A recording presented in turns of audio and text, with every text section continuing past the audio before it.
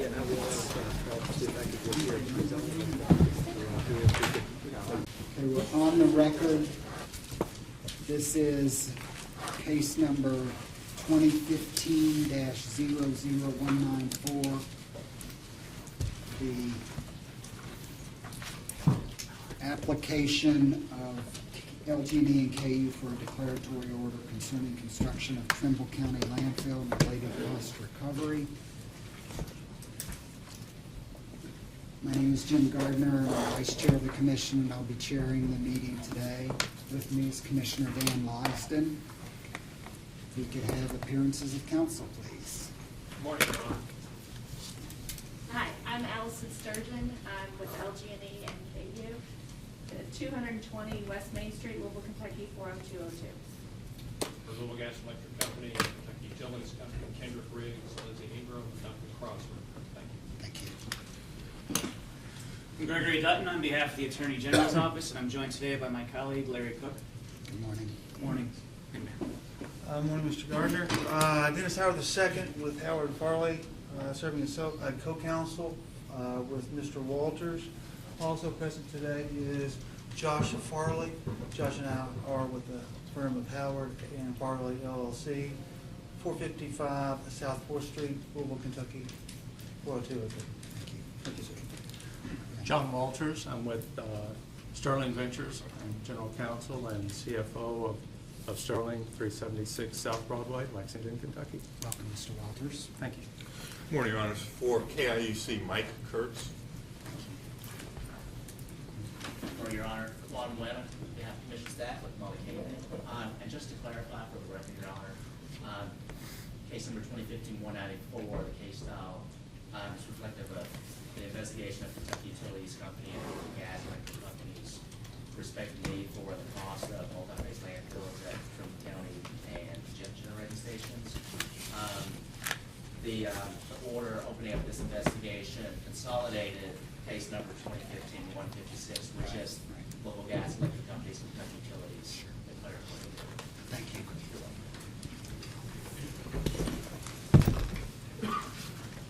Has public notice been given? Your Honor, public notice has been given, and public notice, in the company's view, was not ordered by the Commission, nor was it required. But out of abundance of caution, the company did publish notice of this hearing. One paper was requested to publish the notice. For whatever reason, did not do so.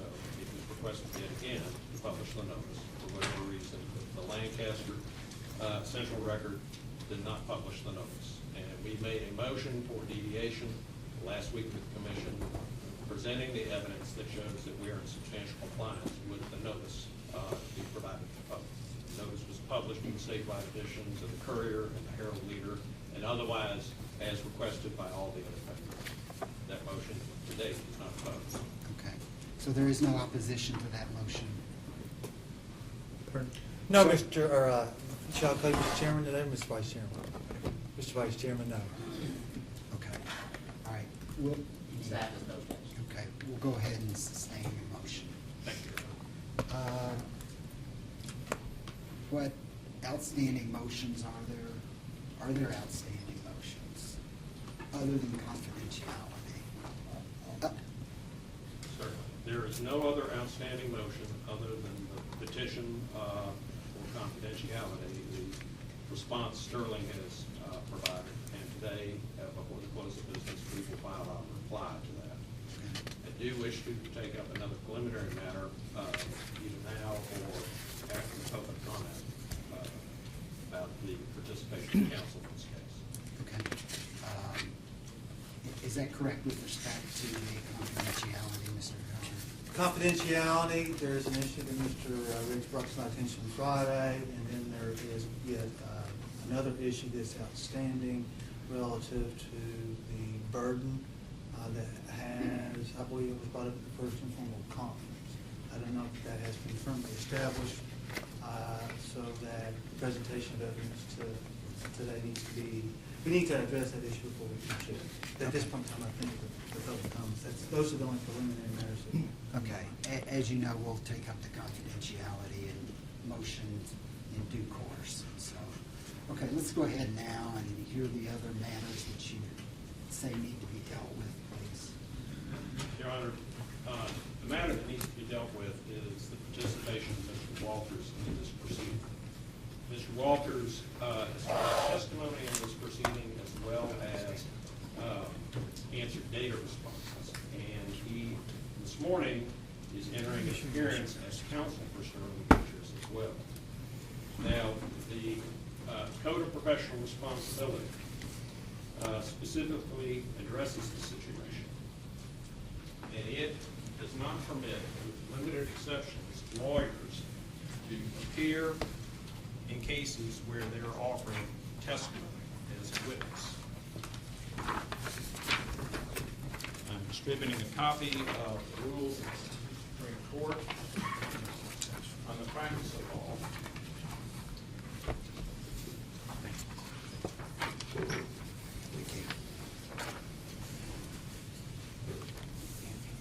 Do not propose to introduce this, but essentially it's available in any desk book or handbook, as well as on the internet. But the Code of Professional Responsibility is very clear. A lawyer may not serve as a witness in the case for his counsel. And the commission has entertained this type of objection in the past and has sustained it. The opposing party, in this case LG&E and KU, have a proper objection according to the comments, where the combination of the rules may prejudice their rights in the litigation. In this instance, Mr. Walters will be testifying as a witness based on his knowledge, and may then, as an advocate, be expected to explain and summarize evidence. It is not clear where those roles end and begin. Paragraph A3 recognizes that there is a balancing required of the interests of the client and the opposing party. The nature of the case here is complex. It is not a simple case. The importance and probable tenor of the lawyer's testimony. It is very reasonable to expect that the testimony of Mr. Walters as filed in this case conflicts with the testimony of the direct or rebuttal testimony. It is not a simple fact question. It is not an undisputed piece of evidence that he's offering in his capacity as CFO. It is all but a certainty that his testimony, based on the record this morning, conflicts with that of the testimony of LG&E and KU. And the risk of disqualification is minimal.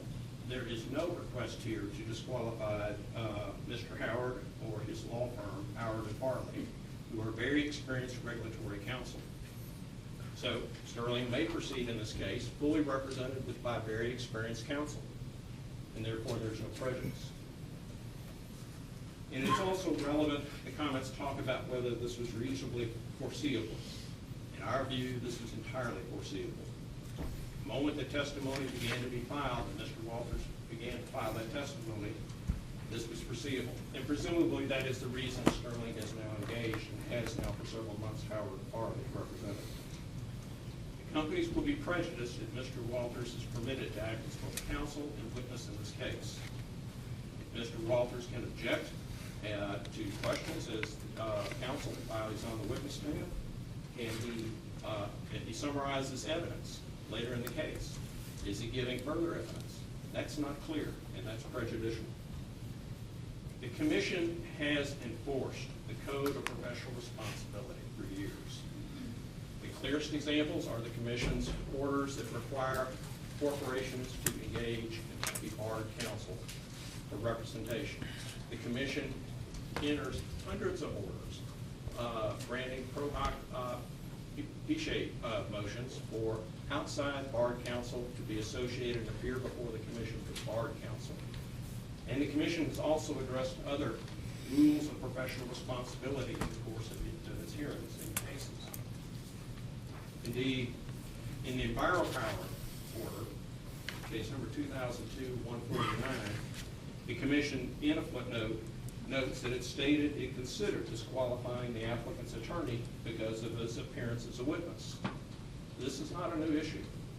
The Commission clearly has the authority to enforce the Code of Professional Responsibility.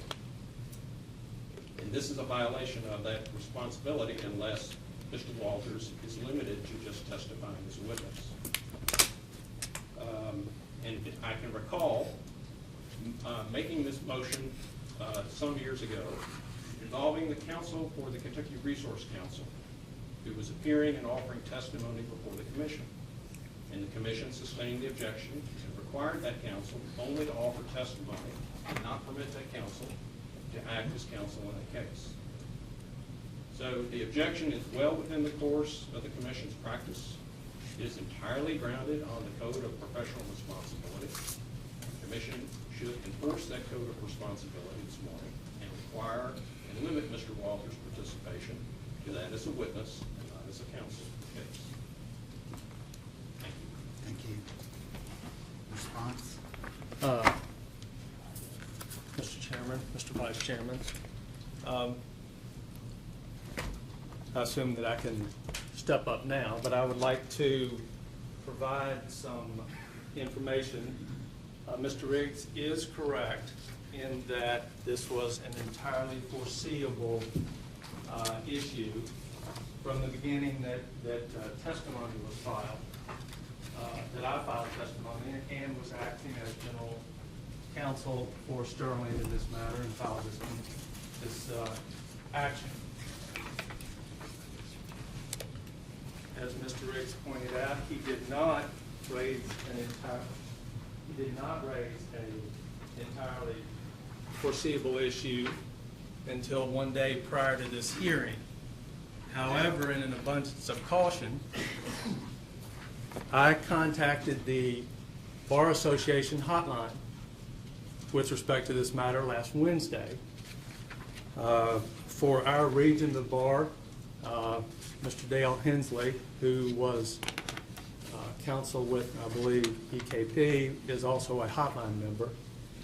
And I described the situation to him with respect to my serving as dual roles in this case, as both a lawyer and a witness. Explained that I had been serving in that role from the beginning, that I had filed documents with respect to that role, and that role was well known to all of the parties. And I'll give you a chance to read his response here for a second.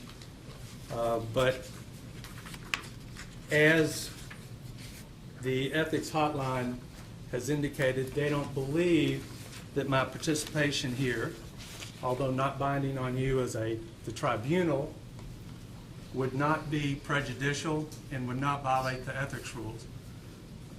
As you can see, the Supreme Court rule that Mr. Riggs has handed out, and as Mr. Hensley has pointed out, is that the primary issue is whether you as a tribunal would be confused or would, I think the rule says, protect the tribunal when in fact it would cause a problem or confusion.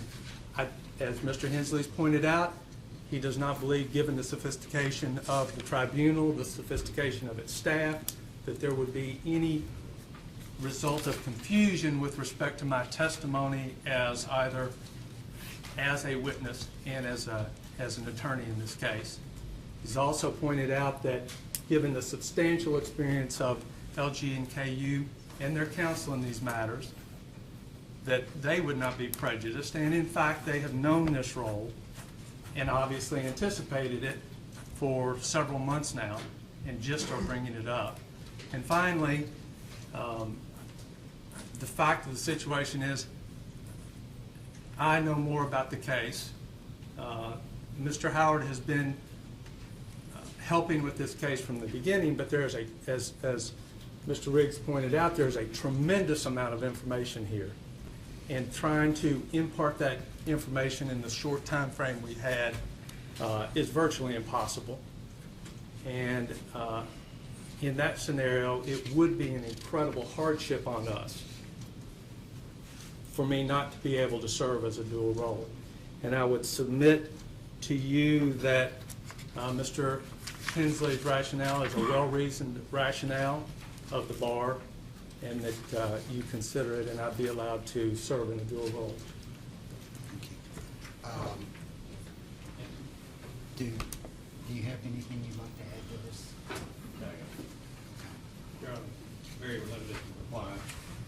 The hotline opinion that Mr. Walters has tendered to the commission only protects Mr. Walters with regard to any ethics charge by the Kentucky Bar Association.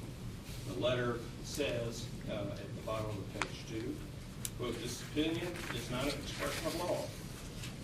It is not binding on any court, parenthetically, or administrative tribunal." Close quote. It is of limited use in that it is only directed to you and your firm, and it does not reflect the opinion of the Kentucky Bar Association.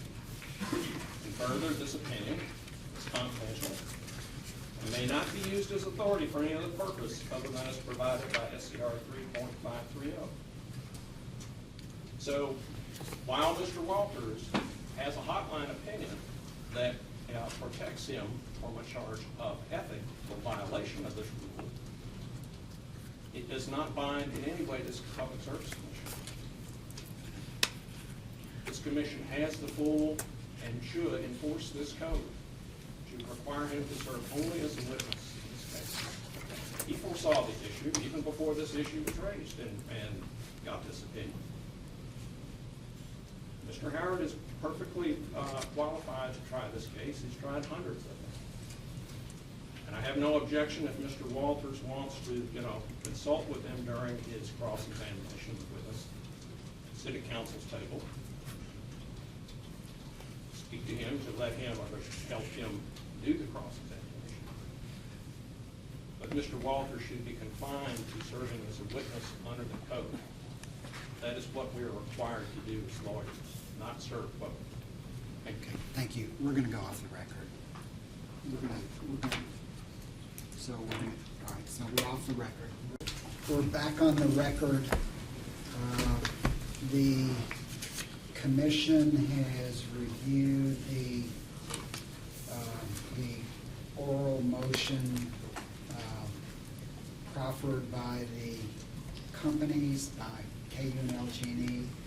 We've reviewed Supreme Court Rule 3.130, left paren 3.7, right paren lawyer as witness. We've reviewed the Kentucky Bar Association Ethics Hotline Committee opinion, and our findings are as follows. First, the opinion itself in several cases indicates that it's valid because there has been no objection from either the commission nor opposing parties. It further states, and clearly there's an objection by the KU and LG&E. It indicates that it's not an expression of law. It's not binding on any court or administrative body. So when one looks at the Supreme Court rule itself, it states that it's a three exceptions to the general rule that a lawyer shall not act as an advocate at a trial. One, the testimony relates to an uncontested issue. It's clear from having reviewed the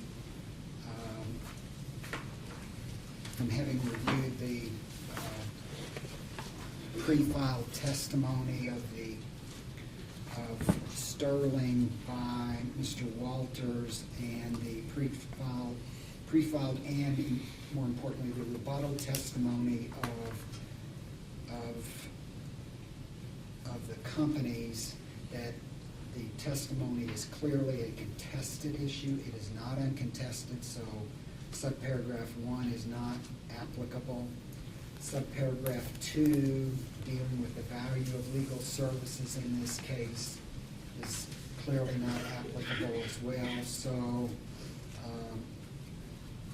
the only possibility would be that it would work as a substantial hardship on the client. On balance, we believe that although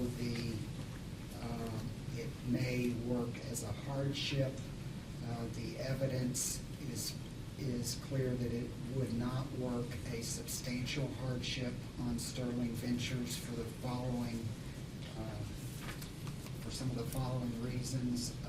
First, Mr. Howard has appeared before the commission, I don't know how many dozens of times. When he was an attorney with the Attorney General's office, I don't know how many years he's been practicing utility law. I'm sure it's at least 20 years. In our experience, Mr. Howard is very competent and understands the ins and outs of utility law. Mr. Howard entered his appearance in this case on July the 14th. The second informal conference was held on July 29th, at which Mr. Howard participated actively. The informal conference memo was filed in the court, at the commission on July the 31st. Sterling Ventures filed comments on August the 5th with the authorship of Dennis Howard to those comments. I think Mr. Walters acknowledged that he requested this Ethics Hotline Committee opinion on September the 9th. I may be wrong about that, but the opinion is dated September the 10th, so clearly since that time, it was of some concern that this issue might be raised, given the fact that, again, that there are Mr. Howard and Mr. Josh Farley both entered appearances that we find that Mr. Walters may not participate as an attorney in this matter. He may continue to sit there and communicate as much as you want. Take time to communicate fully your opinion with respect to questions you would like Mr. Howard to answer, and will be reasonable with respect to that time. Are there any questions about our ruling? Okay. No, sir. So at this time, it's my understanding that there are people from the public who would like to be heard. If you, in this matter, if you all could come up to the microphone and make whoever would like, identify yourself, identify where you live, and proceed. My name is Sonia McElroy. I am a resident of Milton, Kentucky, which is in Trimble County, and I'm also a Sierra Club member, and I'm here today to ask that serious consideration be made in making sure that all alternative places for coal ash to be deposited be explored. The cost of that landfill has almost tripled, and as a friend of other people that rely on KU and LG&E, I'm very concerned about the cost that would cause. But also, I am very concerned that all the alternatives be explored, because there are two headwater streams in that ravine that LG&E wants to use in Trimble County, which are of the cleanest in the region. And I would like to see those not be destroyed, and they will be if a coal ash landfill is built there. But back to the economical alternatives, it would be very, very costly, and that would not be good for the people in the community. But also, as a member of Sierra Club and Kentucky Waterway Alliances, I am not aware of either of these groups opposing the alternative of Sterling being an alternative to the disposal of that coal ash. I thank you very much. Thank you. Anybody else?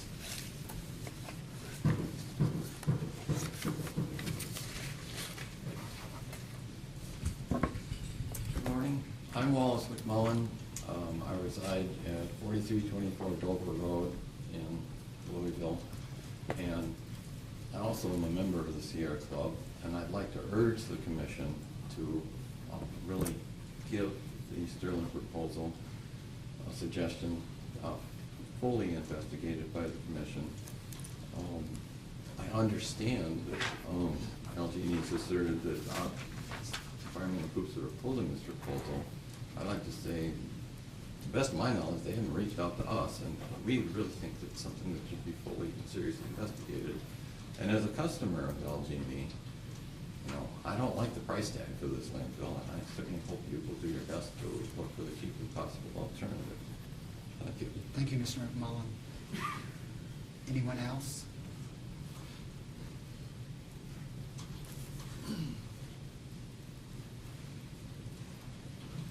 Okay, so we're going to proceed with the hearing at this point.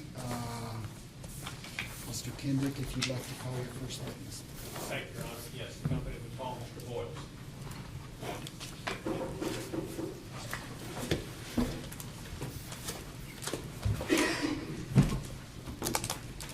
Good morning. Do you swear or affirm the testimony you're about to give is true and correct under penalty of perjury? Please have a seat. State your name. John Boyle Jr. What is your position, please, with the Kentucky Utilities LG&E? I'm Vice President of Transmission and Generation Services. You may ask. You may Thank ask. you, Your Honor. Mr. Boyles, would you tell us to be prepared to file in this case direct and rebuttal testimony? I did. Subject to the radical corrections that the company filed on Friday of last week. If I were to ask you questions and testimony, and your answers will sound. You would. Mr. Boyles, over the course of the weekend, did you determine that there were two minor corrections to their responses? Yes, I did. You had a correction to the response to Sterling Venture 2-18, subpart 3 on the third line.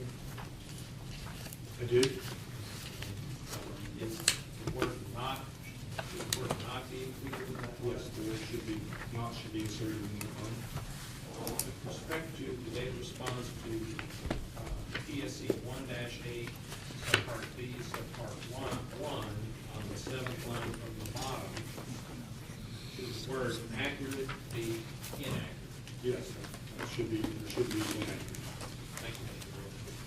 Mr. Boyles is available for any questions.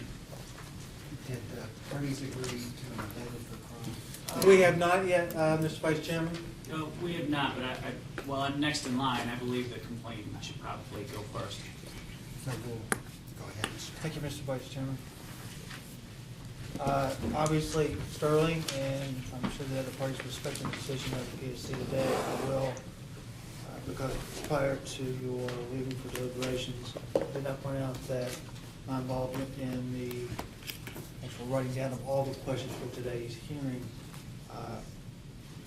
we didn't actually write them down in the fashion that maybe some other people would do, but nonetheless, we're prepared to go ahead and ask. It might be just a little cumbersome, and as you indicated that you get advice the necessary time to work through that, we really appreciate that. Good morning, Mr. Boyles, how are you? I'm fine, sir, and you? Doing well, thanks. We understand that summaries in this particular proceeding of your testimony are not allowed, correct? For the PSC's order? Would that be correct? Yes. Thank you. But in order to understand as succinctly as possible the meat of the matter that we are addressing today, if I can refer you to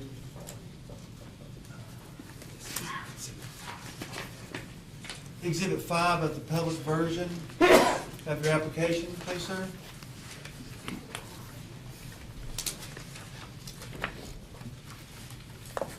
This is the declaratory judgment action. Uh, The application. I believe so, Mr. Riggs, the declaratory order. Yeah. At the top of the page, Mr. Voiles, again, I'm looking at, it's, at the top of the page, it says page 5 of 13. Application Exhibit 5. Working that way. Take your time. And also, it should say summary of alternatives.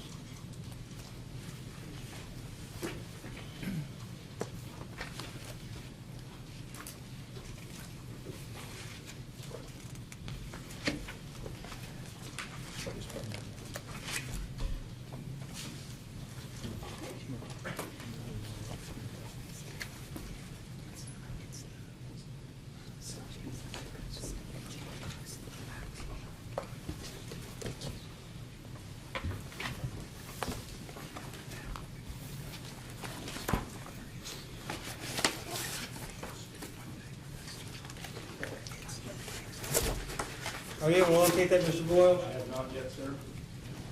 I'm not going to proceed until I know that you have. We are looking at application Exhibit 5 of the version. All right, I now have it, thank you. And again, at the top, it should say page 5 of 13. And the head of the paragraph, it should say 3 summary of alternatives. Yes? Very good.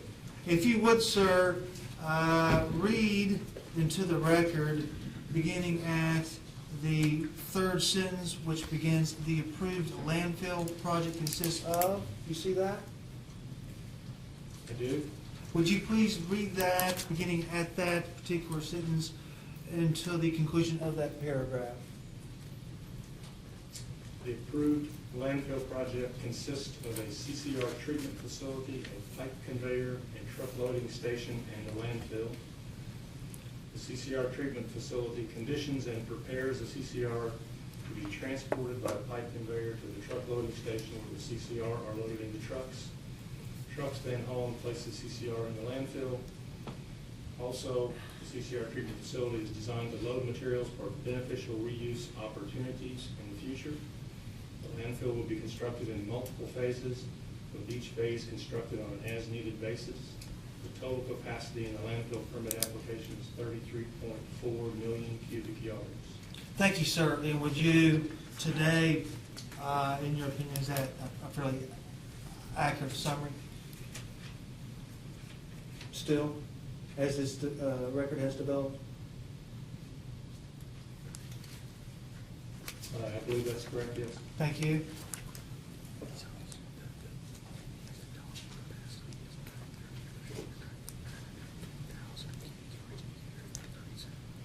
And if I'm understanding correctly, we're trying to get 910,000 cubic yards per year over 37 years. Is that correct? I believe when you do the calculations for the amount of CCR that could be produced based on our production model runs, it can be up to 910,000 cubic yards per year, yes. Okay, and that would be the upper limit? To the best of your Based on understanding? our production models, yes. Thank you.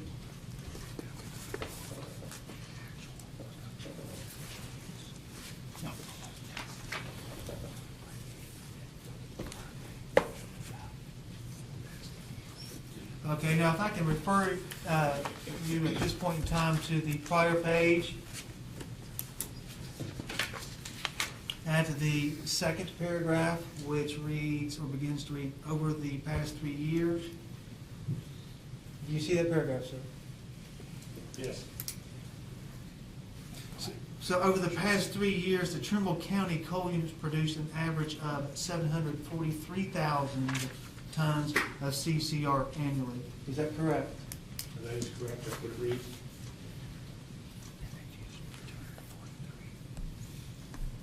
And then approximately 234,000 tons of the station's CCR are beneficially reused each year, correct?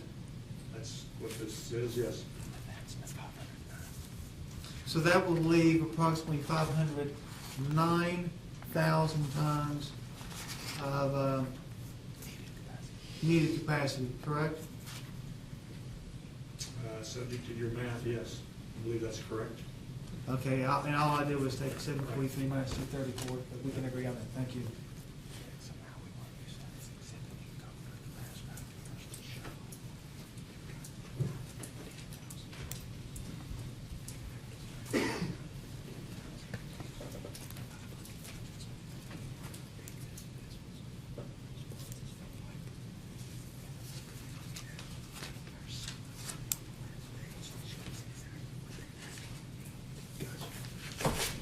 What I want to hand out at this point in time, if I may.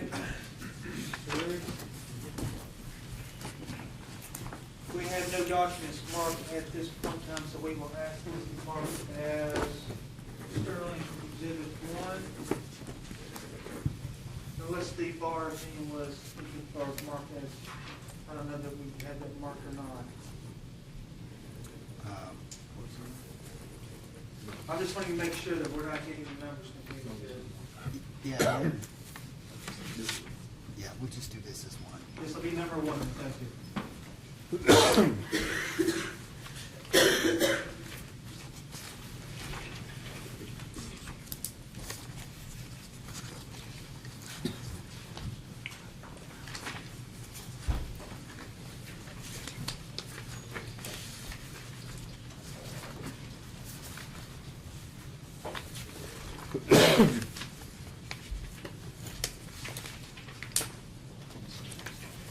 I believe I do.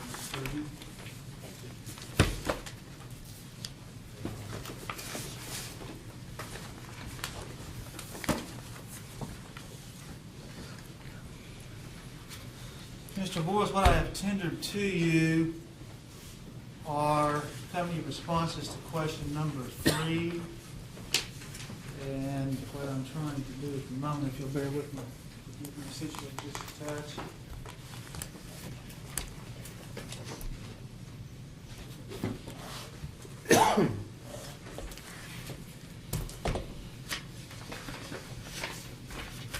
Somewhat limited space here, so at times it's maybe trying to keep track of all my documents.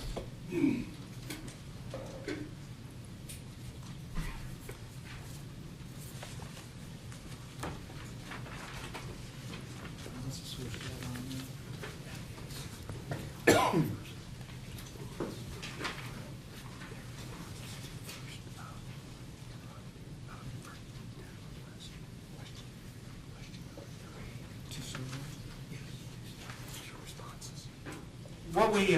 What I have tendered to you are the company's responses to Sterling's first set.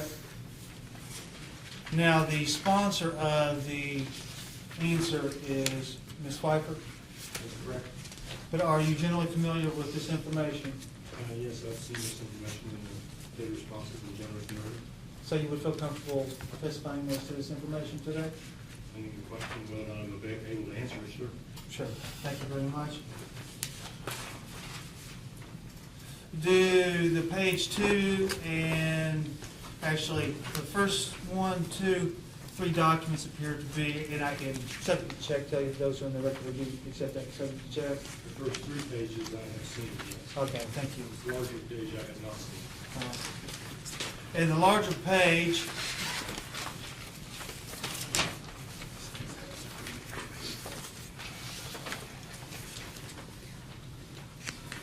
I will inform you that the last page is a document produced by Sterling Ventures, that what we have attempted to do was simply take the information and the documents to which you said you are familiar and pull that forward in order to compile a summary. So this is a document that Sterling has produced. You have not seen this until today, That's correct. right? Your Honor, I would note an objection to the the introduction of this document. There's no foundation for this fourth page. This is a document that Sterling Ventures has created through its own original work. Mr. Vice Chairman, I'm trying to get the foundation established right So now. note your objection. Thank you. So you've agreed that the first 3 pages you are familiar with, correct? That's correct. Now, on the 4th page, if you'll look at the entries,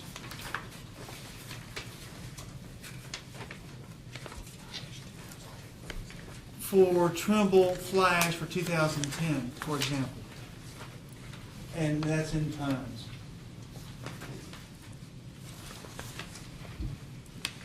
And are you looking at the We can- very far, upper left corner? That's You tell correct. me the number, and I'll know where you're at. Are you at Yes, 146? 146,995. 995? Yes. I understand where you're at. Okay, now if you'll go to the first page, the first of the 3 pages with which you're familiar, and we look at the year 2010,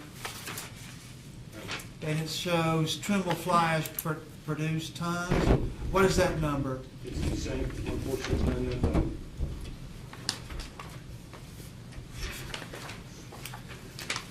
And here we're prepared to walk you through the various numbers, but what we are trying to do, Mr. Boyle, is to put all of the data into one sheet for easier reference.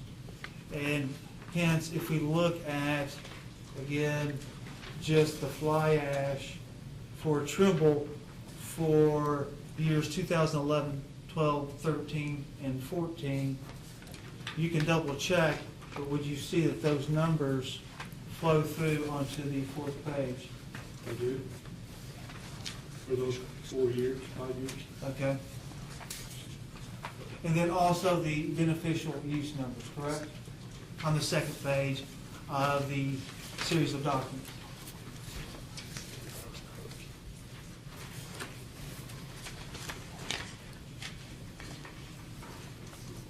And with some level of explanation, if I may assist you, when we look at the bottom ash entry on the 4th page, You lost me, sir. okay, if I'm on the 4th page, the document that we produced, This one right here.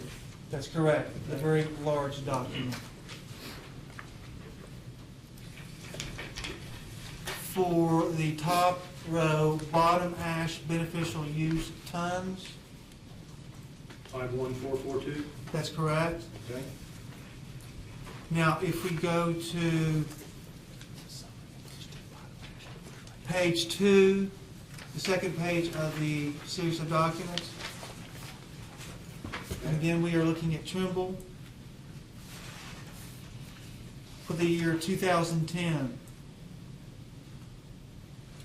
Do you see Trimble bottom ash entries? There are 2 entries. Do you see those? And I do, sir. One is for 3,442, is that correct? That's correct. One is for 48,000, is that correct? That's correct. Subject to check, would that amount be 51,442? It is correct. Would that same entry appear on the 4th page of the document that has been tendered to you today? It does. And on that 4th page, does that say bottom ash beneficial use tons? It does. And does that show for the year 2010? Yes. And then going back to page 2 of the series of documents, is that the bottom ash total tonnage for the year 2010 at Trimble?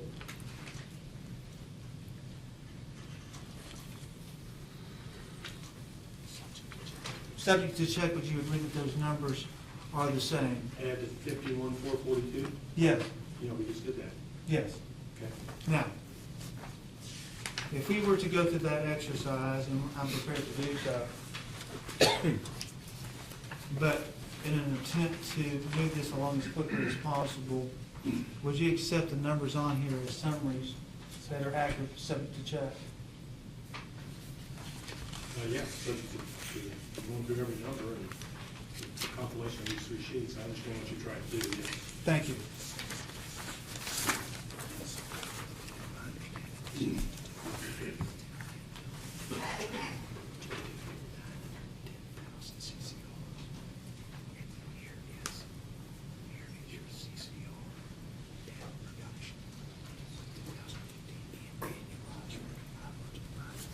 you. Now, if we are looking then on this fourth page of Sterling's Exhibit 1, the Trimble CCR,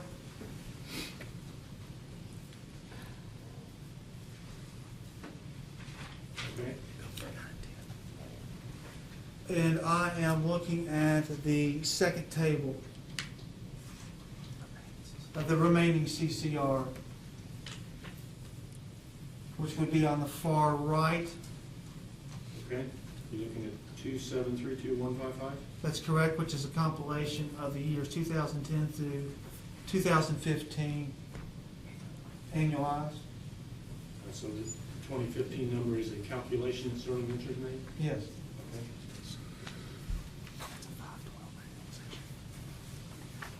Would you agree that on an annualized basis, over that 5-year period, it would appear, okay, I'm sorry, for the year 2015, that 537 figure is annualized for 12 months? Based on the January through May 2015 entry on the first page of the series of documents. Yes, I understand.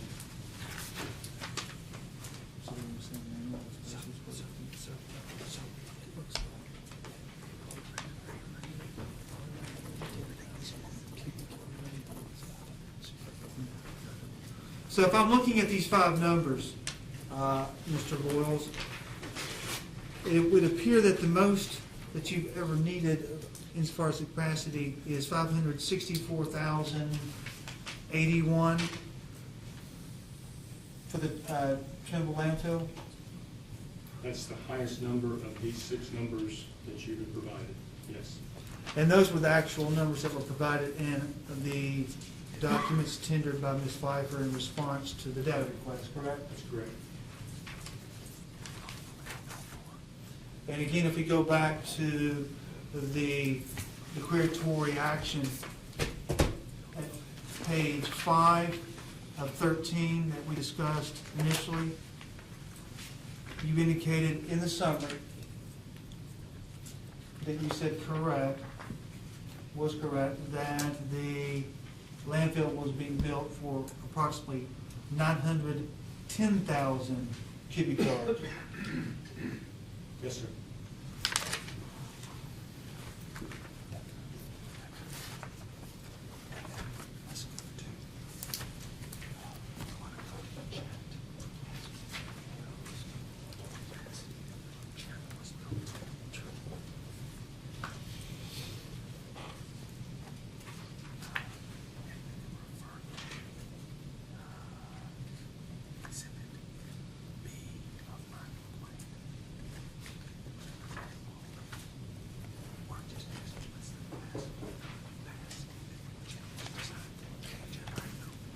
Mr. Rose, what is the capacity design for the Gent landfill?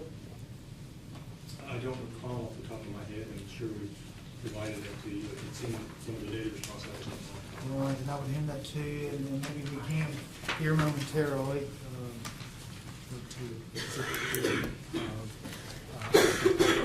If you could go to Exhibit B as in Bravo of Sterling's complaint, perhaps we can provide some assistance. I'll give you a moment to get to that, obviously. Most capable computer analyst can do that for you. We had a rather voluminous record of this matter.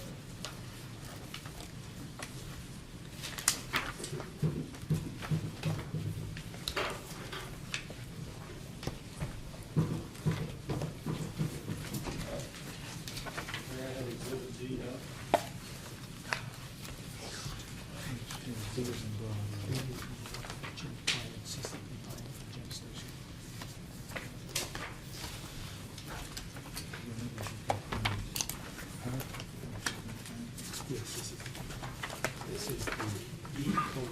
B is in Bravo. Okay, I'm going there. I have D. Oh, I'm sorry. And it's the title of the document, to make sure that we're on the same page. Full combustion byproduct plan for Gent Station? That's correct, dated June 2009. Yes. If you would turn to page 7 of 37 as numbered at the bottom of the page.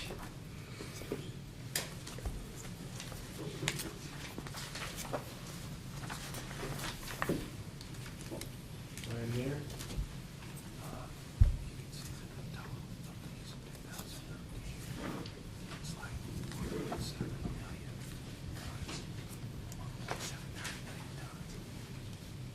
That's the 2013. That's total production. If I'm looking at the table at the top of the page, again at page 7 of 37, Mr. Voiles, for the year 2013, the CCP production forecast was approximately 1.8 cubic yards. I'm sorry, 1.8 million cubic yards. Approximately, yes. It's 1.8 million cubic yards of wet storage. Of wet storage.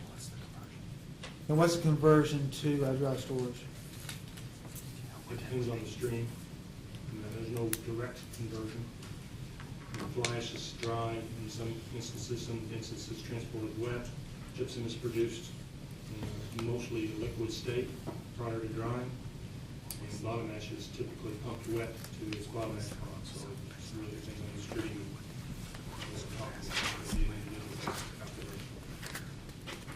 So based on, and I appreciate your explanation about the moisture content and whatnot. So based on this number, as it appears here, does that help refresh your memory on the capacity for the annual capacity for the Gent landfill? I thought your question originally was, did I know the capacity of the Gent landfill, which I don't have off the top of my head. This is an annual forecasted production rate.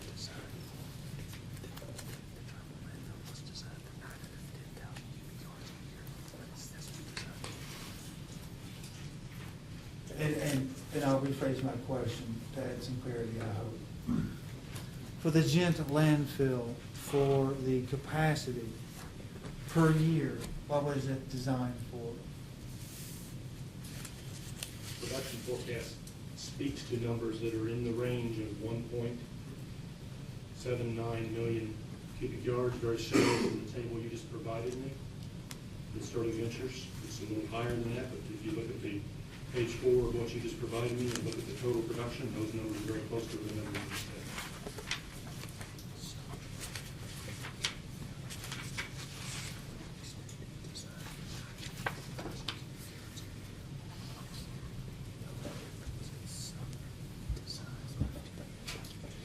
So we know that the Trimble unit, as we discussed from the summary, or as you read from the summary, was designed for about 910,000 cubic yards per year.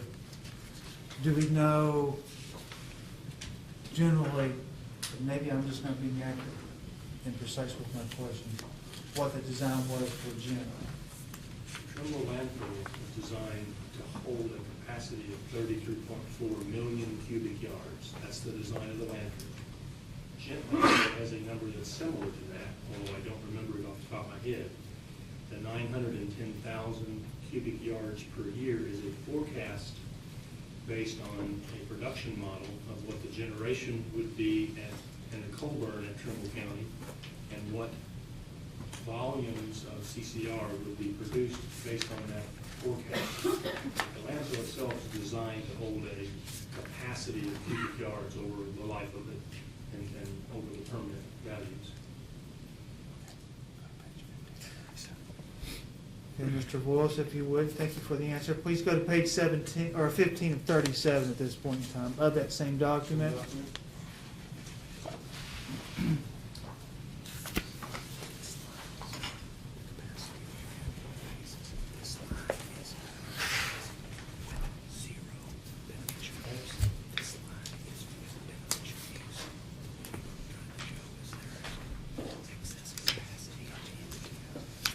Do you see at the top of that page what do we call it, a table or chart? I would consider it a chart. I see a graph, yes. Case 37. Well, characterize it as a graph, and thank you. Case 37, landfill E/F, all CCP.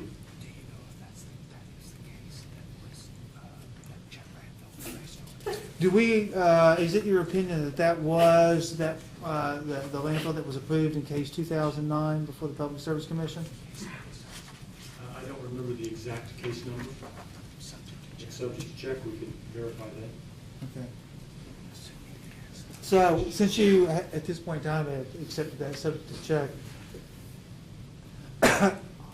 if you will assist me in understanding the graph, that if we are looking at the lower line as it approximates the horizontal axis, and it appears to have triangles, is that the amount reflecting the cumulative capacity used and forecasted to be used with beneficial reuse? The title of that particular set of data is Cumulative CCP Production Net of Reuse. It would be beneficial perhaps for people to understand that CCP is equivalent to CCR. It was a term of art at the time. Those were coal combustion products. Now they're all termed coal combustion residuals, but that is net of reuse, yes. Okay. And what, if we're looking at your graph, can you approximate that number? Would that be 31.5, 32? It's in that range, yes. Okay, now without, and thank you for walking through the, shall we call it legend. Now if we look at the cumulative CCP production, the line above that, which does not include reuse, what would that number appear to be on the graph? It appears to be in the neighborhood of 37 million cubic yards. Now the upper line that appears on this graph, which is a solid line, what does that solid line depict? It depicts the cumulative capacity in phases for the landfill as they're constructed. That's what I believe it does.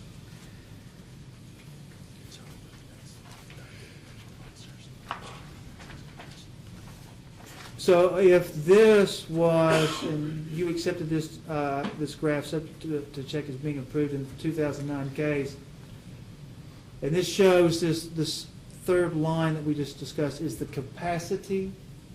It says cumulative capacity on the chart. Yes. That if we are looking at the two lines beneath that,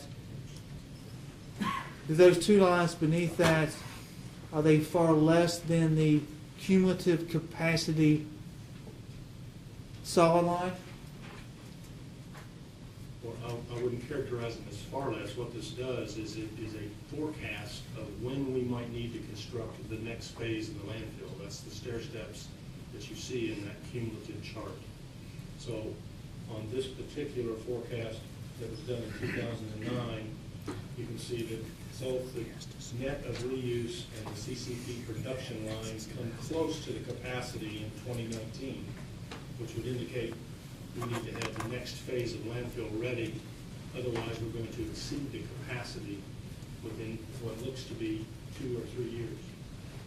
If we go to the graph at the end of the term 2037, That's correct, yep. what would be the available capacity at that point in time, roughly? Based on this forecast that was done in 2009, it looks to be about 46 million cubic yards.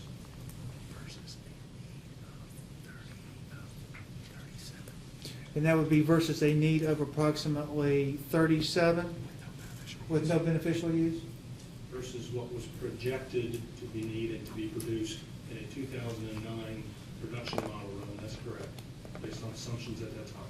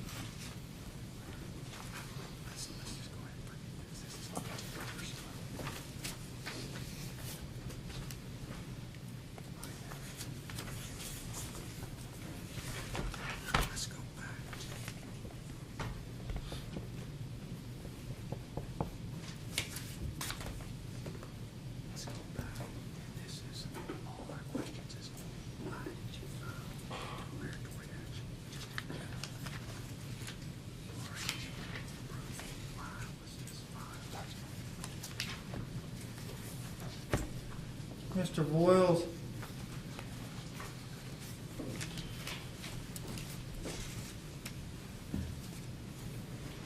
Why did the companies file their declaratory action in this matter? It has now been consolidated into this case. Please repeat the question.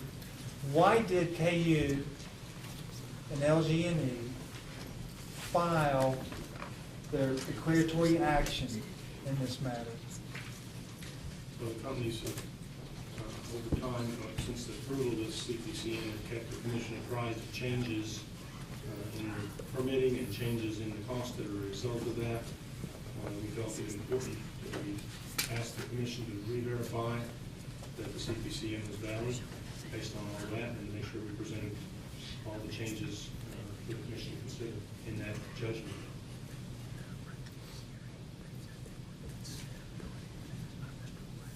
Do you remember the 2014 rate case proceeding?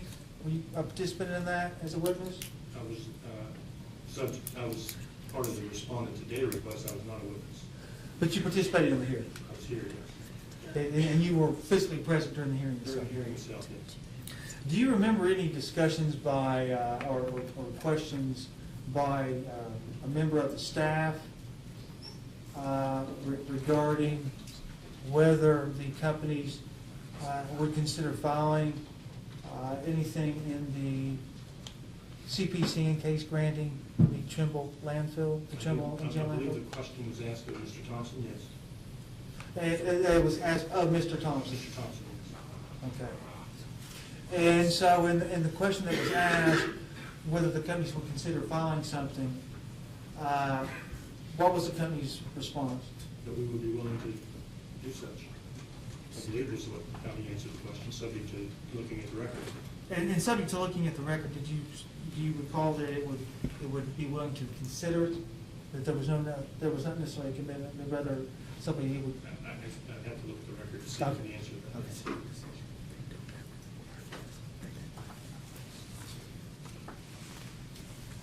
Okay. Is it your position, or the company's position rather, that this declaratory action was at the discretion of the companies to file, and that they were not mandated to do so?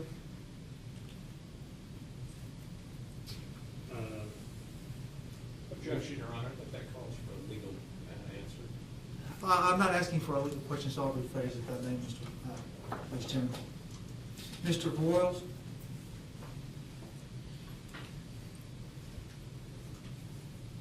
You've testified on behalf of the company for how long? I think the first appearance I made was 1994. And you testified in many cases, have you not, on behalf of the company? Yeah.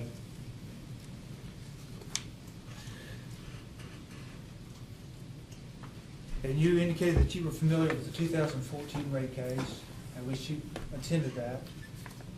And thereat, you heard some discussion that the company would consider filing something. Correct? Subject to checking the wording, yes. As a non-lawyer with extensive background since 1994, working for the company, did you feel in your capacity with that longevity with the company that you were required to file anything at the PSC?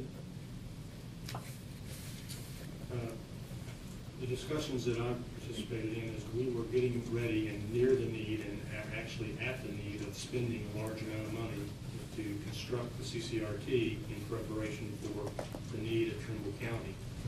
And although we had been in the process of constructing under the authority of CPCN given to the companies in 2009, knowing that the cost had been up, and then we talked to the staff about that, we thought it would be a prudent thing to do to come request the commission to reaffirm that order, reaffirm the CPCN that was granted in 2009, because we were getting ready to engage in significant expenditure.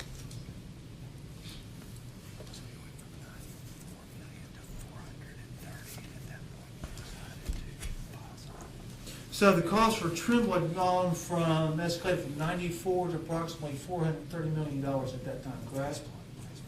Phase one. On a gross basis, we want to make sure that when we're talking these numbers, we understand whether we're talking about the net cost to to the customers of LG and KU versus the gross basis. I believe that those numbers you quoted are gross numbers.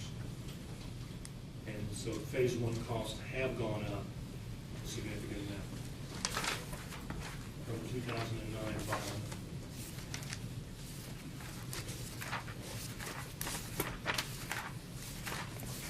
And it was because of this price escalation, if I understood you correctly, that you, or the company thought it was prudent to file something at the Public Service Commission.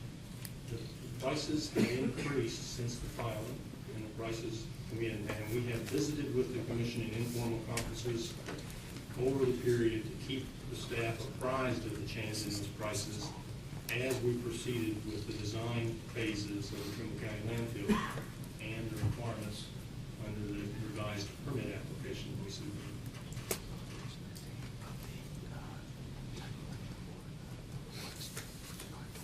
Okay, if we can go to page 13 of the declaratory action, please. Mr. Lord?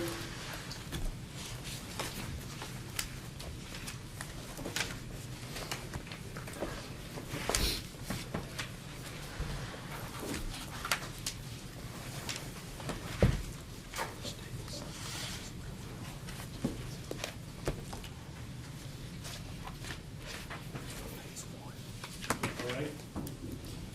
At the top, I want to make sure we're looking at the same document, don't I? At the top of that, there is a chart, Trimble County landfill capital estimate comparison. You see that?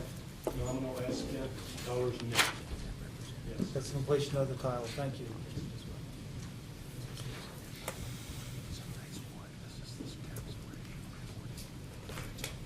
So if I'm looking at phase one of this particular chart, for 2009, the ECR landfill proposal was 70.5 million net, correct? For phase one, that's correct. And then on the 2010 ECR update, that amount had listed is 126.5. And that is in $1 million, correct? And then the February 2015 estimate was 321.9 million, is that correct?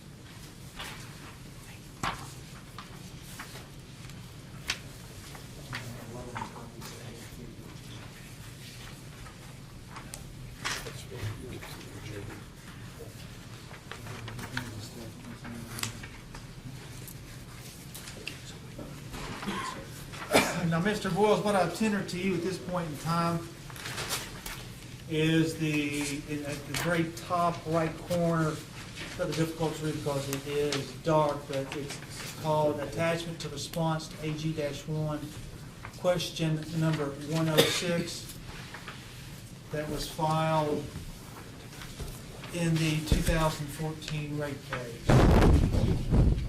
Are you familiar with this document, sir? Yes, I see Mr. Ford.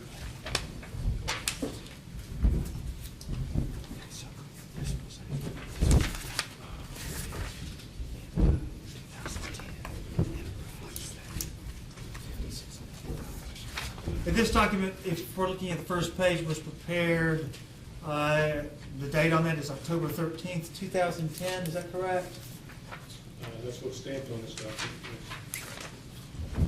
When you say stamps, I see that in the lower left-hand corner, the date, October 6, 2010. assume that it was enough for that. Okay, fair enough. If we go to the second page of the exhibit that I've just tendered to you, which Sterling, at this point in time, Mr. Vice Chairman, would be number 2.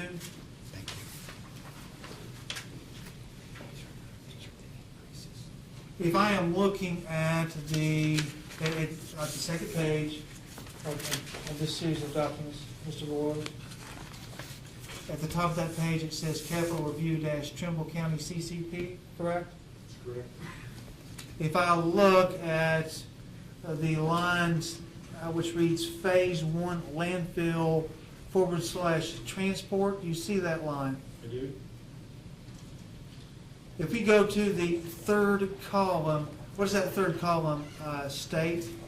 The variance sanction column? Yes, I just wanted you to read it. So it says various to sanction. Your Honor, may I ask for one clarification? Are the highlighted marks on this document by counsel for Sterling? Yes, they are, Mr. Riggs.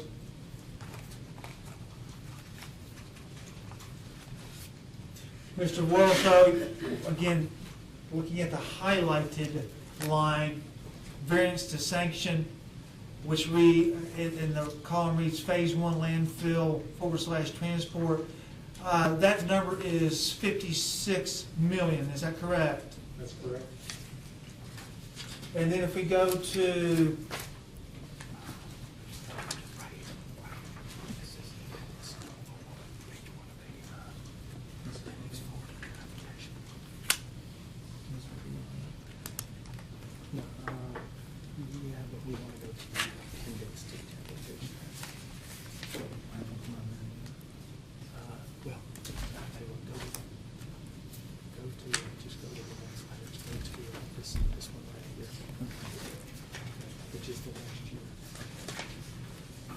Mr. Willis, at this point, then what I would like you to do would be to turn to what would be page 3 of this series of documents. Does this document read Project Engineering 2012-2016 MTP October 13, 2011? Yes, it does. And this page would appear to be very similar to the first page of the series of documents, except for it is for 2011 versus 2010, correct?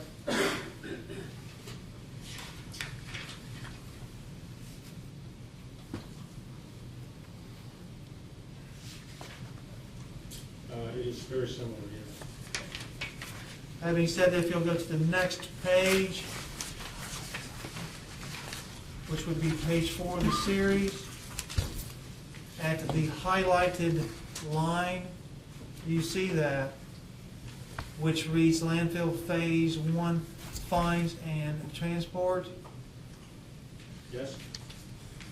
Do you see the last column, which reads Variance to ECR Filing? Yes, sir. What is the entry in that? Parenthetic?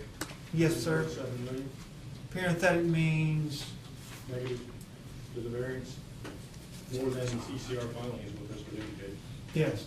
So it was over budget. No, the estimate had changed.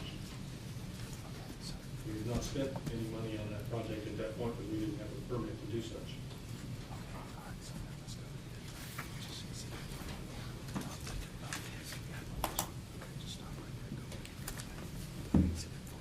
Okay, if I may, at this point in time, go to Appendix 4, or rather Exhibit 4 to your application.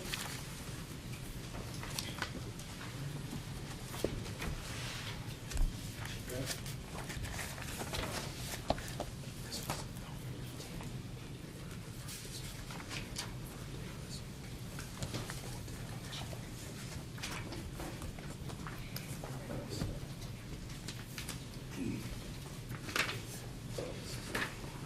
So if I'm looking at this particular document, am I correct in that the title reads Update to Environmental Compliance Plans, November 4, 2010, from LG&E and KU? PowerPoint presentation, yes. And that was presented to the Public Service Commission? I believe so.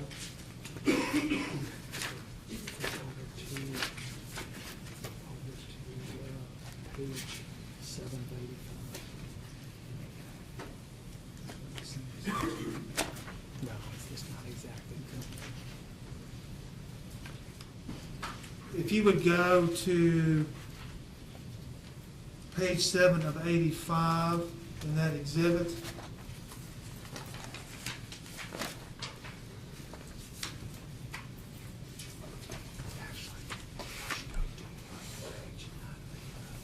And actually, if I may, if you could go to page 9 of 85 first.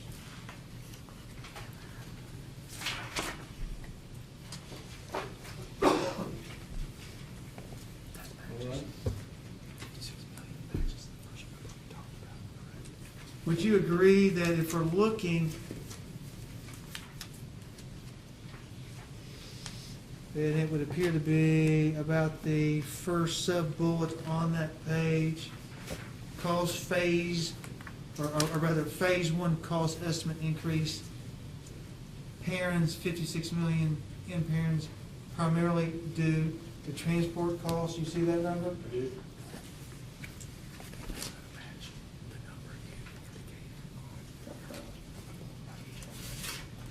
And that number would match, if I'm correct, Sterling's Exhibit 2, when we were looking at the 2010 Phase 1 landfill transport cost number. With the highlighted number on the sheet that you just handed me? Yes. 56 million? Yes. 56 million, so it matches, right?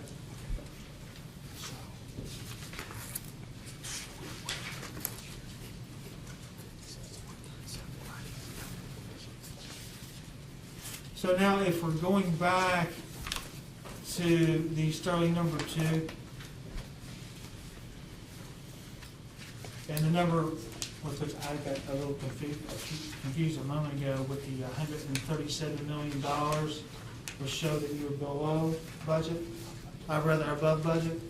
It showed that the cost of the project was going up Yes, by an amount of, 137 million compared to the phase 1 filing in the ECR fund.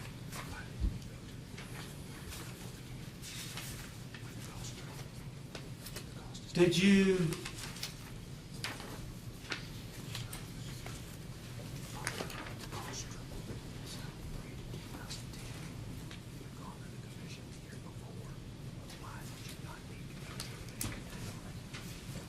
was this number at any point in time presented to the Public Service Commission?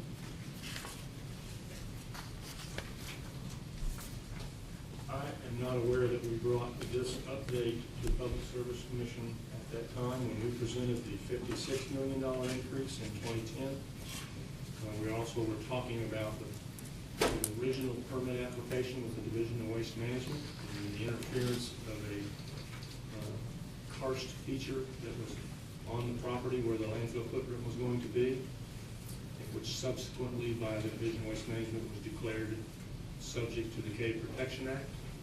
And at that hearing, when we talked about the 56 million, if my memory serves me correct, staff asked us to come back and discuss with them once we had resolved or once we had made progress on that re-permitting application. So we did not come back to the commission the year afterwards with a change in updates. We were still doing the permitting process and we're still doing the design work.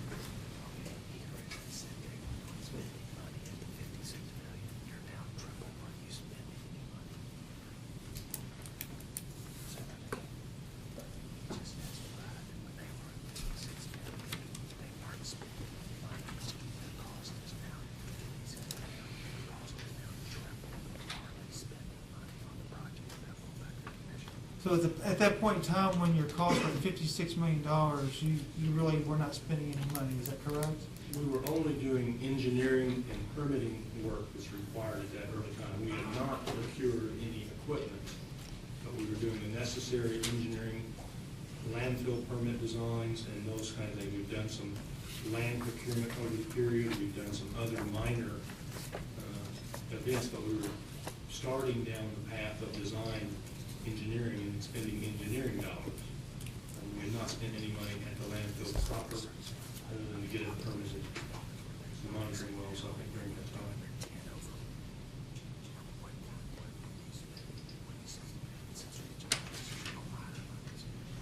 So in 2011, when there was no update, but when I'm looking at the amount of $210 million, or 3 times as much, at what level are you spending money then? In one of the data requests, we identified how much money we spent on Trimble County landfill. I believe it to have been subject to reviewing the data request.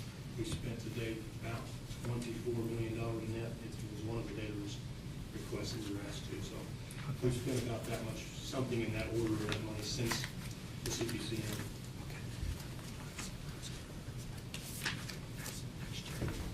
So let us now, please, if we can go to the capital review, Trimble County CCR, September 19th, 2012 report. And in that page, you should see Project Engineering 2013 Business Plan, do you not? I do.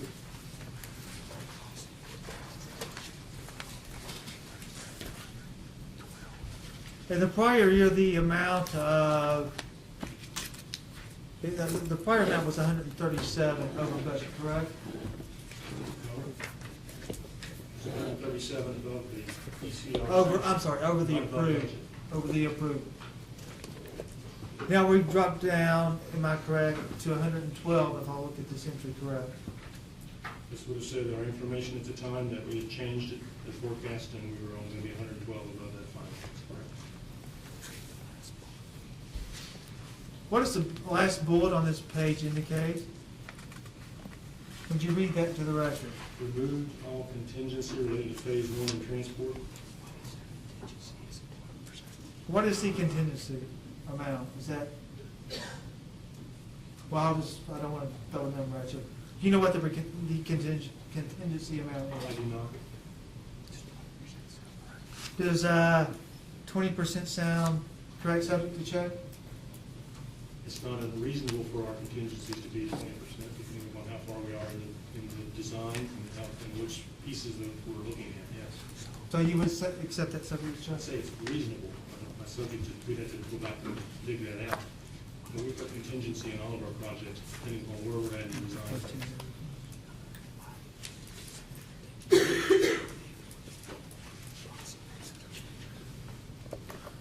Why did you remove the contingency related to phase 1 and transport?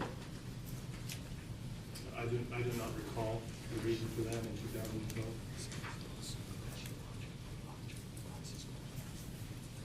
Is it reasonable to assume that you thought you would lock down your prices?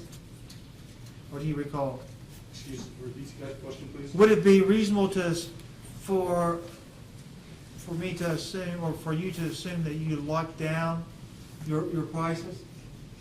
That we had locked down the prices? Yes. No, it would not be reasonable to assume because the costs continue to change. We continue to use the design, and in 2012, we did not have an application fully submitted for the new landfill footprint at that time, as I recall. Mr. Wilson, how many projects of this nature have you been involved over the years? About a rough number. Of the nature of landfills, Or just in engineering? numbers of projects, Dozens, hundreds? depends on the size. Significant amount. What would cause you to remove a contingency amount from a plan, a project? And we change contingency amounts in projects based on where we are at in the design phase or in the construction phase of the project. Go up and down depending upon the knowns or unknowns at the time. And here, though, it clearly states that you removed all contingency relating to phase 1 in transport, correct? That's what it says.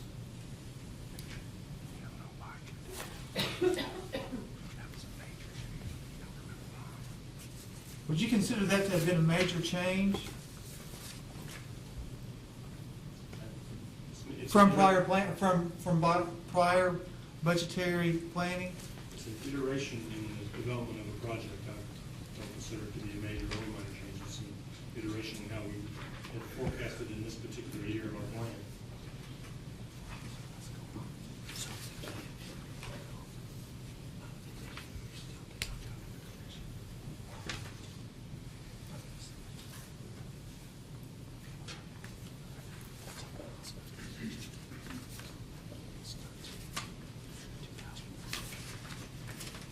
Mr. Boys, at this point in time, in the same series of documents, I'd like to go to the page entitled Project Engineering 2014 Business Plan, September 12, 2013. You see that, sir?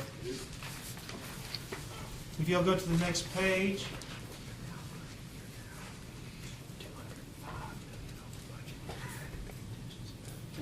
Now, on this page, we've taken the liberty of highlighting that being Sterling and Council. Landfill Phase 1, treatment and transport. You see that column? I do. You see the variance to ECR filing. I do. What is that number? Parenthetic 205 million. And what does that number stand for again? It's the amount of money that this current plan foresees the project of Phase 1 costing over and above what we had filed in 2009, 5 years earlier.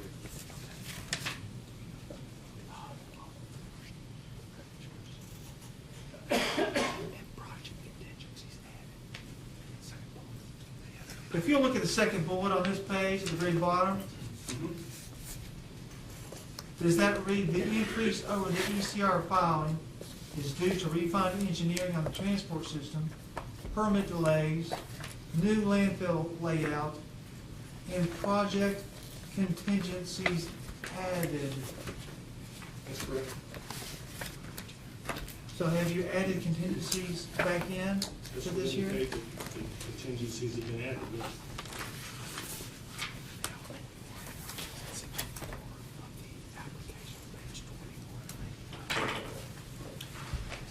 Now, we're still in the application in Exhibit 4. If we could go to page 21 of 85, Mr. Royals.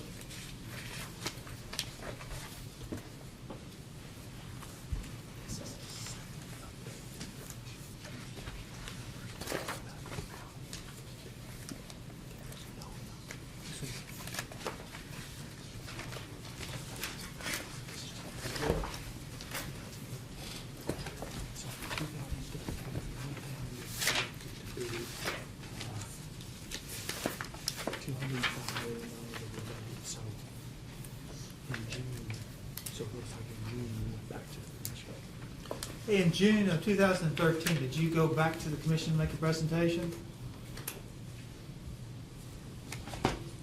Yes, I believe so, yes.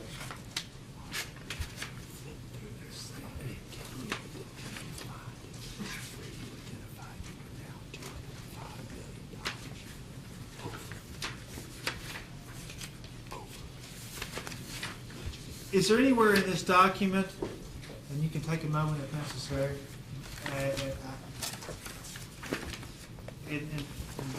tell me if there is any information showing that you were $205 million over budget? I would provide you a reference, but I cannot find one.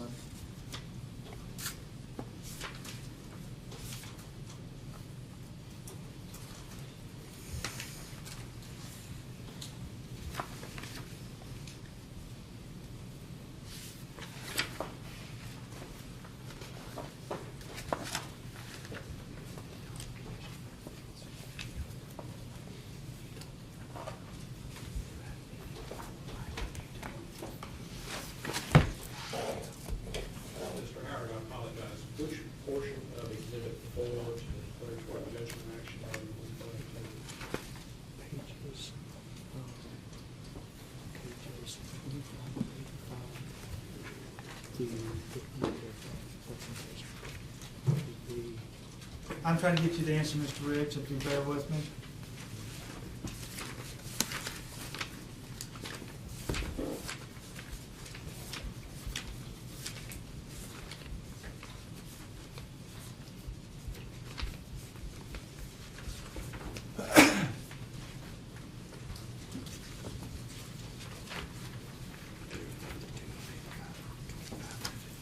It would appear to me, Mr. Riggs, that would be pages 25 of 85 through pages 52 of 85.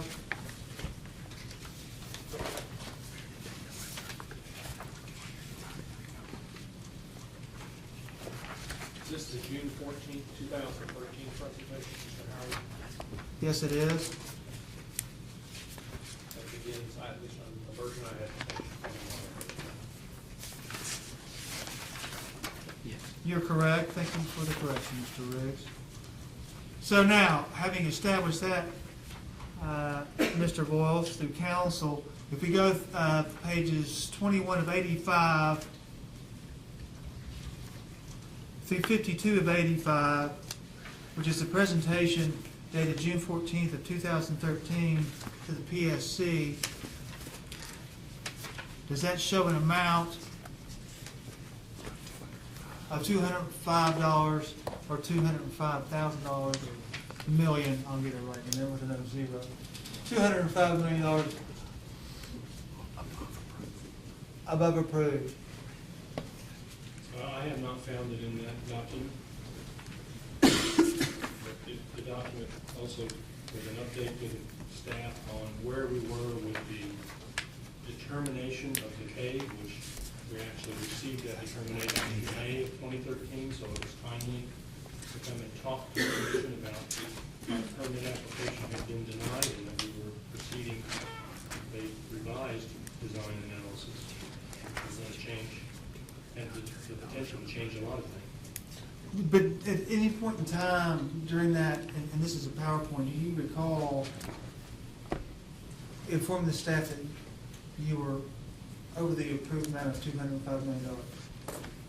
We were looking, the documents that you've handed here that you're seeing in front of five are our business plan, and they're forecast, forward-looking forecasts that was, I'm sure, presented in the rate case of what we think we're going to spend over the next 4 or 5 years.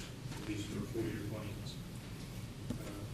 The PowerPoint that you were talking about where we did not update the commission that it was 205 was an update on the status of the landfill and controversy surrounding the location of the footprint as we had applied, and the determination from the Waste Management that footprint as we had applied was going to be treated under the Cave Protection Act and we would not be allowed to put the landfill on that particular piece of property.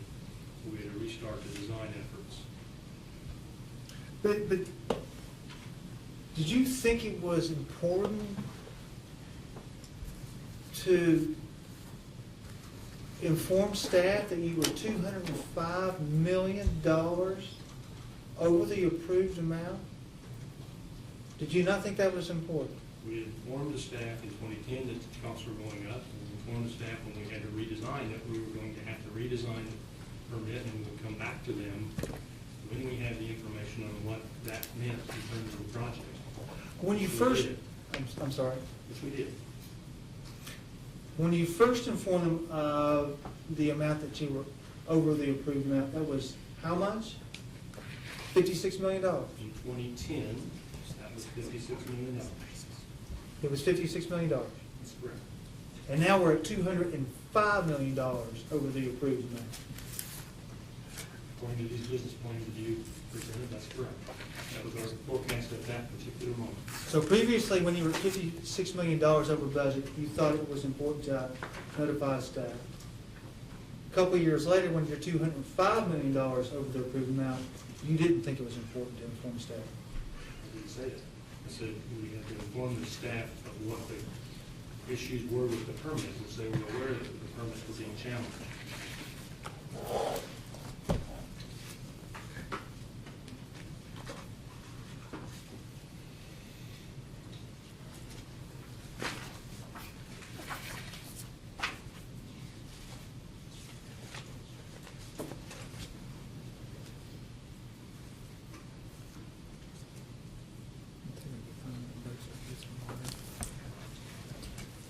Vice Chairman, can we take a 5-minute break?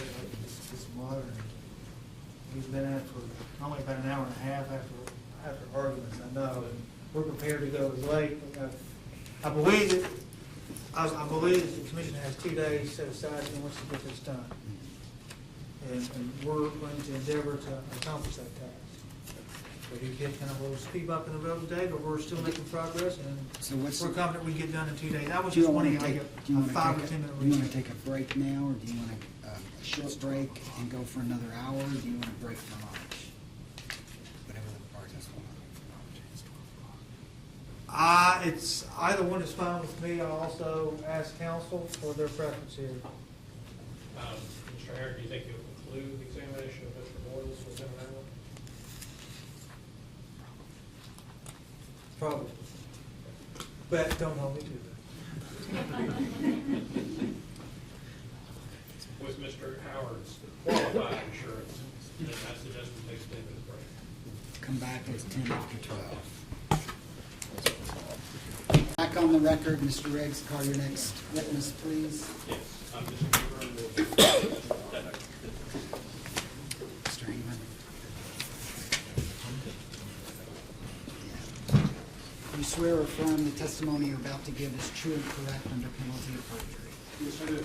Please state your name, My name is John Edward Feddock. and with whom are you employed, Mr. Fanak? I'm employed by Cardinal Incorporated, C-A-R-D-N-O. Okay. And let me say something, Mr. Ingram, before you proceed. Our plans for tonight, just so people know, are probably to go around 7:30.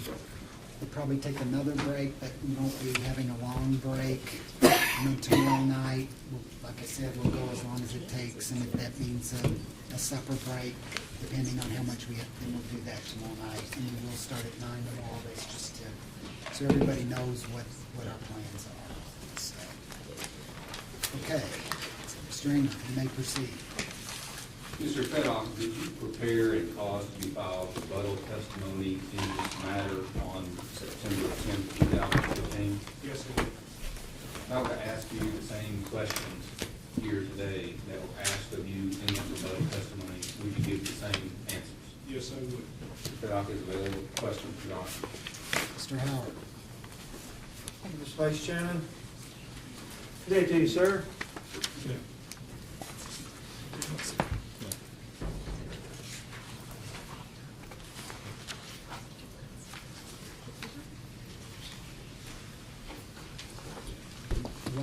While that's being handed out, Mr. Howard, let me remind you about the, trying to get the letter. Yes. Exhibit 5. Yes. Okay.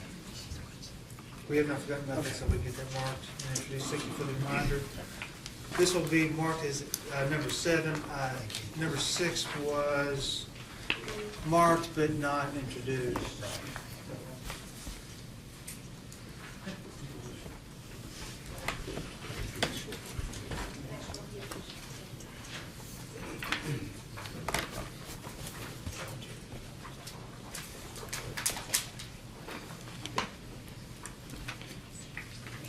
And sir, is your name pronounced Feddock or Feddock? Feddock. Feddock. Thank you. Are you familiar with this document, sir? Yes, I am. Can you read the title into the record for me? Practical techniques to improve the air quality in underground stone mines. And who is NIOSH, if I may ask, please? Well, it's an acronym for the National Institute of Occupational Safety and Health, based out of Pittsburgh. If we are looking on the second page of the document, there is a section with 3 beside it. Can you read the subject for that section, please? Designing efficient ventilation systems. Now I have handed to you, actually Mr. Walters handed to you a copy of this document that has been highlighted. Can you read the highlighted portion to the record, please? Yes. Stoppings can be made from man-made materials, leaving areas of intact rock act as stockings or by filling an opening with waste material. So doesn't this sentence confirm that waste materials can be beneficially used for ventilation in a mine? Well, it doesn't define what waste material we're discussing, first of all. Second of all, the sentence before that says the air walls can also separate the intake and return air courses. And lastly, it refers to an opening can be filled with waste materials. So yes, you can use waste material, whether it's rock waste or another type of waste that's permissible to do so, to form a stone.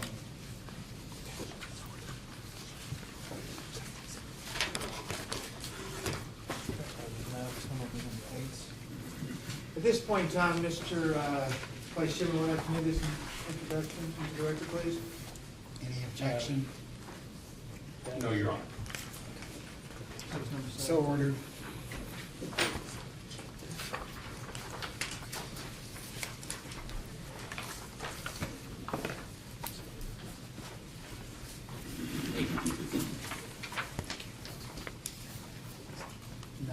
Sterling number 8. Yes, please, Mr. Vice Chairman.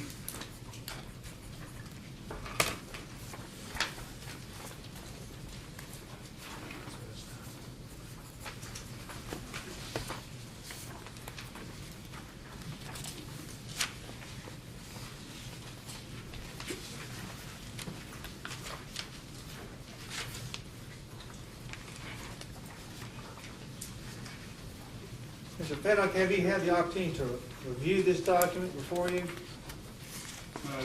First time I've seen it, but if you have a specific question, I'd be glad to try and answer that. Are you familiar who DRA is? It would appear to be a South African firm, based in South Africa.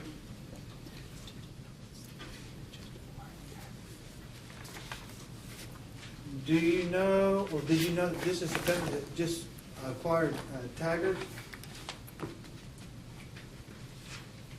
Okay, Taggart is a mineral consulting firm that mainly focuses on coal preparation plants. And all engineering, yes. And other engineering, yes. Yes. If you'll go to page, actually, the second page of the document.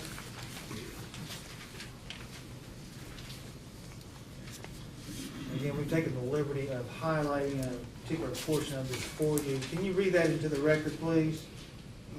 Yes, the highlighted portion says, carefully engineered and efficiently run backfill systems can significantly enhance mine operations.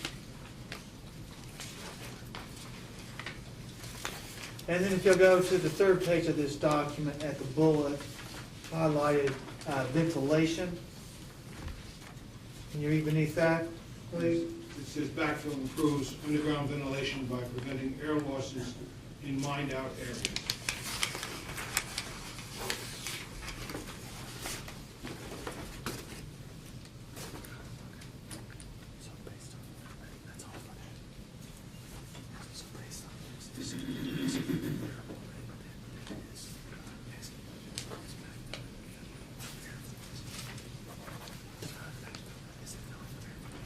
Can you define backfilling, please, Mr. Paddock?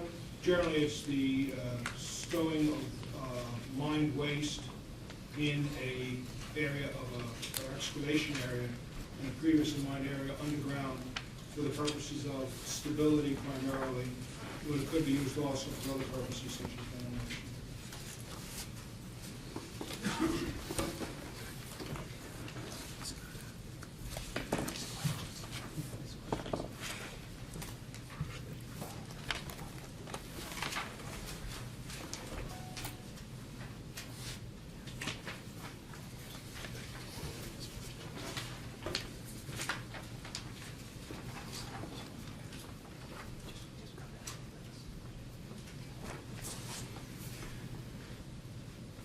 If you could go to page 6, Mr. Paddock, please. Oh, I'm sorry, of your testimony. bear with us for a second? Certainly.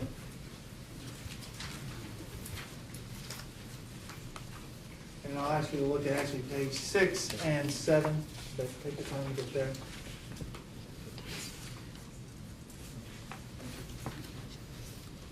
Yeah, I'm on page 6 now. And if we're looking at lines 22 and 23 on page 6, Yes. and then on page 7, 1 through 2, you describe Sterling's ventilation, saying that air circulates across broad areas so as to ventilate the entire perimeter for future production, correct? Yes. Isn't it true that if the broad areas you refer to, specifically in the center of the mine, were reduced by placement of CCRs, the velocity of the air in the surrounding areas would increase? Yes, it's In your testimony on page 7, if you can refer to line 19, I'll give you a moment to get there.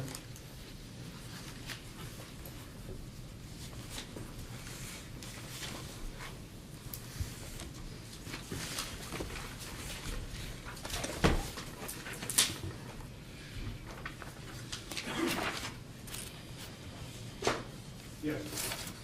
Again, page 7, line 19, you state that the claim that the placement of CCR will reduce electrical consumption by fans is dubious and unsubstantiated for several reasons. Is that correct?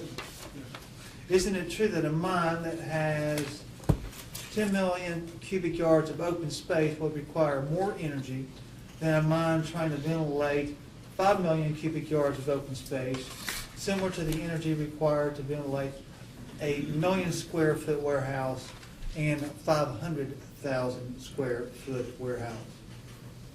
Your question presumes that every area of the mine would receive the same amount of ventilation, which is not necessarily the case. The primary purpose of ventilation is to remove diesel particulate matters, to provide fresh air, to remove dust and other noxious gases from the working areas.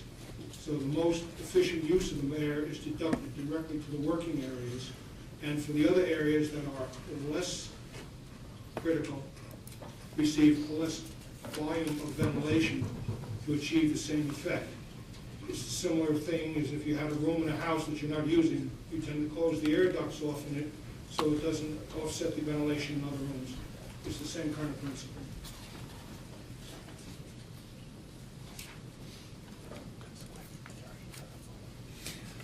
If you go to page 8 of your testimony, please, sir.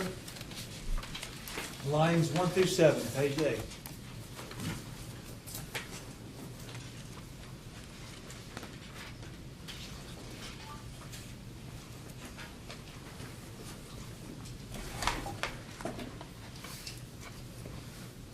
Okay, line 7 you said? Line 1 through 7 on page 8. Okay. Where you state that the placement of CCR underground will generate fugitive CCD dust during hauling, dumping, dozing, and compacting CCR, and require an increase in air circulation to reduce the dust and fumes exposure to personnel. Correct? Yes. What fumes are being released from CCRs? You're referring to the prior sentence to the one you just mentioned, which is that the placement of CCR will increase the amount of diesel exhaust and diesel particulate matter in the air, requiring more circulation. So it's back reference in both statements.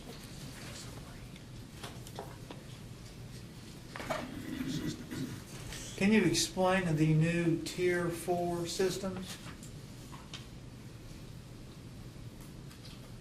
Are you referring to my report, or what are you referring to? Just in general. Are you referring to dust requirements underground?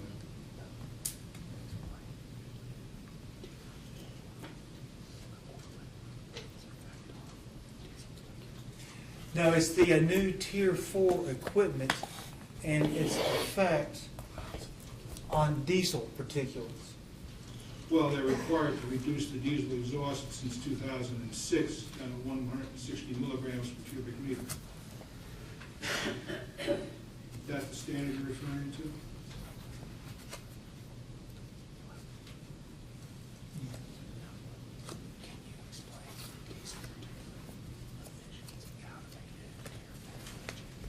Insofar as the emissions that are coming out of the engine, can you explain the particulates that are being released out of a Tier 4 engine? I believe they are supposed to meet the less than 160 milligram standard for a Tier 4 engine, provided that you've upgraded all of your equipment to that level.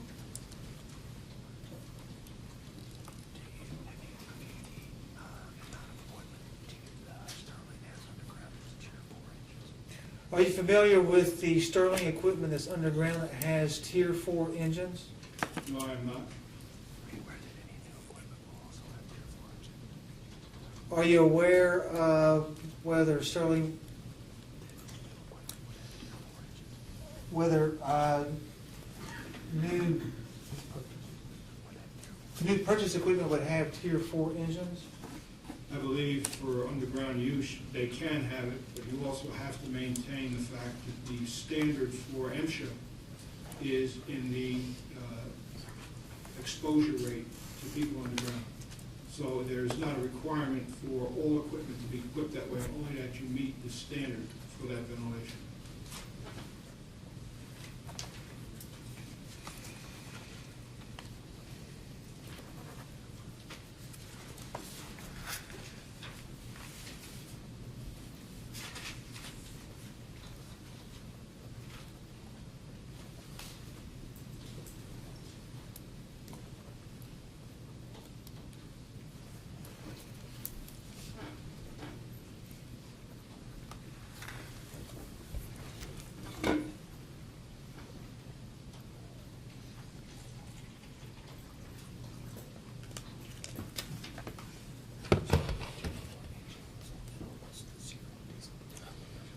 Doesn't a new Tier 4 engine result in almost zero diesel particulate emissions?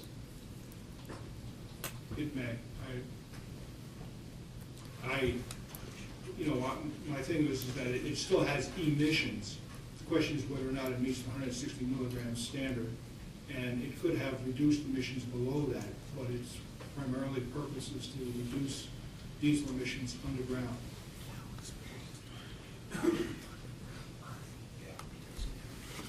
How experienced are you in the use of underground mining equipment in particular? Been dealing with it for 47 years. In the Tier 4 equipment? That's a brand new standard that's just recently been promulgated, and not many engines are equipped with it. Would it surprise you that all of Sterling's new equipment is Tier 4? Do you know whether Sterling's equipment is all Tier 4 equipment? No, I responded earlier, I did not. If it was on Tier 4, wouldn't that have a dramatic impact on these particular lines? If all the equipment was Tier 4, wouldn't that have a dramatic effect on diesel particulate in the mine? Yes, it would.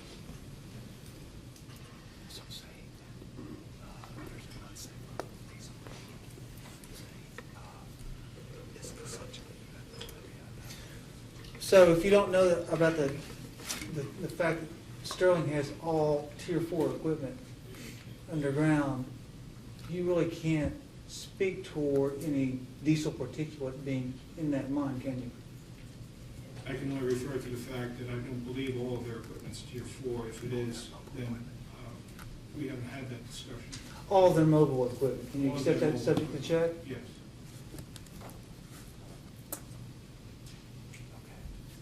go on to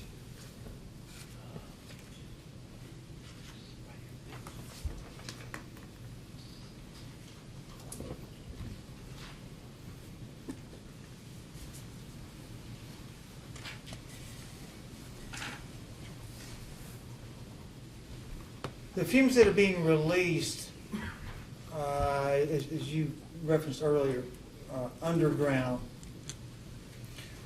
how are they compared to fumes that are being released above ground in a landfill?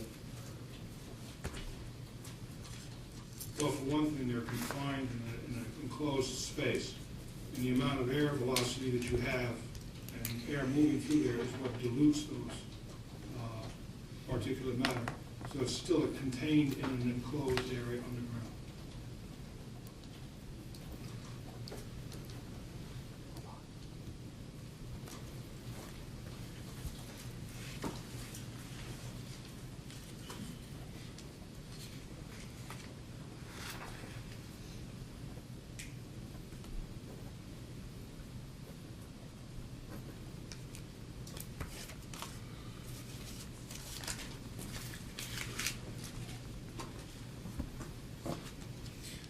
Do you know how frequently Sterling monitors its underground air quality?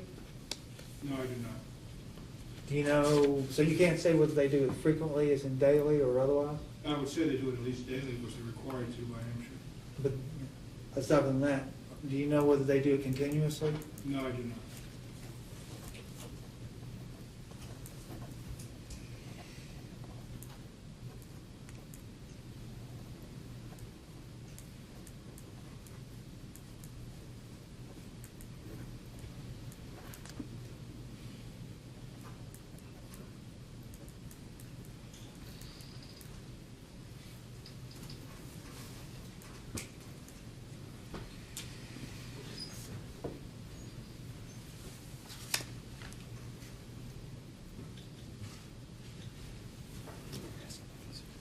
Have you visited Sterling's mine?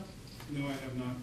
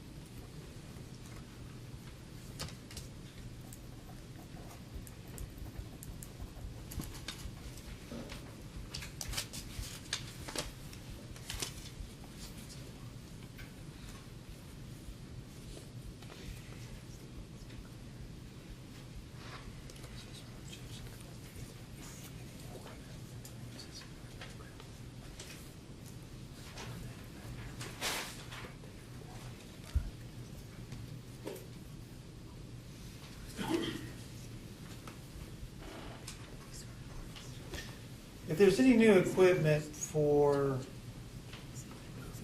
moving CCRs underground or Tier 4, how would that impact your opinion with respect to Sterling Ventures' air quality in the mine? Well, if all the equipment underground was Tier 4 and it had reduced emissions that could meet the 160 milligram standard from Hampshire, then the volume of air that would be required would be primarily for control of fugitive dust in placement of the CCR. And the exposure of that dust moving into any working areas, which based upon the current ventilation plan, could happen very easily.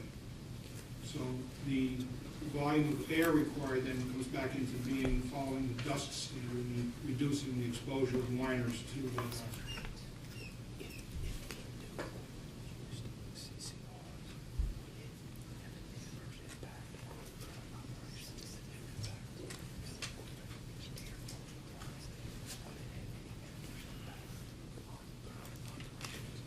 If the new equipment were all Tier 4, would that have any adverse impact on the air quality in current operation? I'm sorry, your last part of that was? If all the equipment is, new equipment is Tier 4, will that have any impact?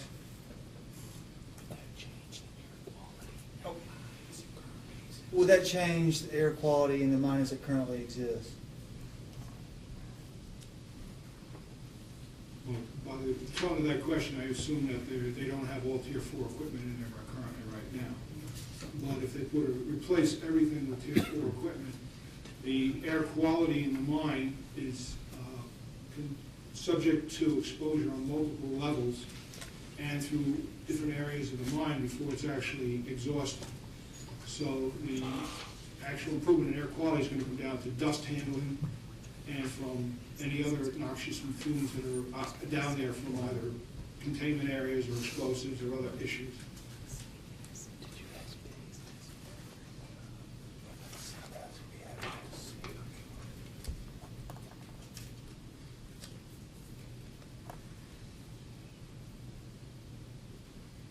The dust that you refer to in the exposure to personnel, what happens to that dust in the landfill proposed by the company? It's controlled basically, as was indicated earlier by Mr. Boyles, that before it's deposited in the trucks, it's wetted down so as that it can be disposed of and packed down into an area. They do release, or do have problems in control of fugitive dust, and that they can work to their best efforts to control that on the surface.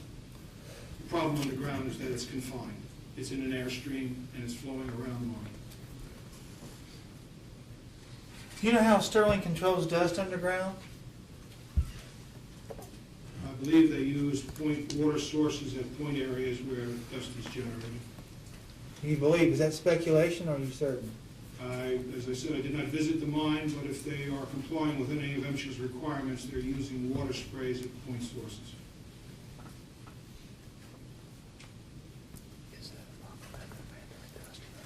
Is that a proper manner of handling dust in a mine? Use water sprays at point sources? Yes.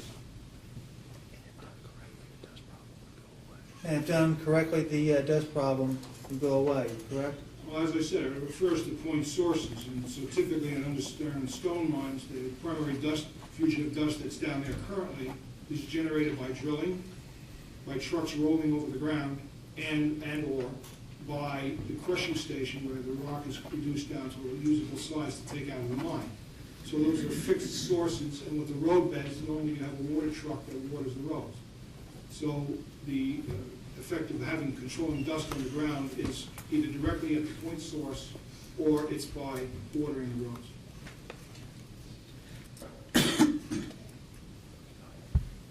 If this material had a tendency to dust in the controlled environment of an underground mine, what would be the impact of placing CCRs in above-ground landfill during a windy summer afternoon with a 15 to 20 mile per hour wind? There's a risk of generating fugitive dust that would leave the property, and as has been indicated, they are, LG&E tries to use best concerns and best efforts to control that dust on the surface. As I said, the problem underground is that it's confined and you're in an open area. You know whether LG&E has been sued with regard to dust leaving its properties at landfills? I could understand that, yes. I don't know for a fact, but I could understand that.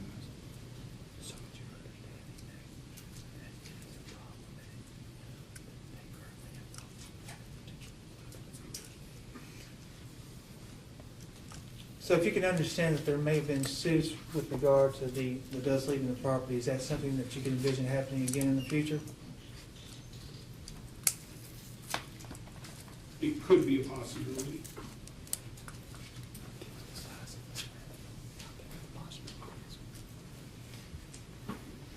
Given the size of the landfill that LG&E is proposing, how probable is that there would be litigation? Your Honor, I'm going to object to this line of questioning. It calls for speculation about whether a lawsuit might be filed. Sustained. I'll rephrase. Do you know whether LG&E has experienced complaints with regard to dust leaving its property? No, I do not.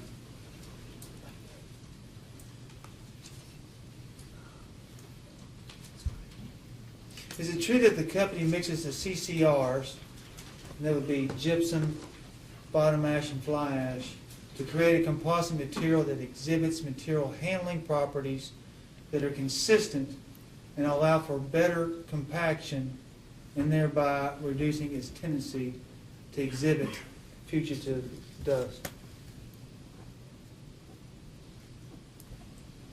Yes, I would believe that.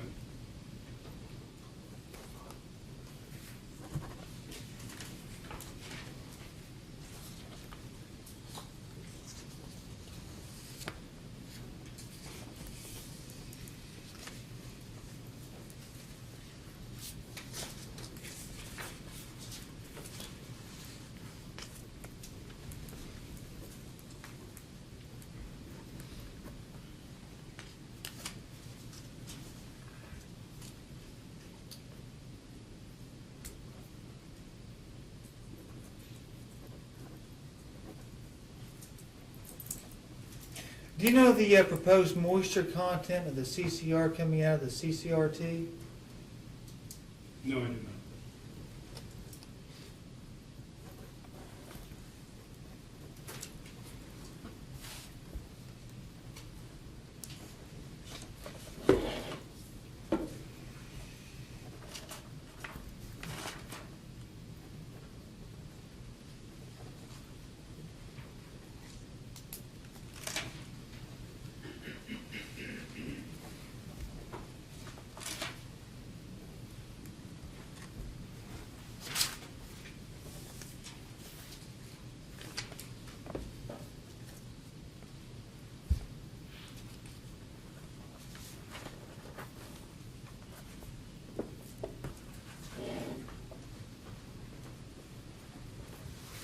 Would you expect a 15 to 20% moisture content to cause dust problems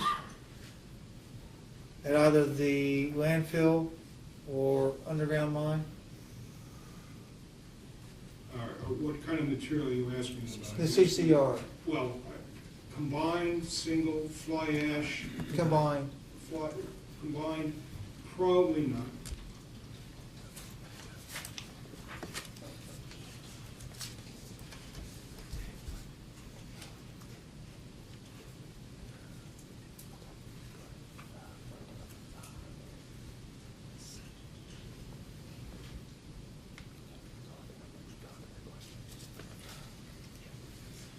If you would please refer to your testimony at page 9, lines 6 to 9.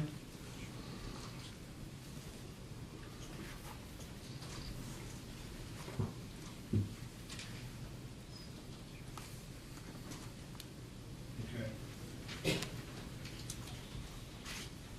Are you there, sir? Yes. Do you see where it states, or where you state, if Sterling were to construct stoppings to control ventilation, there would be a single line of stoppings around the perimeter, and there would be no need to fill all of the abandoned void space.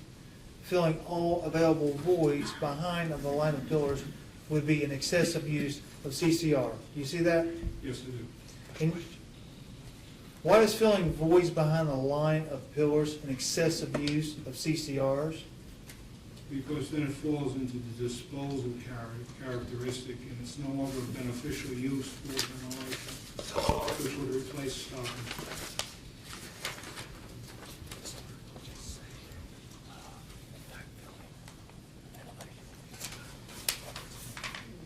When we were looking at the Sterling Exhibit number 8, which is the DRA document, sir, Yes. it was my understanding that you agreed with the statement, and this is a question. Backfill improves underground ventilation by preventing air losses in mined-out areas. Did you not agree with that? I agree with it, but that is a mine that we do not know what their ventilation is, what their control is, and it's a generalized statement. We were talking specifically about Sterling Mine and what they would be doing underground with backfill material.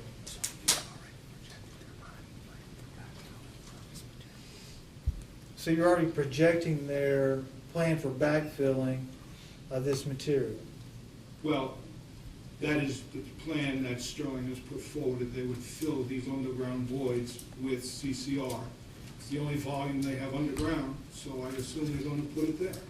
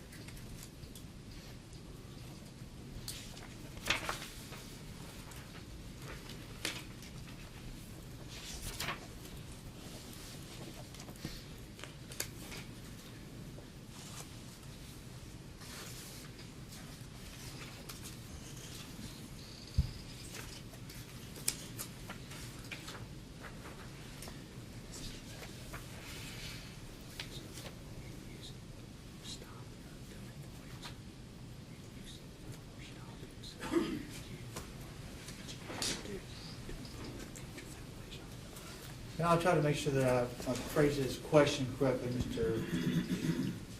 Fedok, but isn't the method of effectively filling voids using stopping something that you or other engineers would do to improve the future ventilation in the mine? Yes, it is. And according to the document you provided me earlier, which is the practical techniques, the main portion of that document is referring directly to the construction of stoppings underground, none of which are currently used by, to my knowledge anyway, by Sterling in the statements that they've made in all of their mine maps and submittals. So yes, we are familiar with using stoppings underground.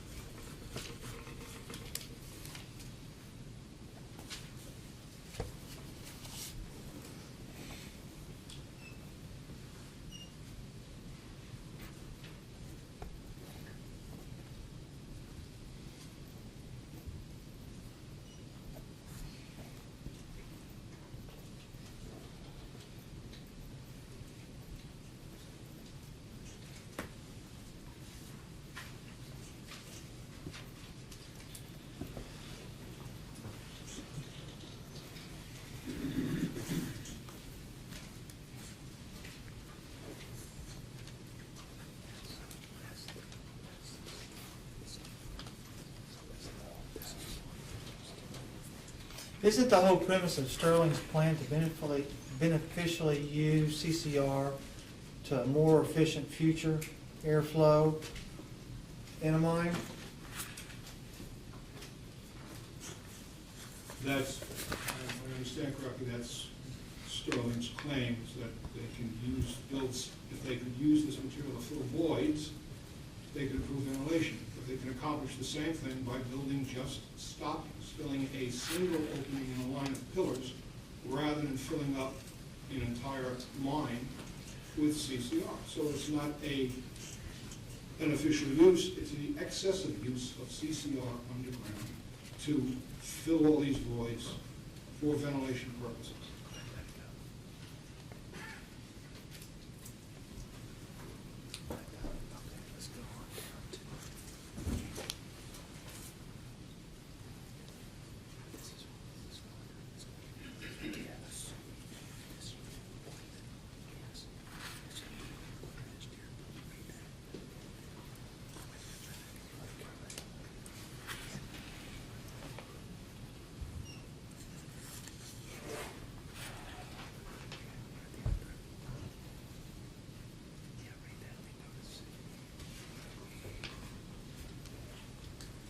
I just want to cover something that we covered a second ago, just for clarification.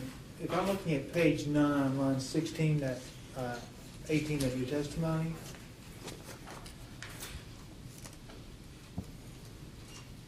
Getting there. take your time.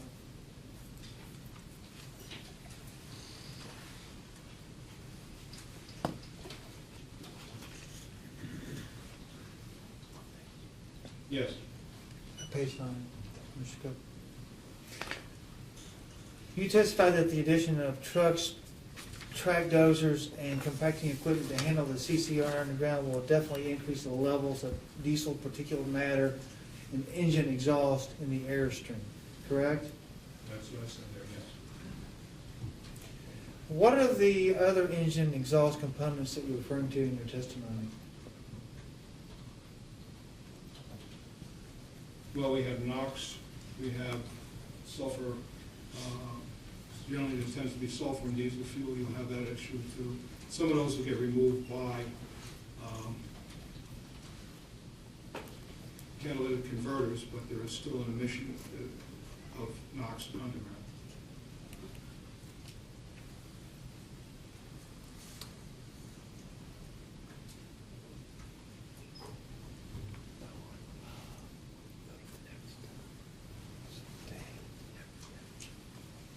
Are the NHTSA requirements for emissions and potential exposure to minors more stringent than those on the construction industry? Yes.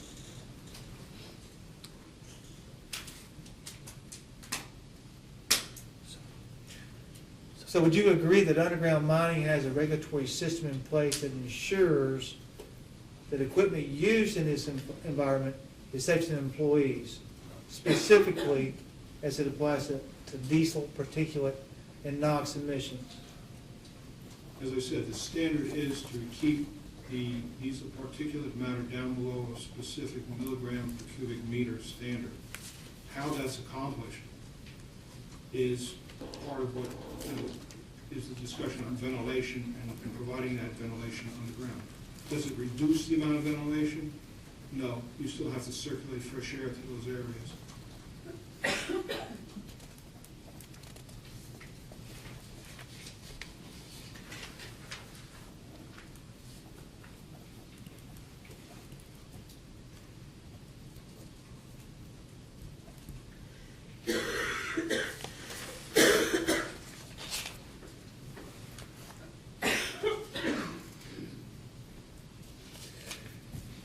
So is it your testimony that filling voids will not reduce the ventilation requirements? Objection. That was, I think, the first or second question already asked and already answered by Mr. Howard. No, I'm just confused about his answer. I'm not trying to... I'll let him answer.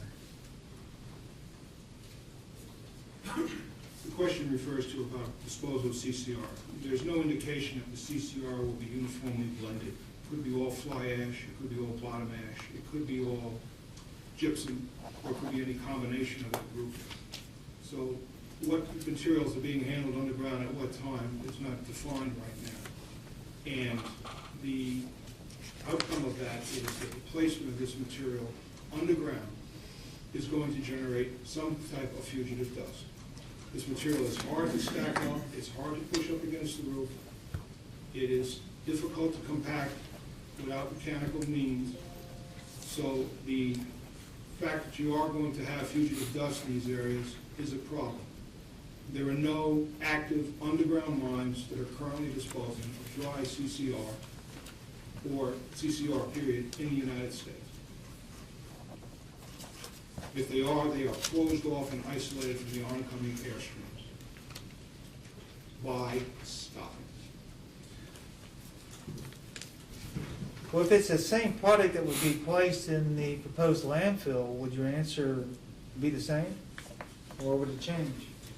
About what? That they're going to be... The CCR, if it's the same CCR that's being placed in the landfills, underground I mines. don't have a dust standard underground. I have a dust standard underground for people breathing dust. Fugitive dust creates a problem underground for physical, personal health of miners and workers.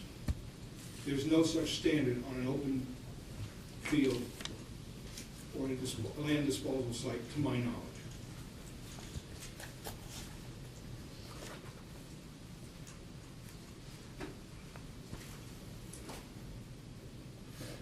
Do the regulations define or limit excessive use of CCR for beneficial use as it relates to stoppings?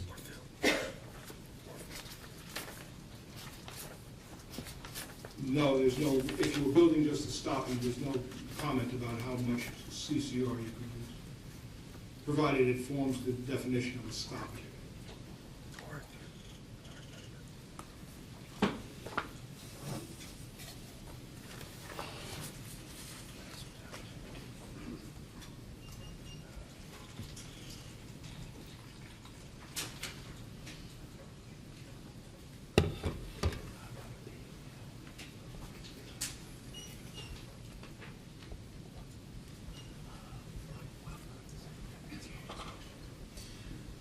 We were just talking about underground mines versus the landfill. And I believe you stated in your testimony that placing CCR underground through dumping, placing, and compacting will produce fugitive dust, which if not controlled by a separate return or air entry to exhaust, would circulate into the active working areas, creating a potential health risk in the confined spaces underground. Do you recall saying that?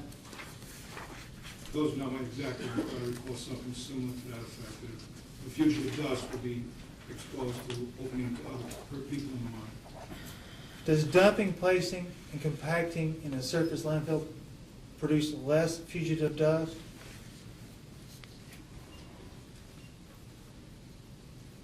Because this is underground and it's in a confined airstream, the dust that's released tends to stay in a cloud that's circulated through the mine. There's nothing on the surface that, what the percentage is or how often that occurs, I don't know.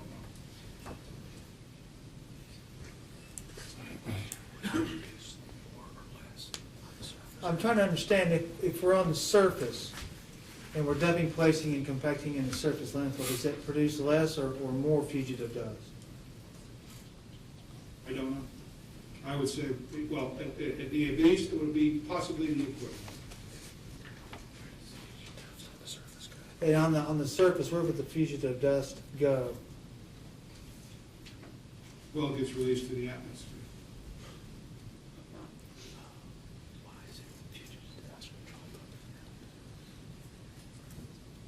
Why is it that fugitive dust controlled on the surface? I'm sorry, why is what? Fugitive dust controlled on the surface. Well, first Why? of all, it's not handled several times before it's finally deposited underground and placed in the site. It's handled one time from the end of the conveyor, as was testified by Mr. Boyles, into a truck to the site where it's deposited. Underground, it's dumped on the surface, it's transloaded underground, it is then picked up and loaded into another truck, it's hauled a distance underground, and then it's finally dumped again. Then it's bulldozed into place, because these areas are only 24 to 30 feet high.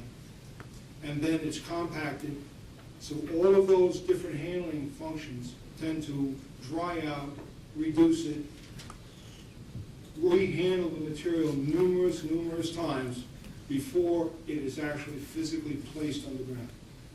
That's not what occurs on the surface. On the surface, it's twice. Into the truck, into the dump.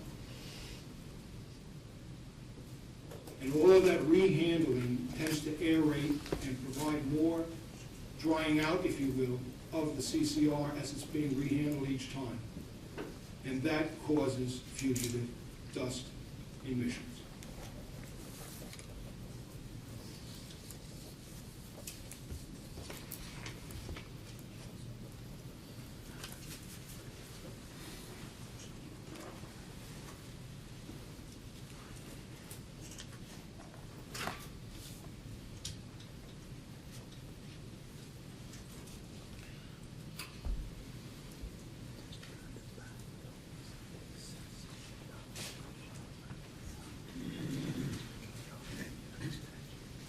A few minutes ago, you testified that backfill was excessive use, not beneficial, correct? To my understanding of beneficial use, yeah, backfilling all voids underground would be excessive use for ventilation, intending it for ventilation purposes.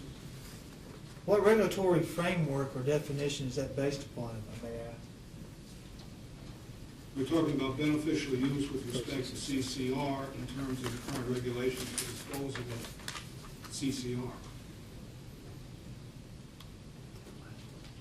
To the last one. No, I'm trying to understand. Well, may I mention something just for the sake of clarification, Mr. Howard? Mr. Kinch is here today. He is an expert on the CCR final rule and has provided testimony in this case. If you're asking Mr. Fedock about any particular regulation, whether it be the federal or state beneficial use or reuse regulation, I would ask that you ask about that specific regulation and Mr. Feddock can answer if he chooses to and has knowledge of it. Otherwise, I respectfully submit to you, those questions on the federal level are better submitted to Mr. Kinch, who's here to testify about the CCR final rule and the beneficial use definition under that CCR final rule. I appreciate the recommendation, Mr. Ingram. We're also looking at a number of documents, and they were voluminous, that the witness attached to his testimony. So we're trying to cover some of those documents and references therein.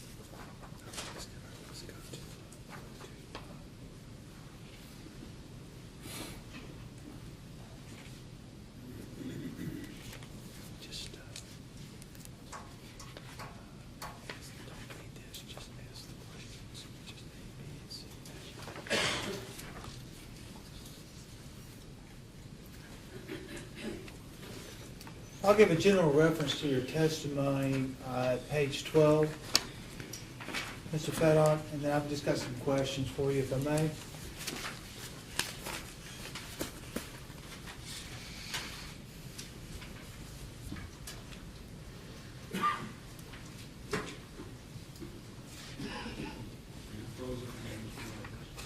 Take your time, sir.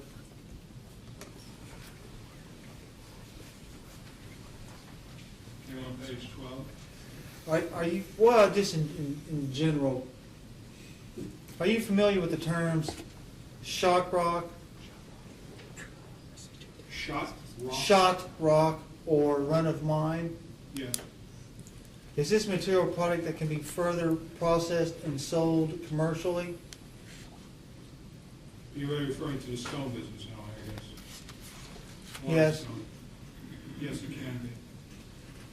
Currently, Sterling can use shot rock or run of mine and other crushed aggregate products to build mine stoppings and seal off areas of the mine to improve ventilation, correct? Yes. If this material was replaced with CCRs, could that product be extracted and sold? The run of mine and shot rock. Could the CCR be extracted and sold for shot rock? No. If the shot rock and the run of mine were replaced with CCRs, could those be extracted and sold? You're asking me if you built, I'm not sure what you're asking me. I mean, if please explain that. You've lost me.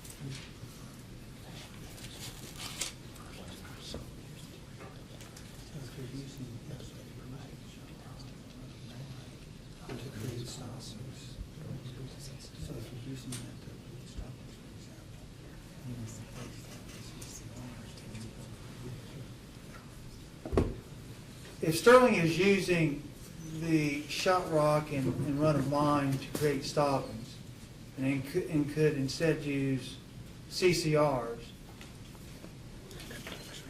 isn't that beneficial use?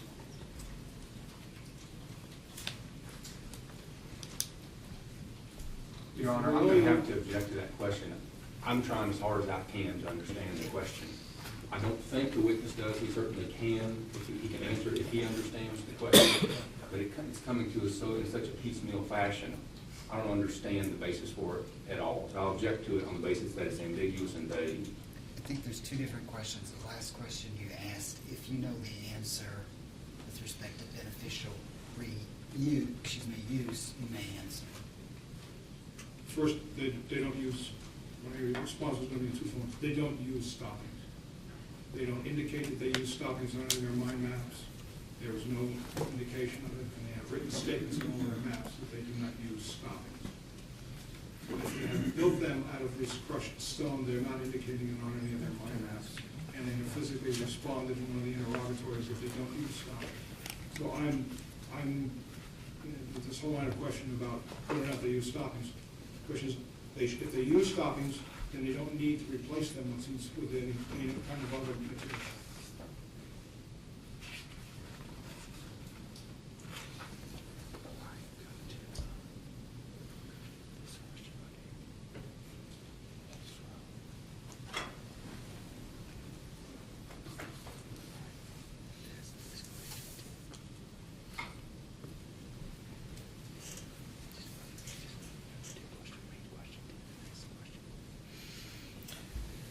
If I can go to your testimony at page 12, lines 19 to 23, and 13, lines 1 through 2.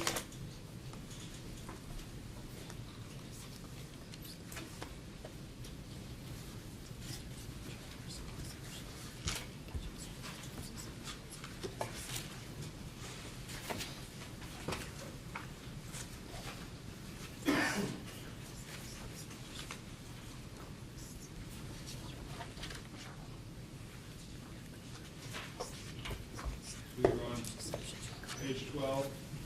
Lines 19 to 23 and page 13, lines 1 through 2.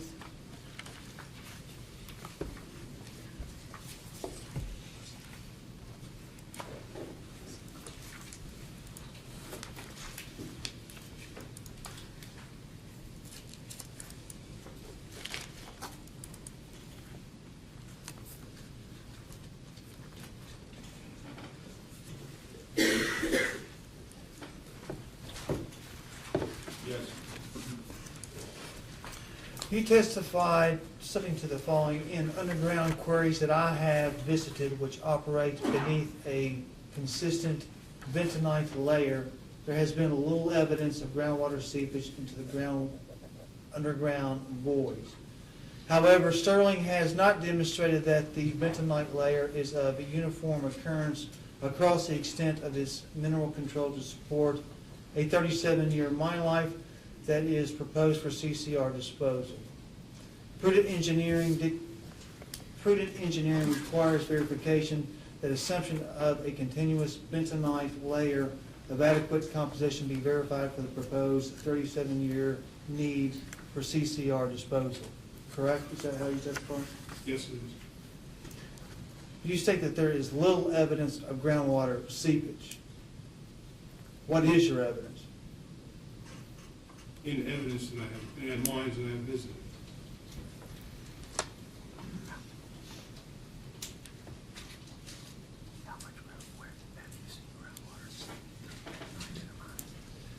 Have you seen groundwater seeping through bentonite in underground mines? First of all, the bentonite layer is above the mine. It's not in the, you can't see it in the strata and the mine itself. All you see is water in the mine and in the mine itself. So the bentonite layer is above, in the strata above the opening. So you don't see any water seeping through the bentonite. So water won't go down through it or up through the bentonite? Typically, bentonite clay is a very expansive clay, and if moisture hits it, it tends to expand and contain the moisture within it. Unless the water is very, very high level of pressure.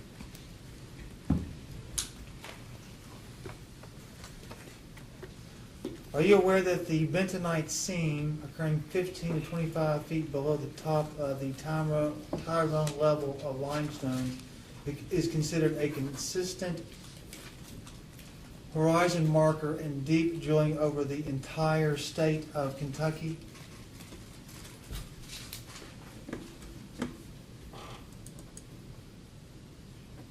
Where it occurs, and it's a varying thickness throughout the area. And I have to say where it occurs because it's not in all areas.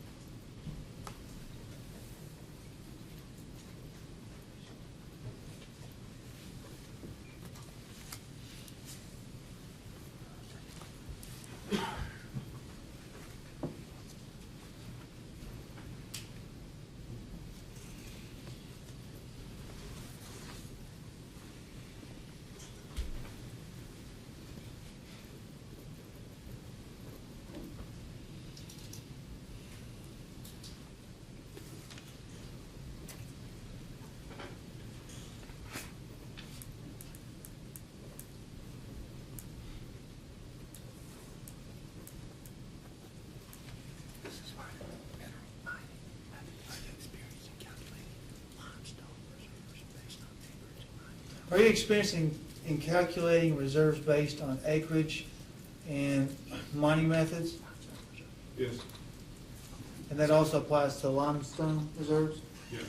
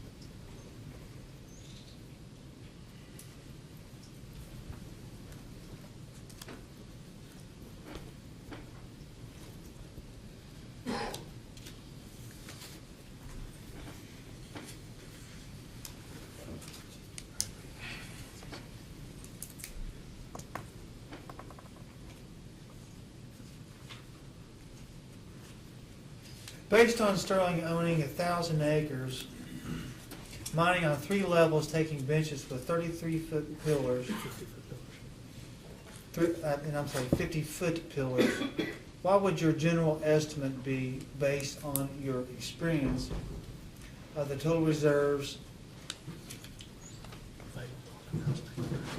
that would be available to Sterling? I have not calculated that. The calculation depends on what kind of limestone you're talking about. If you're talking about limestone for aggregate use, then the majority of the stone on level 1 would meet aggregate use, but it will not meet high calcium limestone use. So if we go down to level 2, there's only a moderate layer of high calcium limestone on level 2. The thickest layer of high calcium limestone currently appears to be on level 3. So if we talk about what product is Sterling going to be producing in the future, if it's going to be high calcium lime, then they have to demonstrate that they have that continuous lime, high calcium lime beds in levels 2 and 3. From the geology reports that they provided as part of their roof control plan, there's a definite cross-section there completed by the Kentucky Geologic Survey, which shows that for 3 holes in northern Kentucky, the consistency varies from Maysville to Fenton to closer to Louisville. and the consistency of those high calcium limestone beds varies. Where does that occur in between on Sterling's property, I don't know. But they may only have just enough high calcium limestone to last 37 years. They may not have enough if it goes beyond that. But for 37 years, they may have enough to meet that high calcium requirement. If they're going to produce aggregate, it's a different situation. But let's just assume that we're dealing with aggregate. We're not selling aggregate right now, though. What is this, again, the question is, what would be the total reserves? I have not calculated.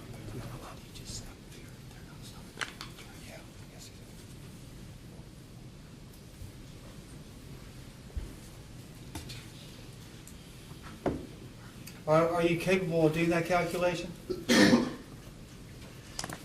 Yes.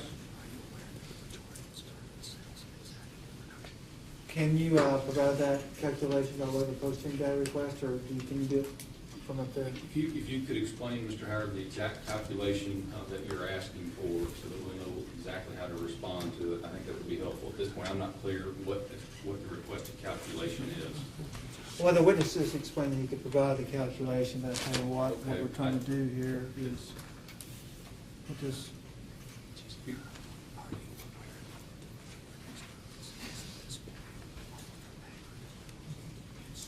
Are you aware that Sterling's current sales are predominantly for aggregate use of the limestone? No, I'm not aware of that. The majority of their sales appear to be going to Mississippi line.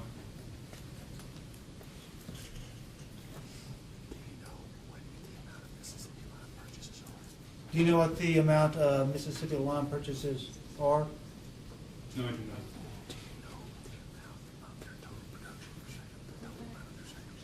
Do you know the total amount of their sales? Sterling's? Only the tonnage that they've reported.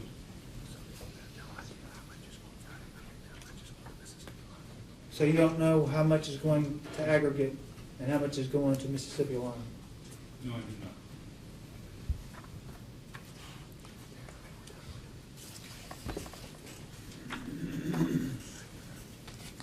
No further questions at this time, Mr. Vice Chairman.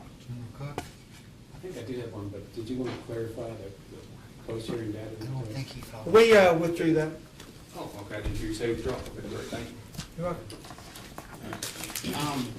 Mr. Frederick, I think I do have one question for you. I don't know if you know the answer to this. Maybe you can help me understand. Earlier, you were asked a question about if you were aware if there were any complaints against LG&E and KU regarding ash flying onto various properties. Are you aware, are there any, maybe you can help me out, are there any regulations applicable to trucks hauling CCR on public roadways in regards to fly ash or other CCR materials? Truck haulage in general is a problem with fugitive dust, especially if the trucks are not topped or in some other way closed off. Considering that most CCR is very, very fine material, there's a higher risk of dusting, if you will, from open trucks. The overall plan has never been really defined as to how that material would be trucked from any location to Sterling mine, whether it's closed or whatever. But it presents an overall issue on dusting, and we only use it. All the complaints of dusting from these vehicles tends to be a problem. Same thing with railroad haulage, and any other types of open top haulage. Okay. All right. So you don't know if there's any regulations applicable to those? Other than that, you're supposed to control fugitive dust. And with CCR, because of its nature, it's usually identified as more of a toxic material that should be handled properly. Okay, thank you. Curtis? No questions. Mr. Wynn? Just a couple of questions, thank you. Good afternoon, Mr. Fedek. Earlier you were asked with respect to shot rock and run of mine materials. Do you recall those line of questions? Yes. And And I believe the question was, could those materials be used for stoppings? Could they be used for stoppings? Yes, they can. Okay. This is just rock that's been shot out from underground, so rather than processing it for aggregate or for sizing it for aggregate or stone, you would just dump it in an area that you don't need, you wouldn't need it. You could use it for building a stopping. Okay. And then, and you mentioned with respect to, in a related line of questioning, that Sterling Ventures limestone mine does not utilize stoppings for ventilation system. Is that correct? That's my understanding. Okay. Is there anything that, to your knowledge, to the best of your knowledge, is there anything that would prevent Sterling Ventures from utilizing stoppings as a ventilation system in their mine? Typically for stone mines, and mostly small stone mines, which Sterling Ventures would fall into that category based on their size, the cost of erecting stoppings is a cost that you usually push. It's not, they don't want to incur either physical stoppings in terms of using metal and fabric or using wood and fabric because of the size of the openings. We're talking about 40 foot wide and 30 feet high, so that's a large opening with which to close off. So the pile of rock that you have to put up to get close to the top to isolate it for two opposing streams is quite a bit of rock. You generally would fill up, if you get 45-degree angle on shot rock, then you're looking at something to get 30 feet high, you've got something 60 feet wide. Their pillars are only 50, so part of that would tail off into the openings on either side, so you'd have probably trucks running by that material. So it can be used for So, can you give an opinion on whether CCR materials, could that be used as a replacement for shot rock or run-of-mine materials to be used in the construction of stoppings? You could use it for the construction. You could use waste material. If you wanted to bring it all the way underground and go to the expense of bringing it underground to just a row of stoppings. And all we're talking about here is 10 or 15 openings between pillars to get from the center of the mine to where the ventilation's coming in to the edge of the mine. I'd be glad to explain that more fully, but if all you need is a row of stoppings, that's all you need. You don't need to bring waste material from the surface to underground to do that. But if you wanted to, Right. yes, you could do that. So even the characteristics of CCR, that could be used to form stoppings underground, in an underground mine. Not very well, in my opinion.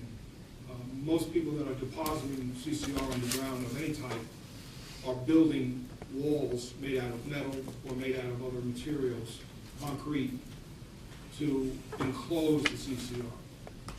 Most of that material is being deposited underground in a paste format, wet and conditioned with concrete and other additives so that it will set up. It's not being deposited underground as a dry material or as a semi-dry material. If you want to just assume that the moisture contents to the earlier. So It's being deposited as a paste and it's pumped underground. Okay, so is it your testimony then that it could be utilized, but it's not as efficient as any other virgin material?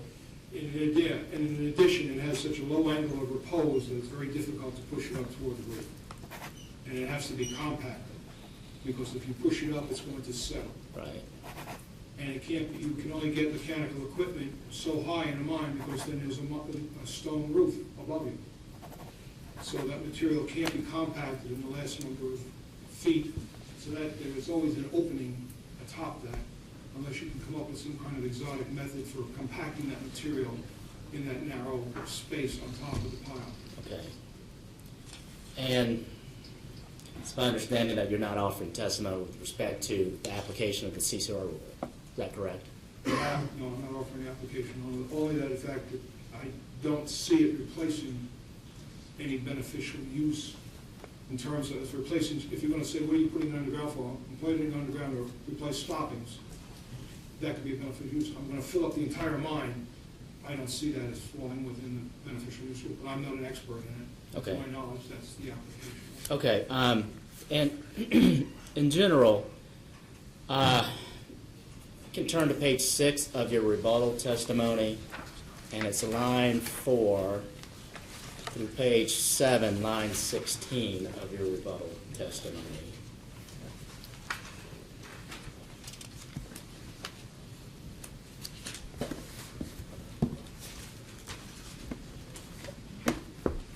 And this deals with, I'm sorry, just let me know when you're there.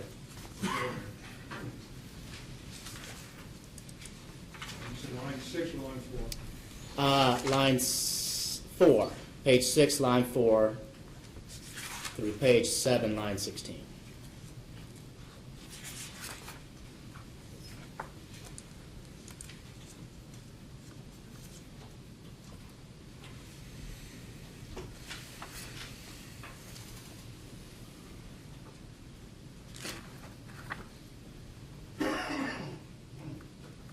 Okay.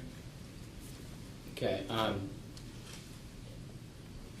In these little over a page and a half, your testimony deals with the complex nature of the ventilation layout at Sterling Ventures limestone mine, and given the complexity of that ventilation system, the impact on the available space for CCR storage. Is that correct? Yes. Okay. Can you expand upon your testimony in that regards a little bit more for me, so I can get a little bit better handle on that? One of my exhibits to demonstrate that. Yes, please. Yeah.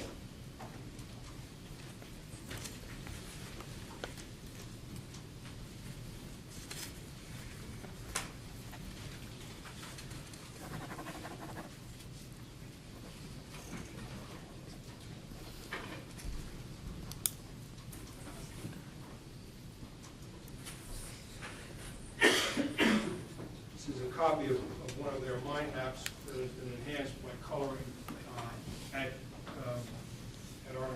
Can we put that more in the middle? Sure. Sorry. Thank you. That's good. I just want us to stand out there.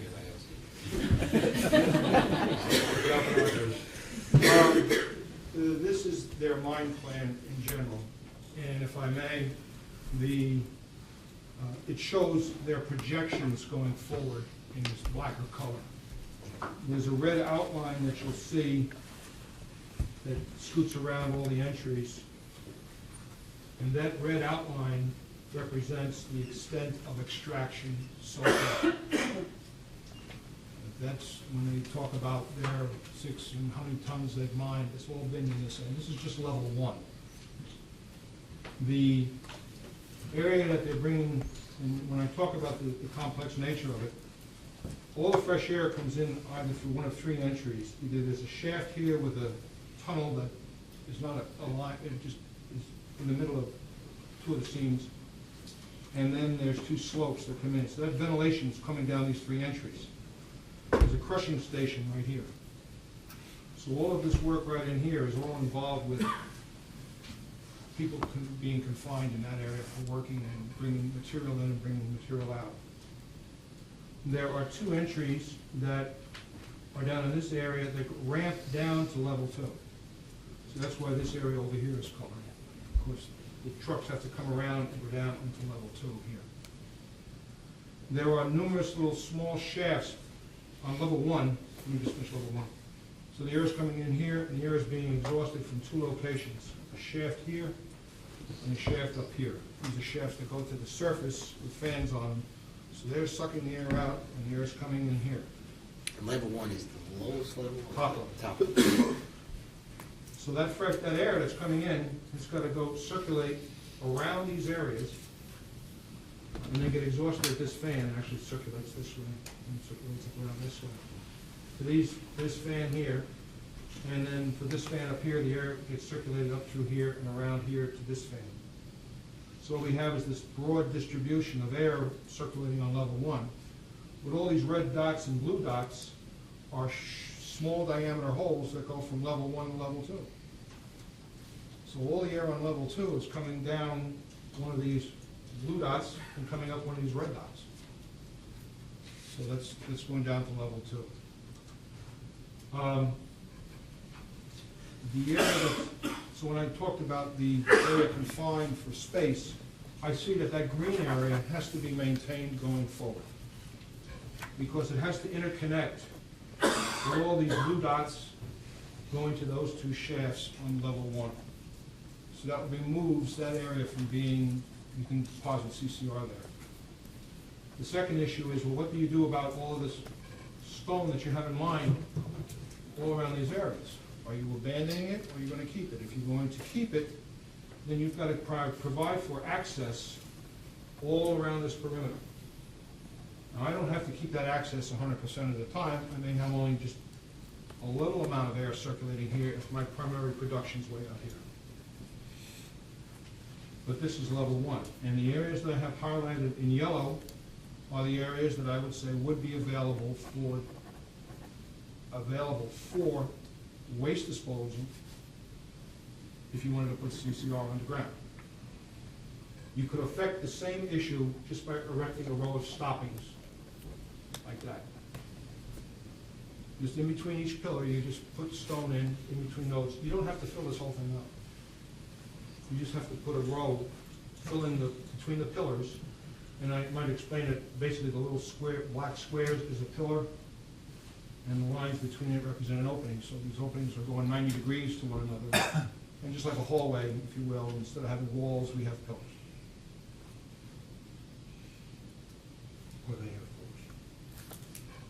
That's ventilation on level 1, and that's why when I looked at available space for disposal, I said they can't, unless they abandon everything else access all the way around the mine on level 1, they cannot affect CCR disposal other than in these confined areas.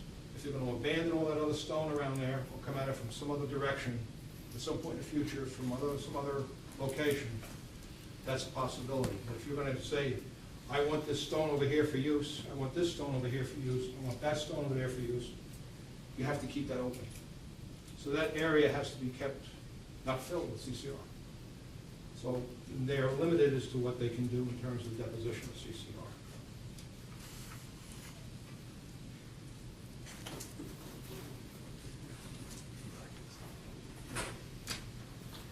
These mines are basically, they're same, and all 7 go on the same, on top of one another. Level 2 here is again shown in the red outline. There is no level 2 up here. So where level 1 was up in this area, they haven't mined on level 2 yet. Level 2 tends to be in the southern part. And again, now that we have all these smaller shafts and access to other things, these are the 2 ramps that are coming down from level 1 right here. And there's the 3rd one there. That's how they're ventilating level 2. Level 3 currently has two slopes that are going on in this direction. We are currently excavating 2 additional slopes in that area. And the same thing I was talking about being able to mine the access around there. In order to keep, and they've done some mining down in this area in the last year and a half on level 2, and I believe, down in this area, down here, in level 2. Level 3, again, going down deeper yet, another I think it's 170 feet down lower. Level 3 tends to be on the northern tier. If you look at those 2 entries here, level 2 is primarily down in this area, level 3 is primarily up in this area. We have the 2 slopes going in. Their current ventilation is to use what I would call ventilation tubing. It's a large diameter duct that currently runs this way and this way. The fresh air comes in, gets circulated out into those areas, and then that duct, there's a fan here that pulls the air in from both sides of the duct and pulls it in and brings it out. They don't even use stoppings down in this area for isolating the intake and return. It's all done with tubing. So I talked about the area being very constrained from a ventilation standpoint and from a material handling standpoint. We've got to carry all that material back to dumping points, and right now that material comes up a slope. It's hauled back up to level 2, and then up to level 3, level 1, where it's finally put on a crusher and sent to the surface. So we have an extensive amount of haulage that's there. There is the potential for putting a conveyor belt in down on these slopes here whenever they're finished, or how they're finished. That's the ones they started constructing in 2014. What their ultimate plans are, I'm not sure, but from the viewpoint of utilization of space and activities, they're constrained to what they have to keep open for haulage and ventilation, what they have to keep open for access to future mining around the perimeter, and then what's available for waste disposal. And that area is very small. Thank you.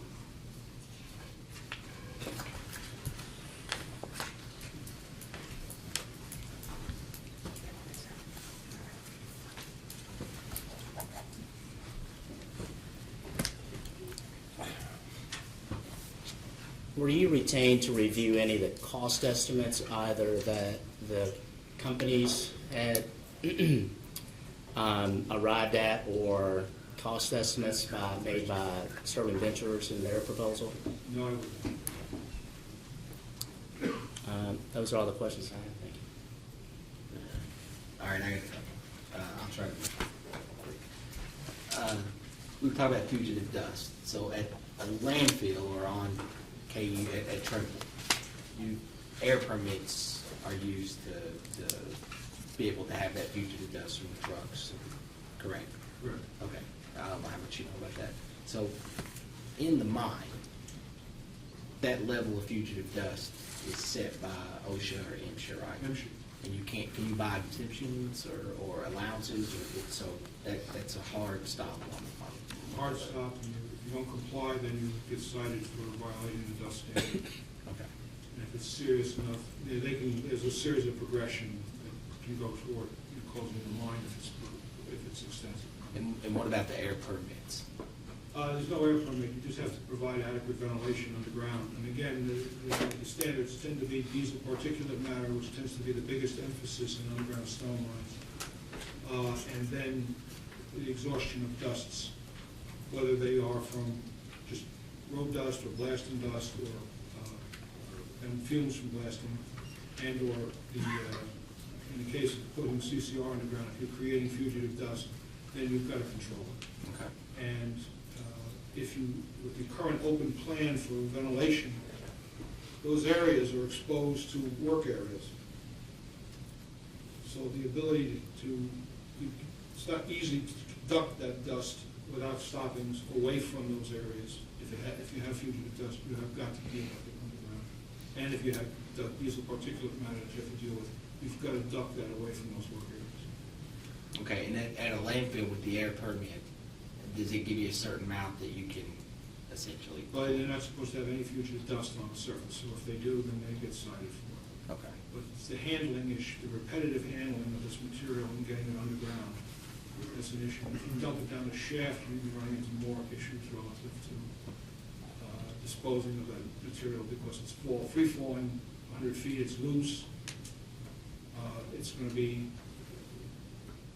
basically picking up a handful of dust of face powder and throwing it up in the air. I mean, it's just going to hang in the air and float and settle.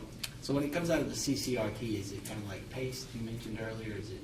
No, when it's coming out of CCR, it's more like a granular.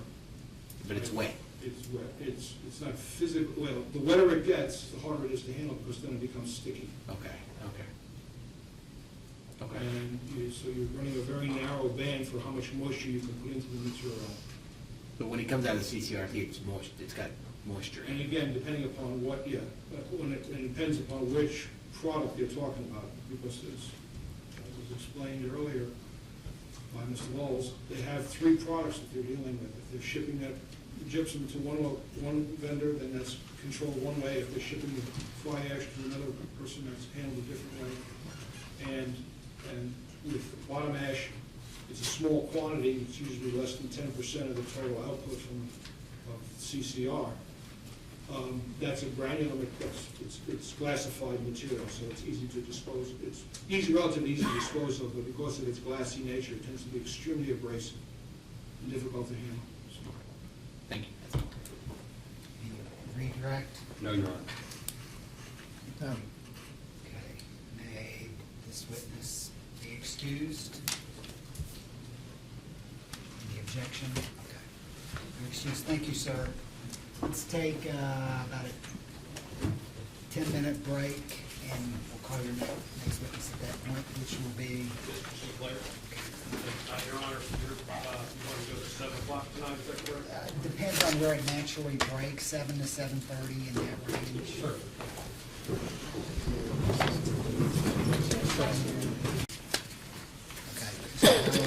Yes, Mr. Vice Chairman, prior to Mr. Riggs calling his next witness, we would like to introduce number 7 into the record, which is actually part of Mr. Feddock's testimony anyways attached there too. We want to put that as a separate exhibit.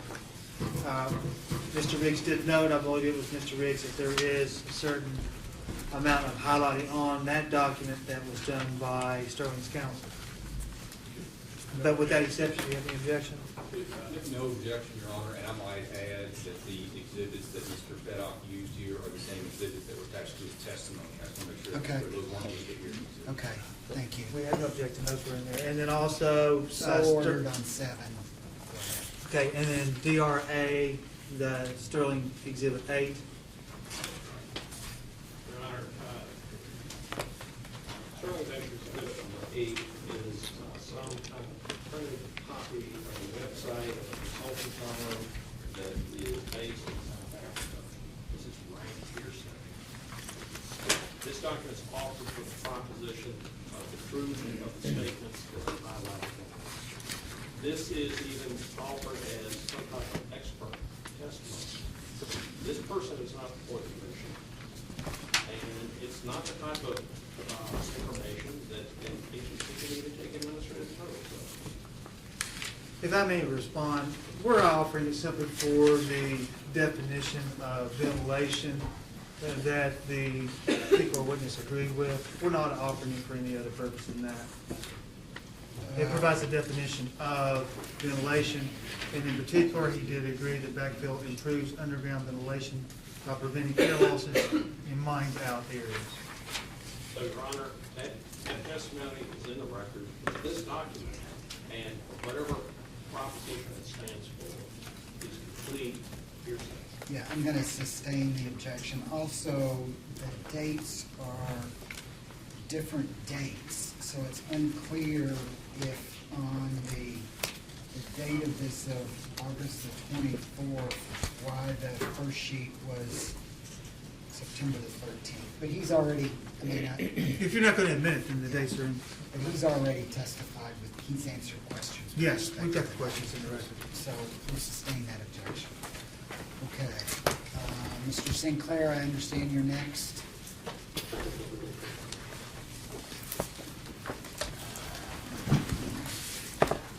You swear or affirm the testimony about to give is true and correct and you cannot commit perjury. Please have a seat, state your name. My name is David Sinclair. And what is your position with KU, LG&E? Vice President of Energy Supply and Analysis. Mr. Crosby, you may ask. Thank you, Mr. Vice Chairman. Good evening, Mr. Sinclair. Good evening. Have you caused to be prepared direct and rebuttal testimony in this proceeding? Yes, I have. Okay. Other than the correction noted in the company's September 11th errata filings, do you have any corrections to the testimony? There are a couple of minor corrections to the rebuttal testimony. Okay. Tell us what those are, please. Yes. Page 8, line 4, the word pairs should be deleted.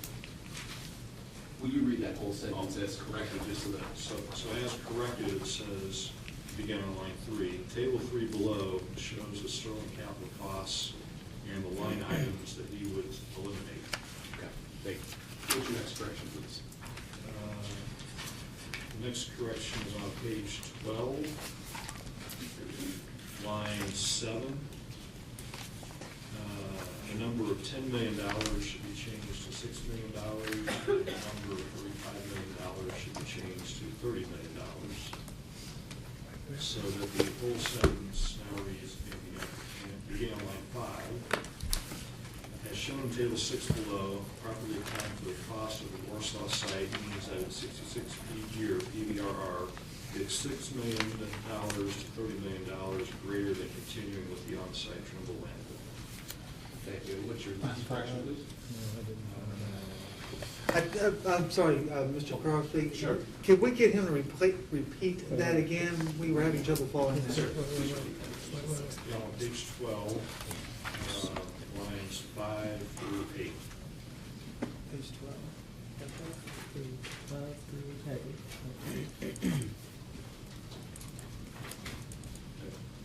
As shown in table 6 below, properly accounting for the costs of the Warsaw site means that its 66-year PVRR is $6 million to $30 million greater than continuing with the on-site Trimble County landfill.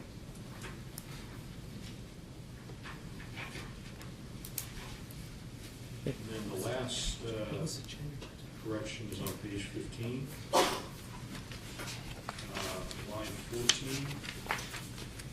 Toward the end of that line, you see the words more than. Those words should be replaced with the word partially, so that the total of the sentence now reads, beginning on line 13, no, even though Sterling's Warsaw barge load unloading concept would reduce capital costs, the higher variable O&M costs associated with trucking partially offset those savings. And just for the record, I think you said O&M, it's just the higher variable operating costs, is that correct? Yes. Okay, thank you. Do you have any other further corrections? No, I do not. Yeah. And did you also cause to be prepared, under your supervision, responses to certain data requests that was received? Yes, I did. Do you have any corrections to those? No, I do not. Okay. If I were to ask you the same questions in your testimony as corrected and in your data responses that you provided in this proceeding, would you answer the questions the same way today? Yes, I would. Mr. Vice Chairman, Mr. Sinclair is available for cross-examination. Thank you. Mr. Howard? Yes, Mr. Vice Chairman. Thank you.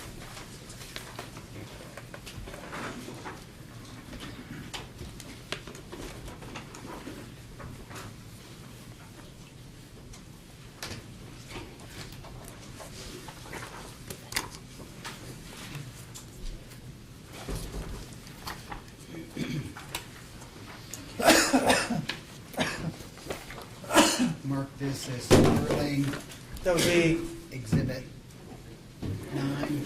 yes, please. Sterling 9. I thought the other one was struck, so. Yeah, but the other one is not admitted, but it's still Oh, marked. And thank you.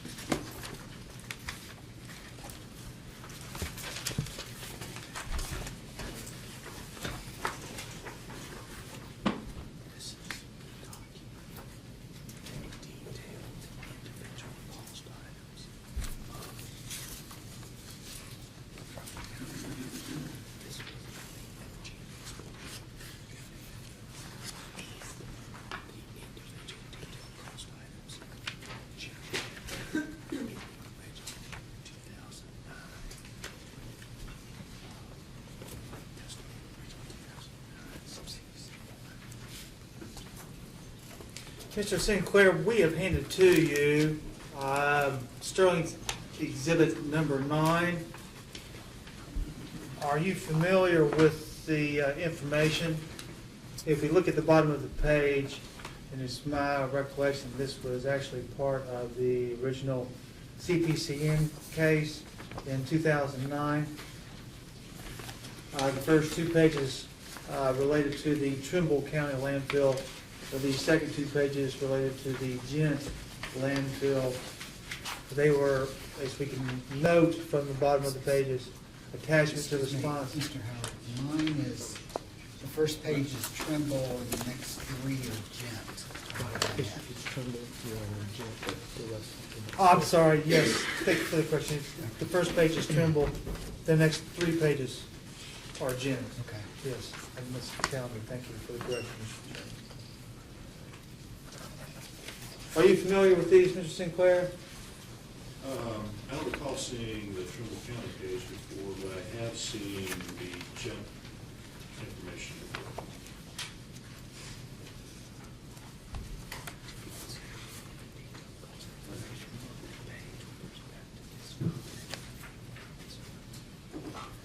In looking at the material, or actually the actual entries on these pages, does any of that appear to be confidential to you?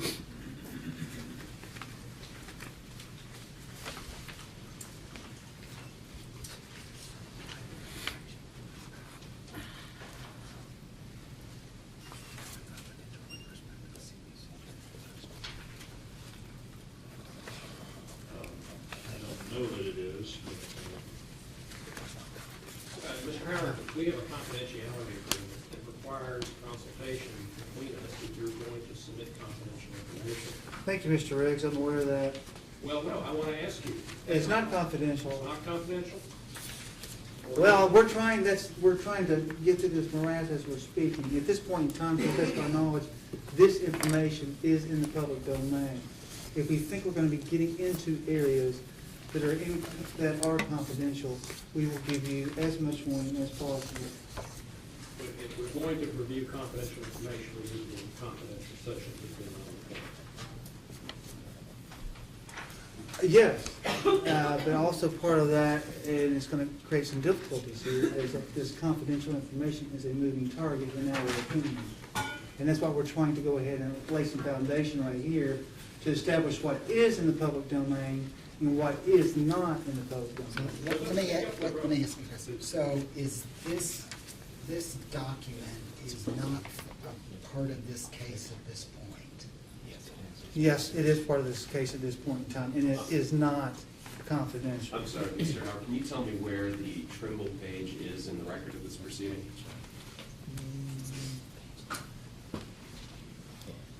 The Gent page is part of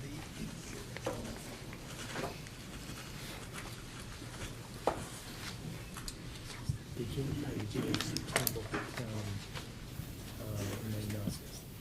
but it's the Gent page is. We're looking for that. Okay. Right. Okay, thanks. Gent is exhibit of my complaint. No, 3 pages? Yes. The 3 pages pertaining to Gent are Exhibit F is in Foxtrot to the complaint filed by Sterling. Yes. Yeah, we're aware of that. I was curious about the Trimble County landfill page, just because that's already in the record. I'm not aware of it. That may be correct. He may be right. I don't know that.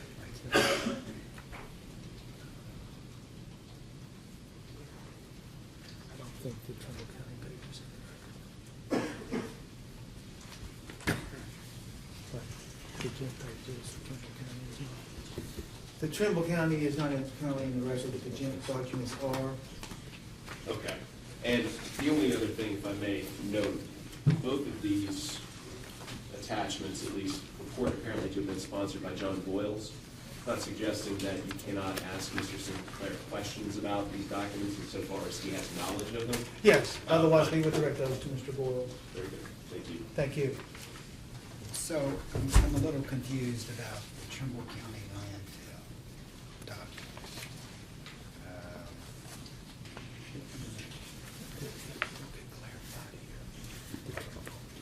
We'll lay some foundation and see if we can clarify that, Mr. Vice Chairman.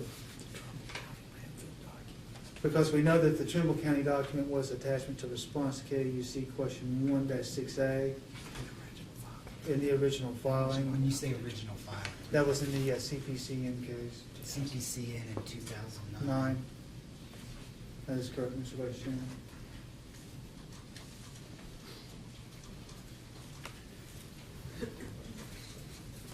Your Honor, I want to comment that if we're going to have questions about what's confidential and what's not, We need to go into confidential we session. need to go into confidential session, and I'm going to object to the relevancy of that. What does that have to do with the disposition of the issues that are the subject of the commission's investigation? That is the subject of a response Sterling has filed to the petitions for confidential treatment and a pending motion before the commission.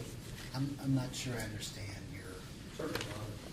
If these questions are designed to elicit what is confidential and what is not, that is a matter that is being contested in pleadings that are before this commission on several motions. Mr. Sinclair's testimony is not being offered to support any of that position on confidentiality, on what's confidential and what's not.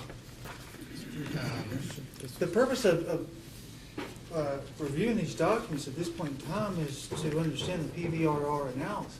Now, Right. part of it's going to touch confidential You said it is, part of it is. at some point, and we will give notice prior to going into confidential information.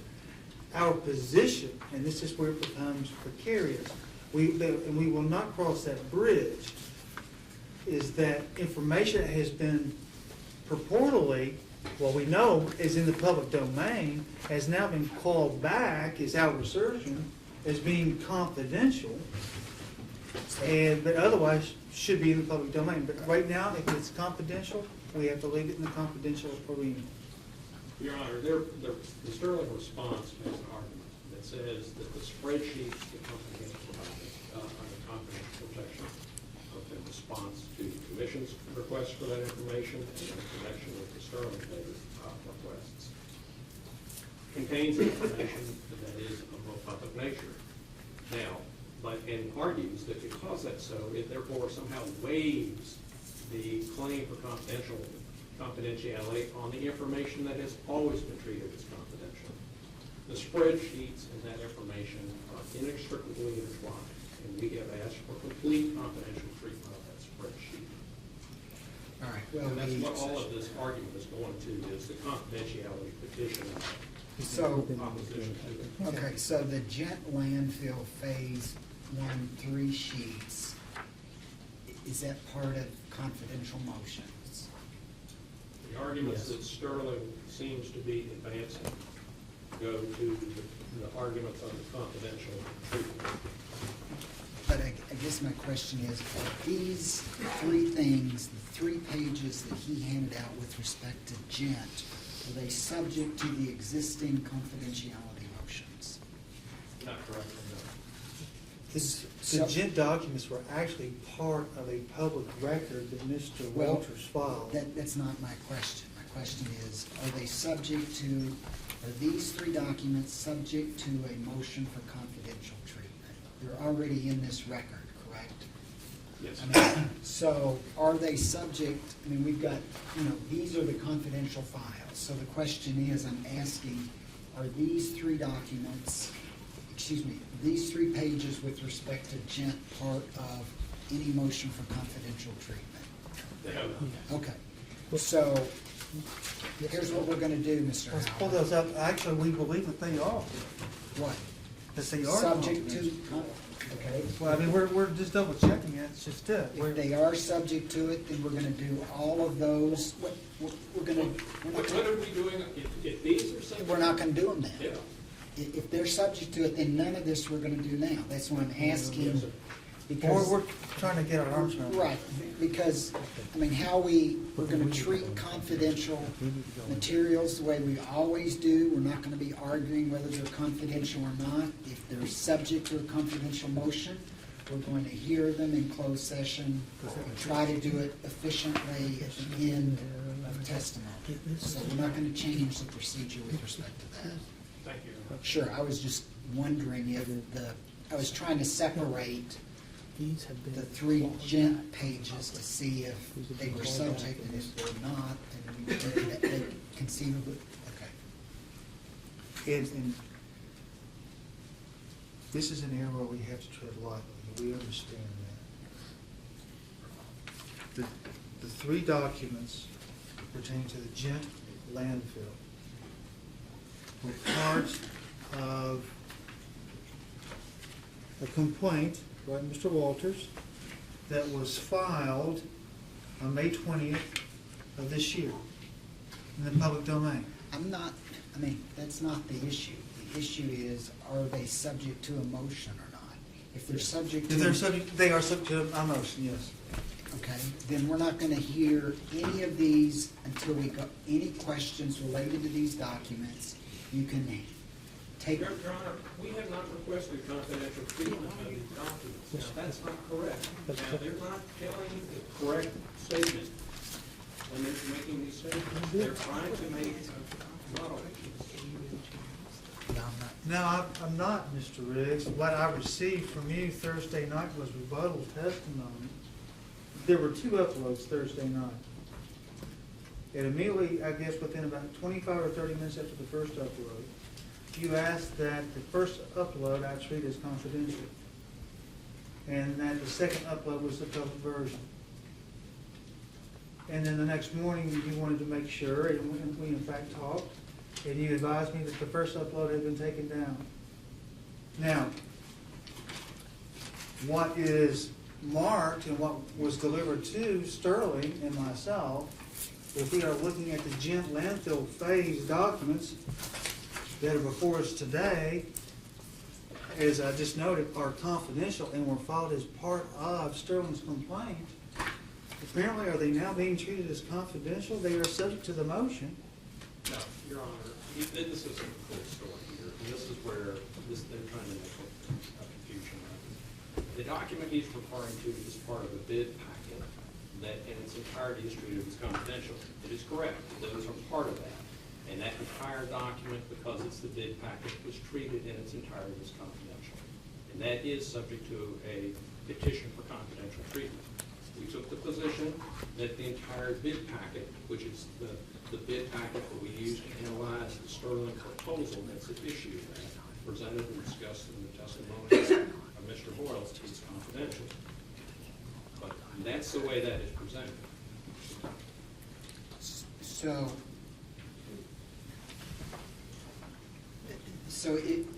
what do you want to do with respect to, do you have questions unrelated to whether it's confidential or not with respect to these documents that you are handing out?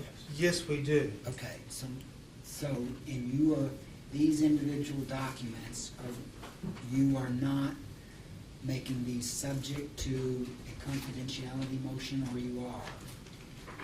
It is both. I hear you say so that. If he wants to ask questions on the public record about the content of this document to Mr. Sinclair about this information, about the substance of it, I have absolutely no objection. Okay, including the Trimble or just the Gent? Including Trimble and. Okay. All right.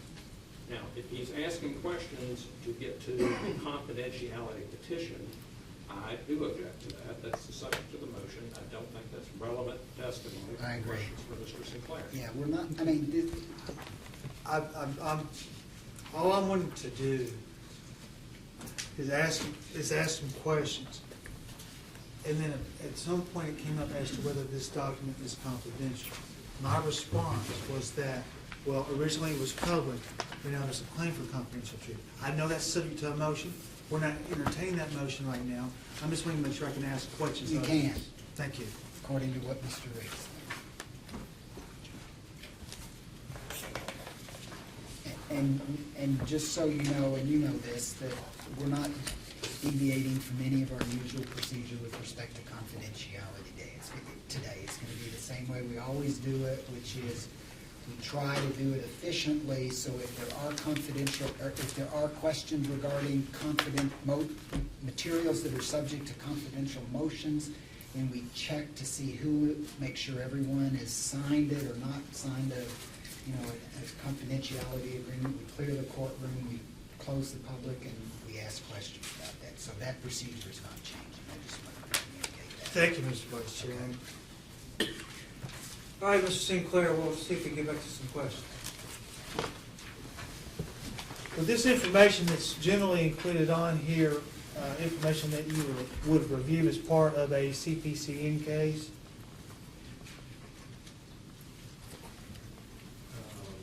I'm not sure I understand your question. let me rephrase.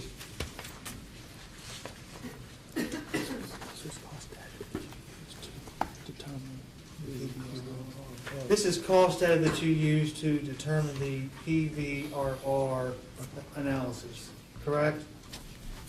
Or that would have been used, whether by you or Mr. Boyles or whomever.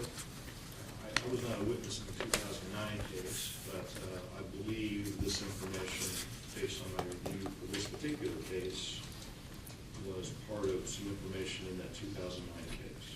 Thank you. Were you here when Mr. Boyles testified? Yes, I was. Did you hear that when it came to a lot of the financial questions that he put it to you? There were some that he wanted me to talk about, yes.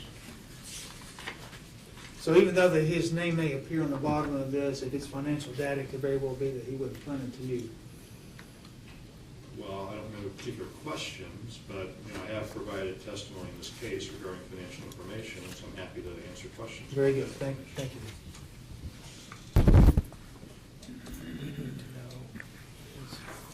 His attachment point, his attachment is V12A. That's not confidential. In fact, no, that should be a attachment test. So this is a response. And we want to make sure and just ask them. Let me confer with Mr. Riggs on that. Yeah, just ask him. We don't think that's- Mr. Riggs, abundance of caution. We prefer to make sure that we do not do this. This is, again, we have to recommend that you will do that. So I understand that if it's not, I don't see any marks of confidential, I don't see. So you just took these This is the attachment one, and it's whatever, that's all on there.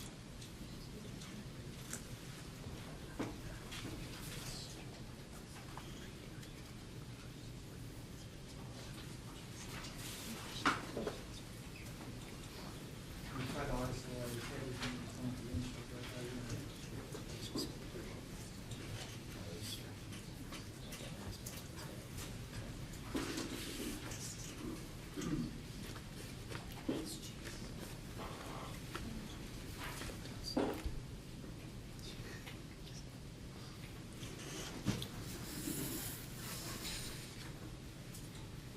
It's just this one, it's just this one attachment is all contained in this.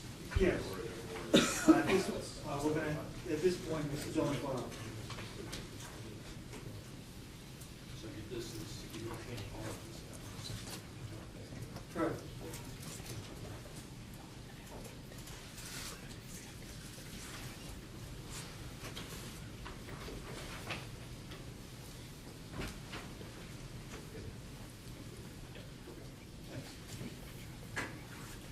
Mr. Walters?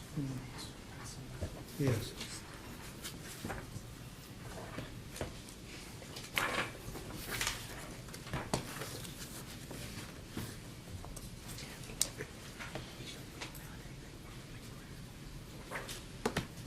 Mr. Vice Chairman, at this point, we're going to be handing out what will be Sterling Exhibit number 10, if Okay. we may. We'll confer with counsel that it's not confidential. Okay, There is great. no claim of confidentiality over it anyway.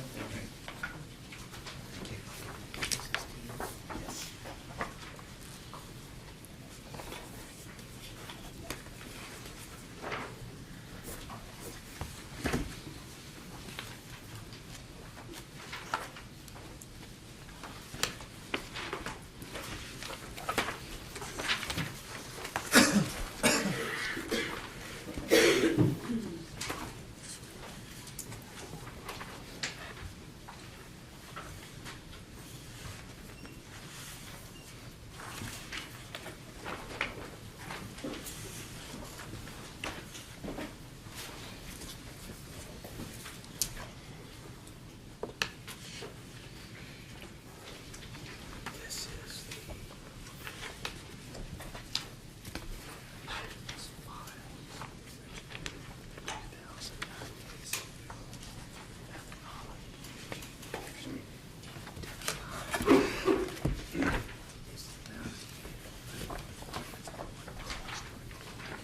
Okay, Mr. Sinclair, what we're trying to do here, and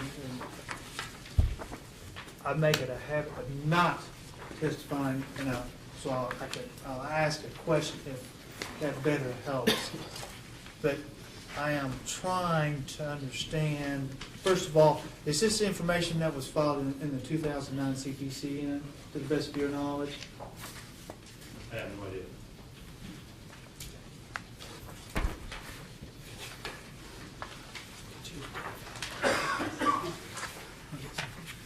I think Mr. Conroy is the appropriate witness for this.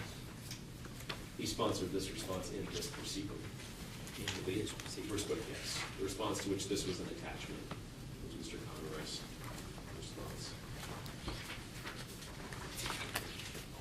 Doesn't mean Mr. Sinclair can't say anything about Right, it. we're gonna, This means- thank you, Mr. Crosby, and that's, with that clarification, we'll see if there are questions that he can respond to, and if not, then we'll have to ask those of Mr. Conroy.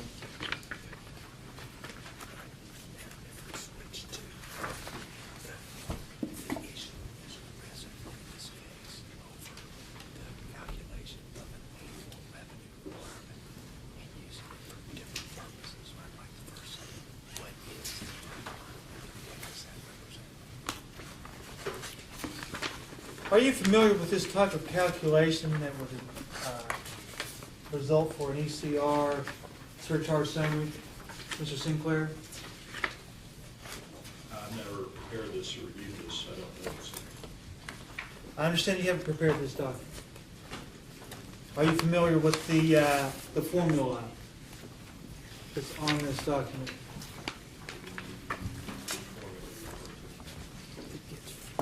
That gets from the first line to the last line. Total E parents M equals thousands of dollars to the last line. I don't know what total E for an M means.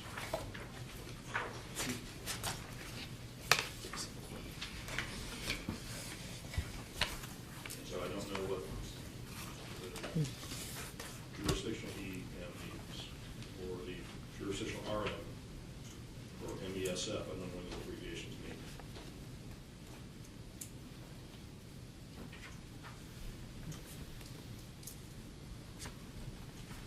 Sounds like Mr. Conroy is the best witness for those questions. You're making a quick assessment right now to keep things moving, Mr. Vice.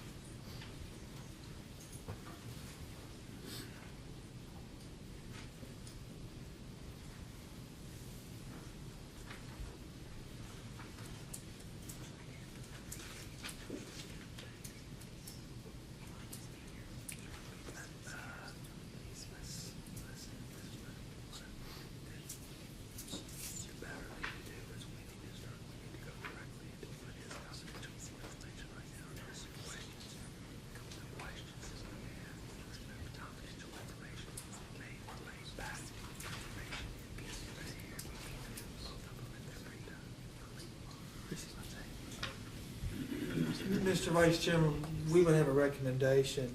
We've got some questions that relate to confidential information, information for which there's been claimed confidential treatment. Of Mr. Sinclair. It's my understanding that that does relate to Mr. Sinclair, and to bridge that, to go down that road tonight, I'm not sure that we can be successful in doing that and trying to call out the public information at the same time. We're trying to group confidential information, as you referenced earlier, together if at all possible, and not play musical chairs.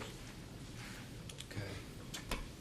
So you're suggesting that take a break and start with confidential information? That we take a break and start with confidential information in the morning. Any objection? No, no objection, Your Honor.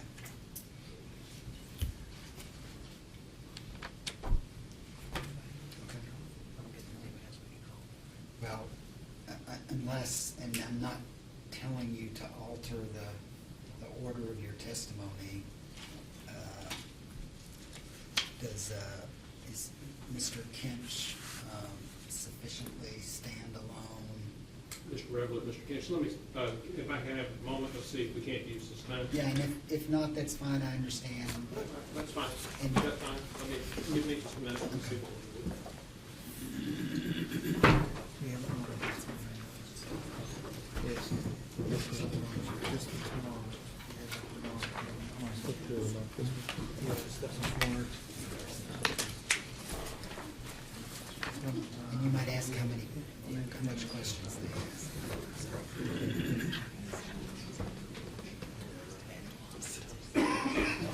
I know this one. Yes, I knew this one, thank you.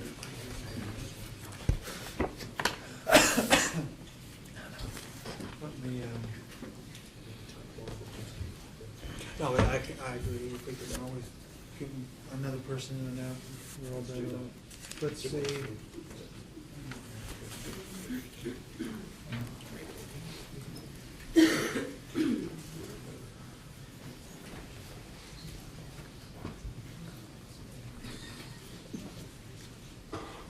So, Mr. Riggs, I think it would be pretty good with Mr. Kinch tonight. I think that perhaps we could. I think what we're, if you're thinking that we can get somebody in 10 to 15 minutes. Well, if we can, well, the chair said he'll go to 7:30, so. Oh, okay, well, 7:30 then, that's, So my sure. proposal would be to call either Mr. Revelett or Mr. Kinch so that we could, conduct their examination, get them on and off. We want, our proposal is to go with Mr. Revelett. Mr. Sinclair is excused. Subject to being recalled this morning. Thank you. We'll call Mr. Revelett.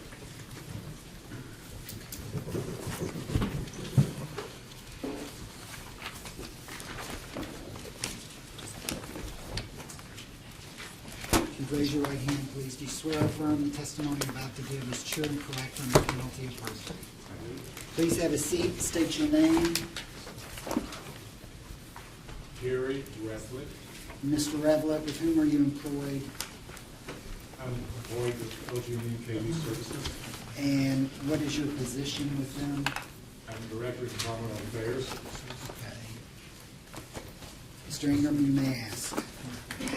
Mr. Revelett, did you prepare and cause to be filed in this matter direct testimony in August of this year? I did. Did you also prepare and cause to be filed rebuttal testimony in this matter on September 10th of this year? Yes, I did. If I were to ask you up here today the same questions that were asked to you in your direct and your rebuttal testimonies, would your answers be the same? Yes, I would. Were you also identified as the responsible witness or as the co-responsible witness on some of the data responses that the companies have filed in this matter? Yes. If you were asked the same questions in those data requests, would the answers in the data responses for which you were a responsible witness be the same? Yes, they would. Relative available for cross-examination? Mr. Howard. I don't believe we have any questions, surprisingly enough. Thank you. No questions. No questions. Just one question, Your Honor. Thank you. Good evening, Mr. Rufflet. You refer to page 4 of your rebuttal testimony, beginning of lines 19, and through page 6, line 2.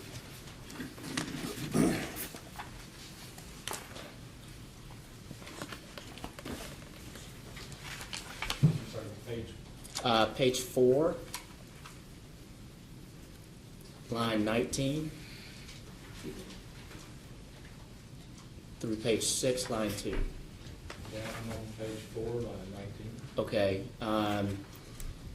The testimony here deals with certain potential permitting requirements that Sterling would need to store CCR in its mine. Is that correct? Okay.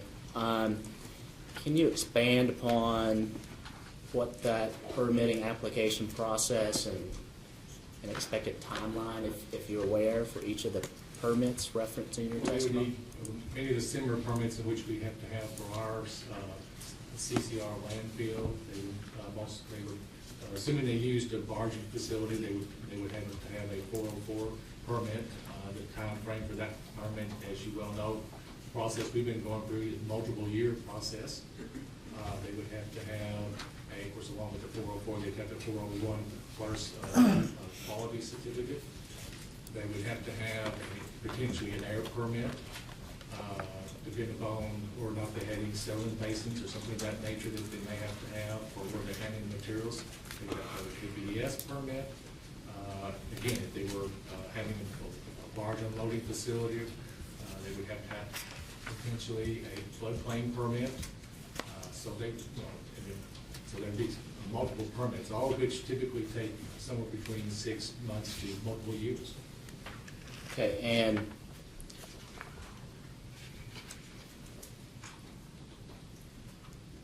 all of these were taken into consideration by Sterling Ventures, is that correct? To my knowledge, they've not applied for any permits at this Okay. time. So is For this, handling of our CCR material. so is the basis of your testimony, your rebuttal testimony, for these permitting requirements that could potentially be needed by Sterling Ventures? Yes. Is that based upon an economics perspective, or is that based upon a timeline perspective that any delay in achieving those permits would impact the operations of Trimble County? Yes, Unit that's 2? correct. One of our biggest concerns would be the timing. It's very important we get moving forward on the ash handling facility, so any kind of delay in handling the materials would be an adverse impact on us. Those are all the questions I have. Thank you. Mr. Revlett, I have a couple questions, please.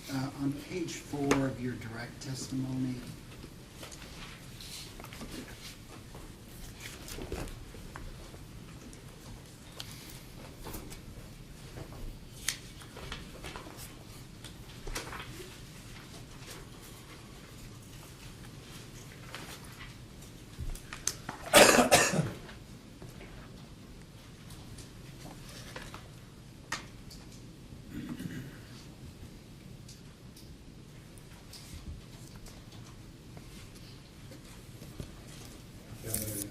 okay, and you're asked the question, does the CCR final rule provide any exemptions? So you say the CCR final rule distinguishes between disposal of CCR and the recycling of it. So disposal would mean just burying it, or it's not? That's correct, Vice Chairman. Basically, disposal would be treating it as if it was a waste, not as some type of beneficial use. Okay. And is there a difference between beneficial use and beneficial reuse? Yes, there is, sir. The term beneficial reuse would be the typical term you use for the state of Kentucky beneficial reuse permitting process, whereas the new CCR rules, the term beneficial use is what they used as a term of trade for a legitimate beneficial use of a CCR material. Okay, so under the new, so we've got, so beneficial reuse is a state permitting, and is that regime still in place going forward? Yes, sir. We are currently under a dual permitting process. Okay. What's in October of 19 of this year, Right. we'll be in a dual permitting process where we have to seek both permits from the Division of Waste Management and from a supplement program that the feds have just recently created under the new CCR rule. So under the new CCR rule, beneficial, the term is beneficial use as distinguished from waste. That's correct. Beneficial use would As not be, opposed- would not be a waste, would not be disposal, whereas if it's a waste, then it's disposal. And beneficial use could be both using some of the products for, wallboard, as well as taking it and using it to aid in ventilation in a mine.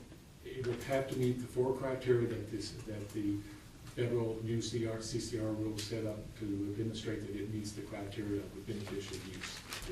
Again, that's a case-by-case decision. You would have to go Sure. through that process to see if you met all 4 criteria. Do those, and I'm sorry to ask this jurisdictional kind of question, but if you're using it for, to make wallboard, you said, so does the federal final rule defer that to the state, or does it also have to meet the 4 criteria of beneficial use under the federal rule? You would have to meet both definitions. Okay, so if you're going to try to use it in wallboard, then it would have to meet both the state and the federal. Correct, sir. We actually reviewed our contracts and felt comfortable that the wallboard use certainly meets those 4 criteria. Now, that's something we'll be doing in the future for all future potential uses as a beneficial use will be determined whether or not it meets all 4 criteria. Whether it's transported or not is irrelevant. That doesn't really play into the definitions and criteria. Okay.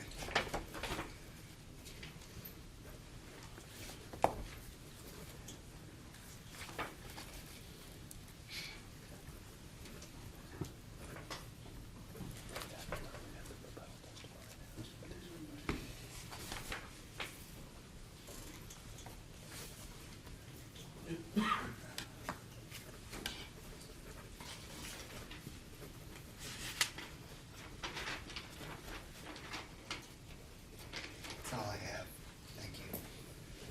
Do you have any redirect? I just have one question on redirect. Mr. Revlett, in both pieces of your testimony, have you opined as to whether the Sterling proposal here would qualify for beneficial use under the federal CCR final rule? Yes, I have. In my opinion, it would not meet all 4 criteria. And have you reviewed Mr. Kinch's testimony on that topic as well? Yes, I have. He had similar conclusions. No further. Any recross?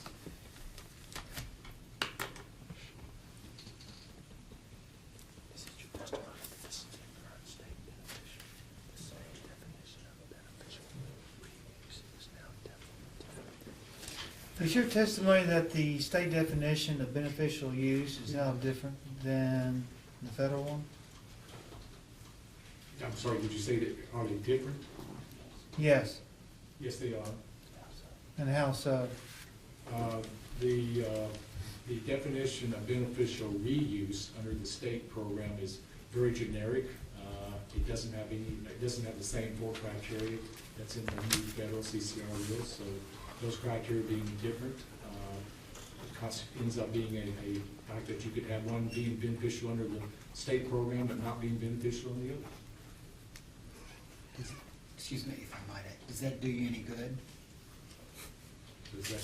Well, I mean, if you get a permit for beneficial Oh, sir, Vice Chairman, in reality, it's 2 separate programs. You might be beneficial reuse under the state program, but unless you meet the criteria of the federal program, then you don't have all you need to do.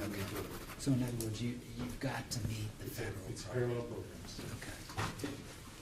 Okay. One more on redirect that was raised by Rick Cross.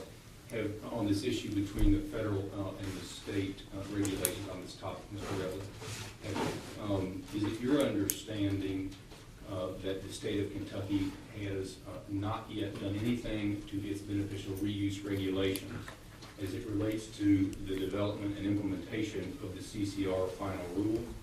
Yes, at this time, they have not. Did you contact anyone, any state agency about the state's position as to the CCR final rule and its effect or lack thereof on the beneficial reuse regulations promulgated by the state? Yes, I have. Could you tell us about that contact, please?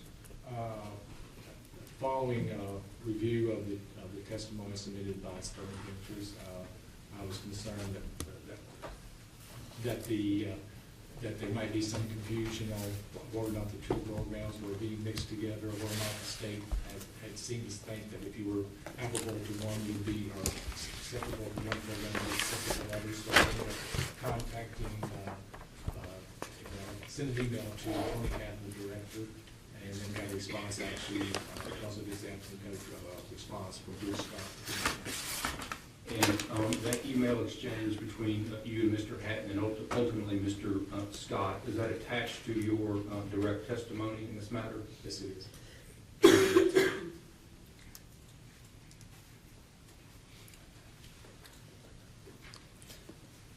Just a couple of questions, Your Honor. Thank you. What is the state criteria for beneficial reuse? It's basically one definition. You have to be able to demonstrate that you have some benefit for it, some purpose for it. Pretty much, if you can figure out some way to use it, and it meets the state criteria for environmental performance standards. It does have that criteria, but that's a pretty generic, subjective criteria also. So basically, it's 2 points. One being that you have some purpose for it. It doesn't define what criteria it takes to demonstrate that purpose. And then the second item is you have to be able to demonstrate, if requested, that it meets the environmental performance standards. So generally, based upon your experience and knowledge, what type of proposal would qualify generally under beneficial reuse for state permitting process? If you can figure out some way to use it, it would generally be permissible.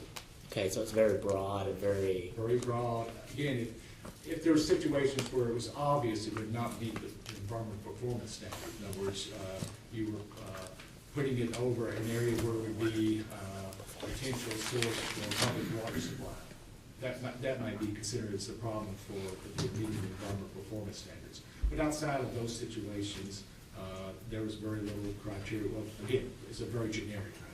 Is there a specific regulation that defines beneficial reuse? Yes, there is a definition. What's the regulation? Do you know? I'll have to, I don't recall, it's 47 something, but I don't recall it. Could you provide that as a poster and data request? Yes. And you also mentioned, with respect to the beneficial use under the CCR final rule, the federal EPA final rule for CCR, that the beneficial use would be determined on a case-by-case basis. That's correct. As to whether or not that proposal would qualify as beneficial use. Did I recall your testimony correctly? Which proposal are you referring to? Well, just any generic proposal. Yes, obviously it's a self-implementing rule, so it's going to be up to that individual or that entity that decides to treat something as a beneficial use, that they're going to have to be prepared to show that they went through those 4 criteria and in fact met all 4 criteria. So who would make the final determination as to whether or not it qualifies for beneficial use? At this current time, it's a self-implementing rule, so it would be the entity which chose to actually make that determination, and then of course it'd be subject to a citizen suit. Okay. So the litigation process makes that final determination. That's correct. At this time. What do you say at this time? Well, the state is considering developing their own regulations. So at some point in time, it may be the fact that the state of Kentucky will adopt a very similar program as what they did propose with the new, or finalize with the new CCR. So they'll be in sync in terms of what the federal and state definition of beneficial use would be? But my understanding, they're in the process of starting to develop these regulations that would try to mirror the federal regulations. Okay, so does the CCR rule require the state agency to develop regulations? No, it does not. It does not. Well, okay. But are you aware if Kentucky is developing any state regulations Yes, that would address beneficial use under the federal CCR rule? It's my understanding that, again, I have not seen those draft regulations, but it's my understanding that they will include a new definition for beneficial use. Okay.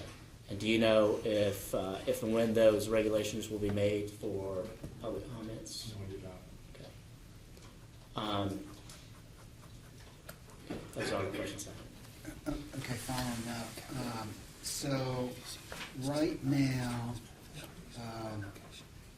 if you satisfy the federal, is it your understanding that it would, although you would have to apply, if it's in Kentucky, you still have to meet the federal, and then we've got this state regime that's out there with respect to beneficial reuse. If it's, would that automatically mean that if you meet the federal and understand the enforcement issue, that it would satisfy Kentucky? You still have to go through the process in Kentucky. Like, for example, right now, without a change, Sterling would have to, on its own, basically determine that it met the 4 criteria, and that's a risk that they take, correct? Correct.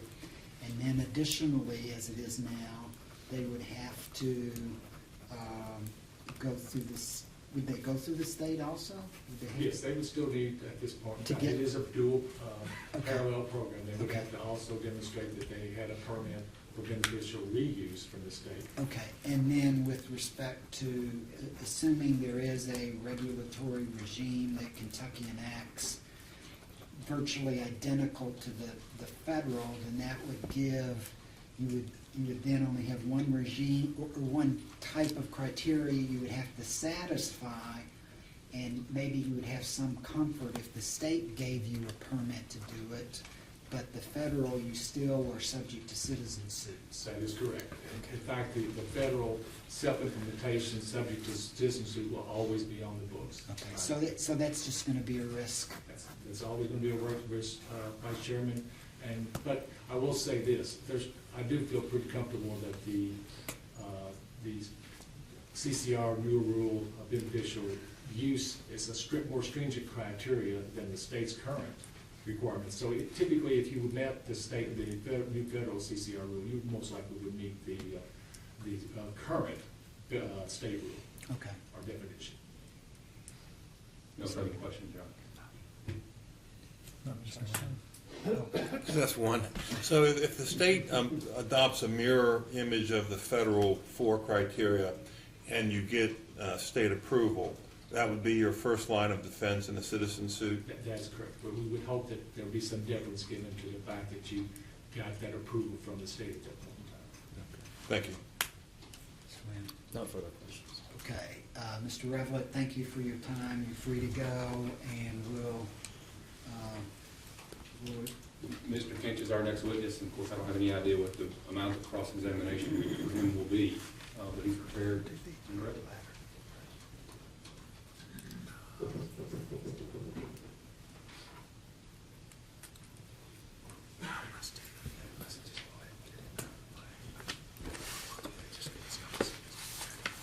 I think we could be pretty brief with him. So.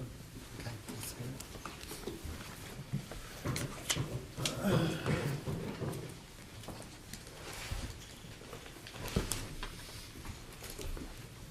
Good evening, Mr. Kinch. If you raise your right hand, you swear or affirm the testimony you're about to give is true and correct under penalty of perjury. Please have a seat. State your full name. Richard James Kinch. Mr. Kinch, with whom are you employed? I am an independent environmental consultant at this time. I think it's probably more informative to mention that at the beginning of this year, I ended a 41-year career with EPA. Thank you. Mr. Ingram? Mr. Kinch, did you prepare rebuttal testimony that was filed in this matter on September 10th of this year? If I were to ask you the same questions in that rebuttal testimony here this evening, and the answers be the same? It would be the same. I'll make a small note that there's a formatting issue in my testimony on page 13. There are a couple of paragraphs at the bottom that were indented like they were quotes. And they're obvious when you read them, but they're not, and they should have been moved to the left and double spaced. So that's the only thing that would be different.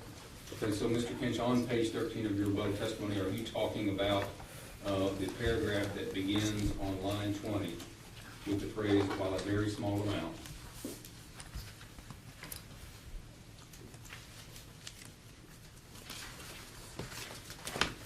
Yes.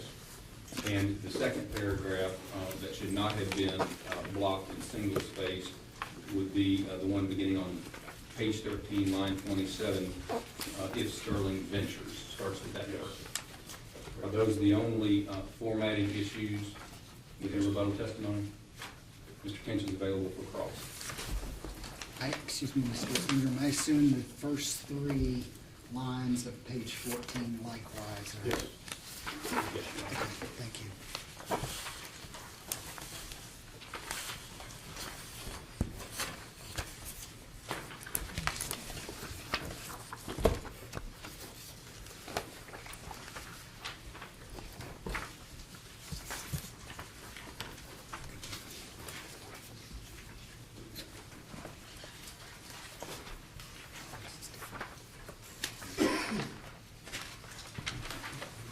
Mr. Vice Chairman, I have that as number 11, am I correct? Yes.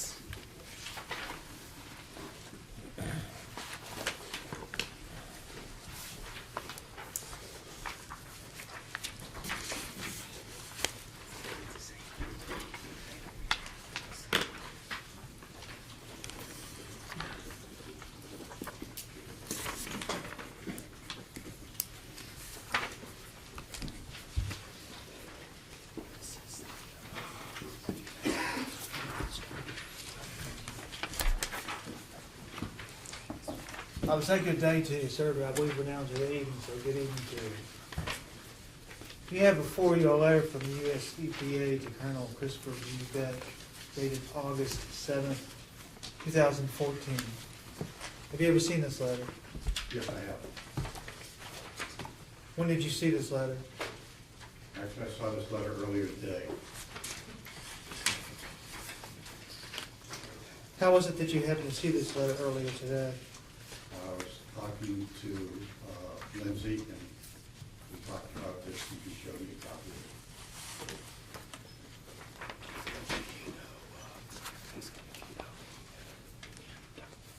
it. Mr. Howard, for the sake of completeness, this letter references an enclosure, which is an earlier July 11th letter. Do you plan on making that a part of Sterling Ventures Exhibit number 11? I didn't hear the question. Yeah, you're referencing an enclosure, Yes, the very first letters of the body of the letter say the enclosed July 11, 2014 letter. This letter has an enclosure to it.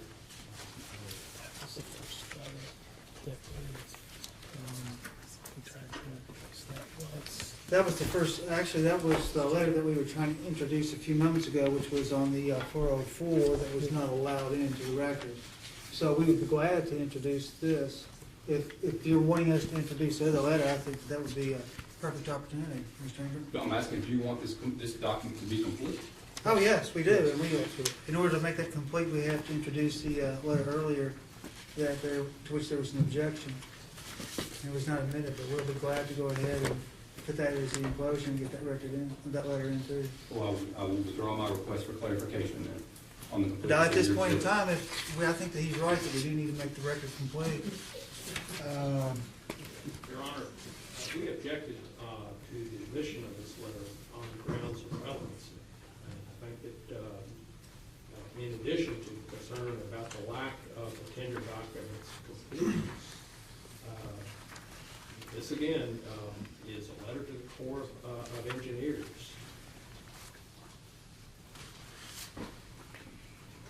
Don't see the relevancy of this.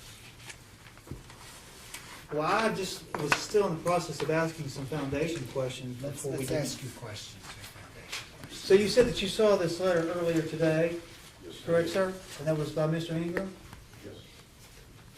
What was your discussion regarding this letter? It was very brief. He basically mentioned its existence, thought that I should take a look at it. Well, he first asked me whether I'd seen it before. I said no. And he said he would give me a copy. We did not discuss the substance of the letter, though.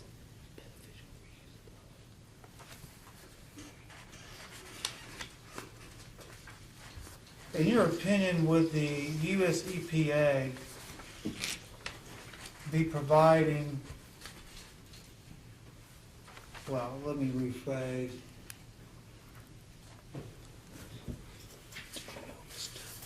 Do you know Ms. Tony? No, I do not. Are you aware that she's a regional administrator looking at this letter? That wrote the letter, yes.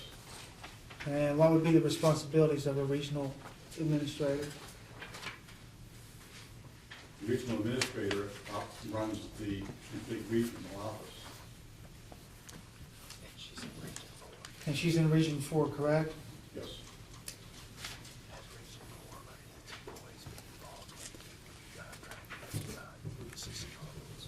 Has a regional administrator or any employees in Region 4 been involved in the drafting of the CCR regulation? To the best of my knowledge, nobody in Region 4 has been directly involved in the drafting of the CCR rule, but I should speak primarily to the beneficial use aspects of the rule. That was my area of responsibility.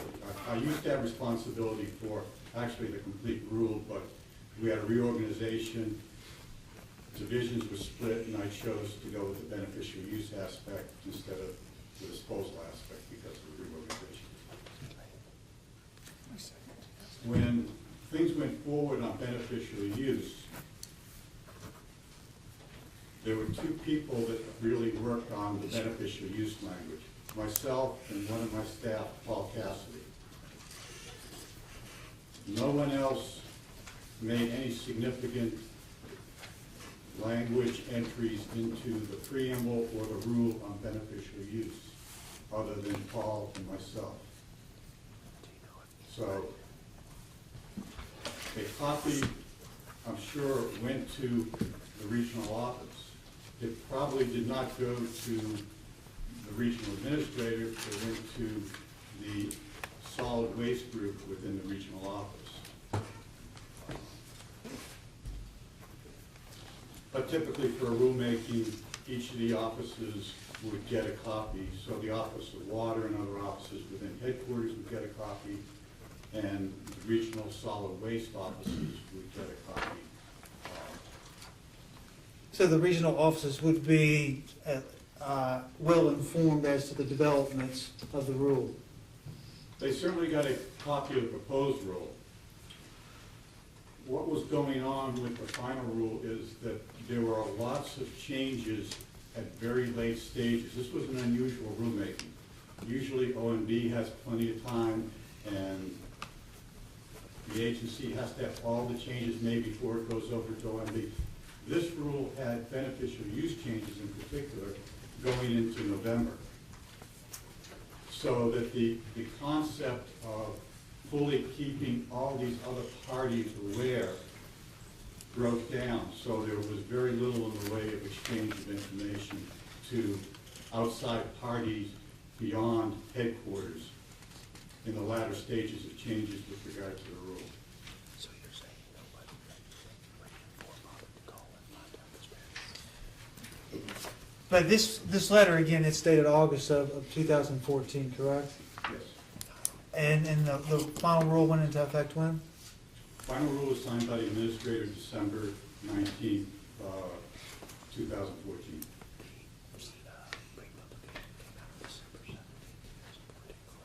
So the pre-publication came out December 14th, December 17th? December 17th.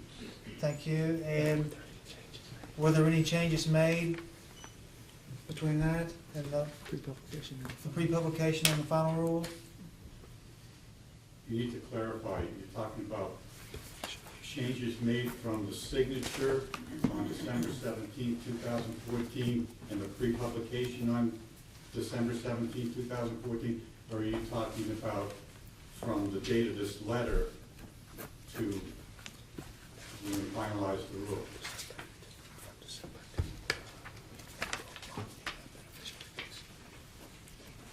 From December to April, were there any changes on the beneficial reuse? No.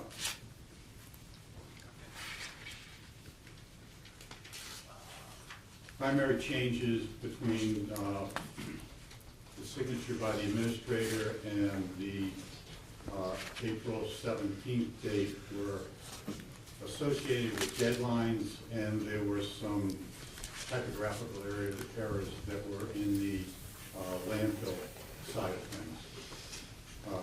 The landfill surface and common disposal side of the issue.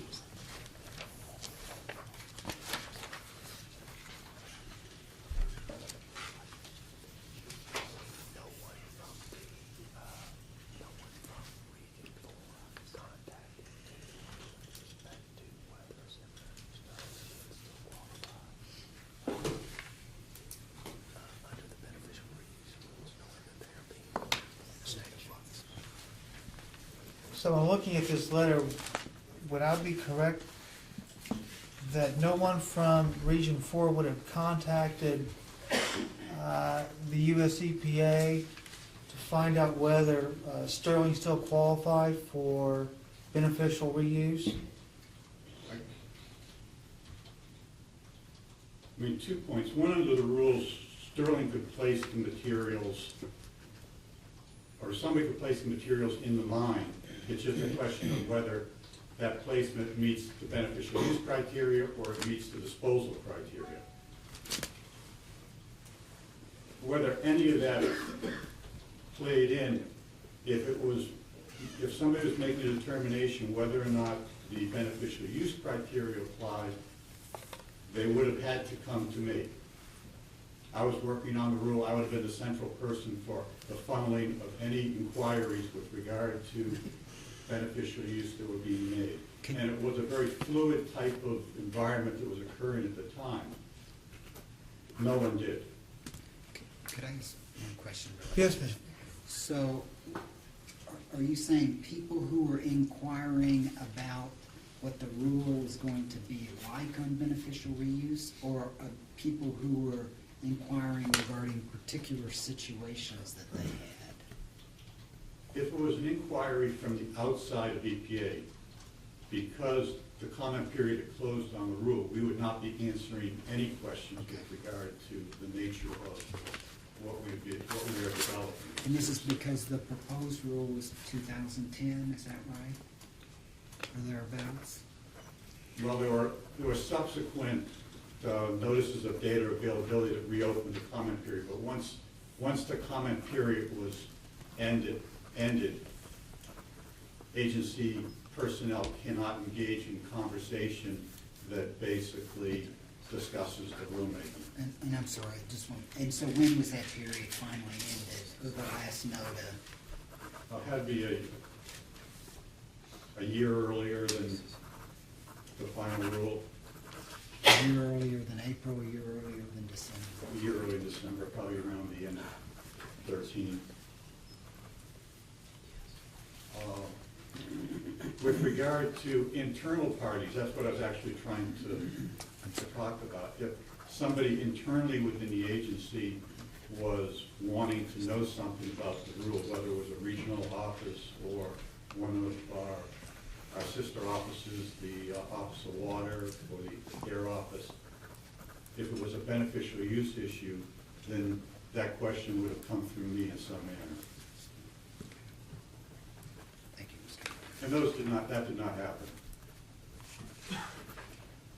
So at least as of this morning, you were presented a copy of this letter and you reviewed this letter? Yes. And you're familiar with this letter as of this morning? Yes, I am.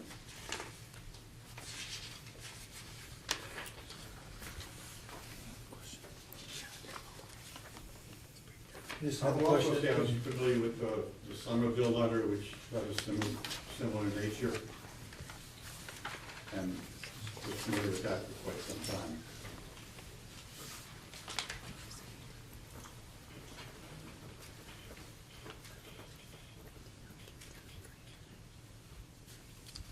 Just have another question or two, sir, and then I think we'll be able to wrap up with you. From Sterling's perspective.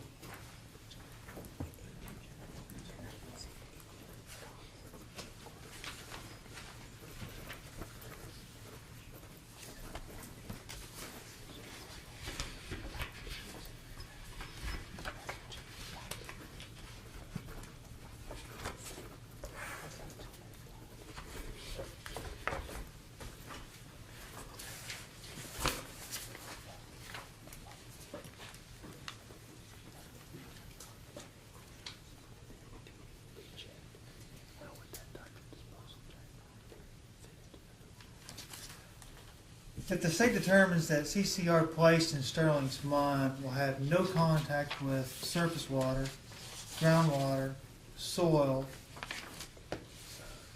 or fugitive emissions, or leachate, how will that type of disposal change, or chamber rather, fit into the new rule?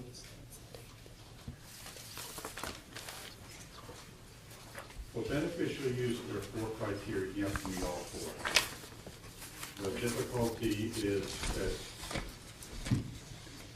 none of the first 3 criteria are met, so the use is not beneficial.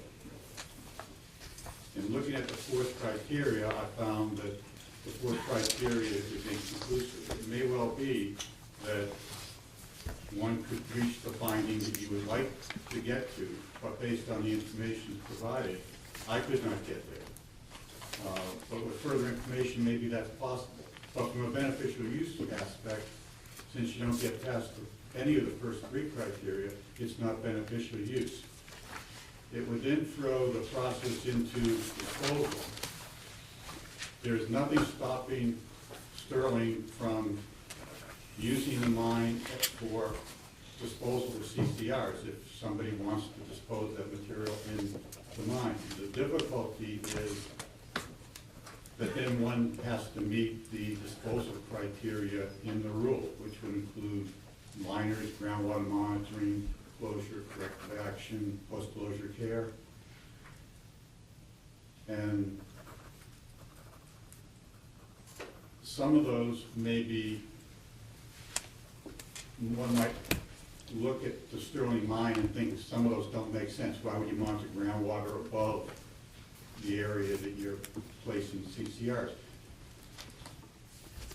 If the program had been delegated to states and there were state programs, then maybe you could have some kind of flexibility under state programs. But that wasn't established for the CCR rule because we have no authority under legislation to delegate the program to provide any kind of, in lieu of state authority.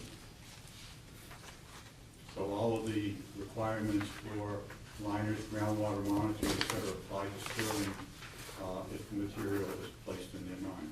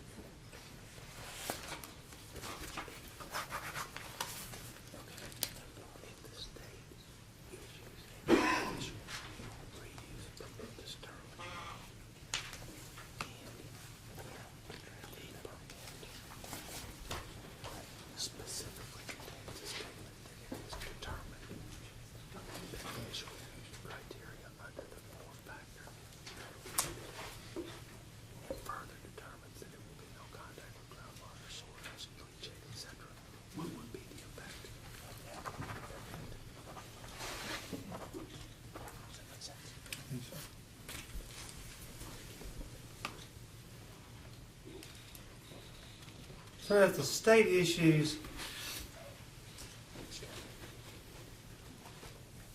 a beneficial permit to Sterling, and it specifically contains a statement that it has determined it to be a beneficial reuse criteria under the 4 factors under the federal criteria, and further determines that there will be no contact with groundwater, soils, leachate, etc. What would be the effect of that permit? In my testimony, I tried to explain the situation between the federal and the state requirements. And the agency would love states to pick up and adopt the EPA program. That's not an issue, and they would like to have them have the same requirements. The difficulty in what you are describing is that the state program never will act in lieu of the federal requirements.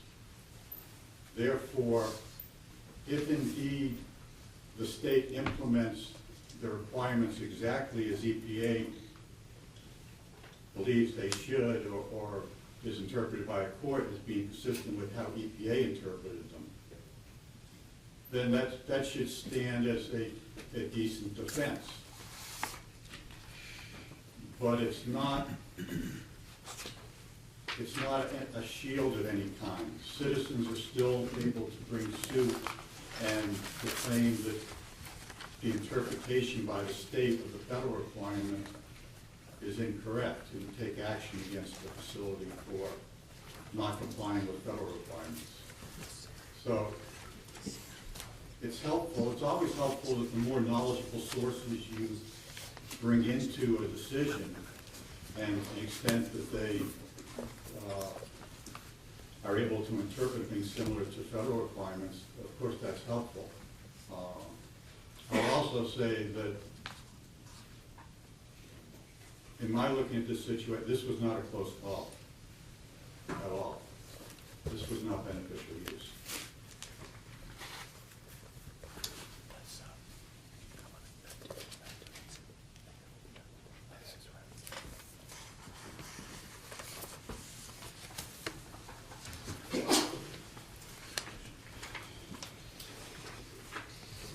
While Mr. Walters is handing out another exhibit, if I may, sir, I'm still looking at this letter dated August 7th, 2014. The subject on this is Louisville Gas and Electric Company, Coal Combustion Residuals Landfill, Trimble County, Kentucky, LRL-2010-711, correct? Correct. In this document specifically, if I go to the second page of this letter dated August 7th, 2014. Yes. If we go to the second paragraph on this page, can you read the first, let's say, first sentence into the record, please? In addition, since providing the July 11, 2014 comment letter, the EPA has learned of a potentially feasible alternative not considered by the applicant. Sterling Ventures LLC owns and operates an underground limestone mine in Gatlin County, Kentucky, that holds a special waste facility permit from the Kentucky Division of Waste Management, KDWM, to accept synthetic gypsum produced during flue gas desulfurization FGD process at the Kentucky Utilities Ghent Power Station to fill mine voids in a mined-out section of the underground mine.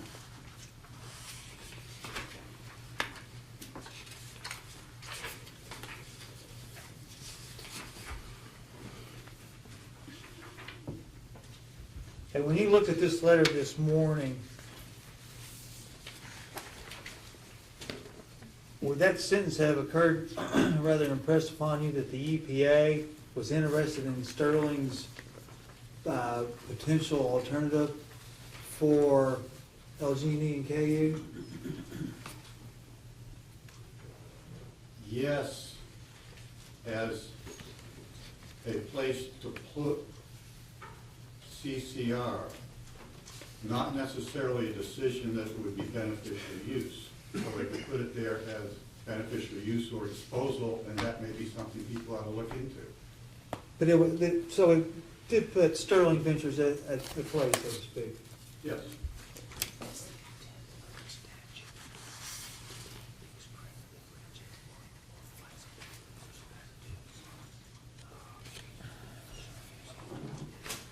Is the intent of the statute to be stringent or liberal when it comes to beneficial use alternatives? In putting together the rule, the main focus was on disposal, and people were concerned about disposal. So the real driver was a little bit different than how you're phrasing it. The real driver was, as we're regulating disposal, we need to have a clear line as to when something is disposal and when something is not disposal. So that's really where the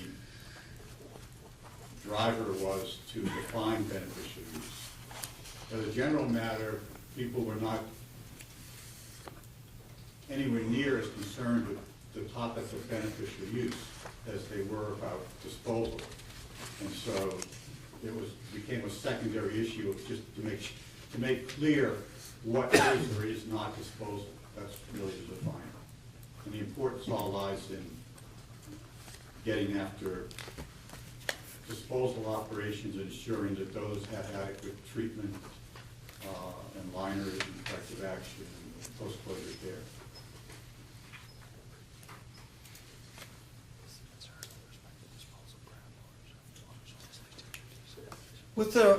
When we're talking about disposal, is a concern related to groundwater, surface water, soils, leachates, or fugitive emissions, or all of the above?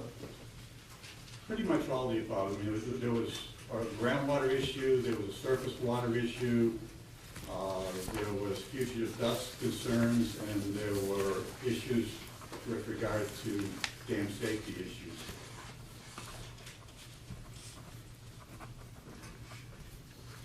So while you're going to consider those are concerns, you still want to be able to have CCR alternatives, correct?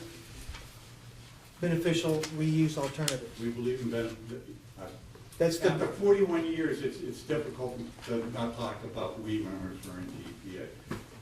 But EPA wanted to basically promote beneficial use, and in certain aspects, towards the end of the rulemaking, for example, EPA came out with a couple of documents on fly ash and concrete and FGD gypsum and wallboard, and basically indicated that both of those were environmentally safe or equivalent to alternatives, and the agency was supportive of those particular aspects.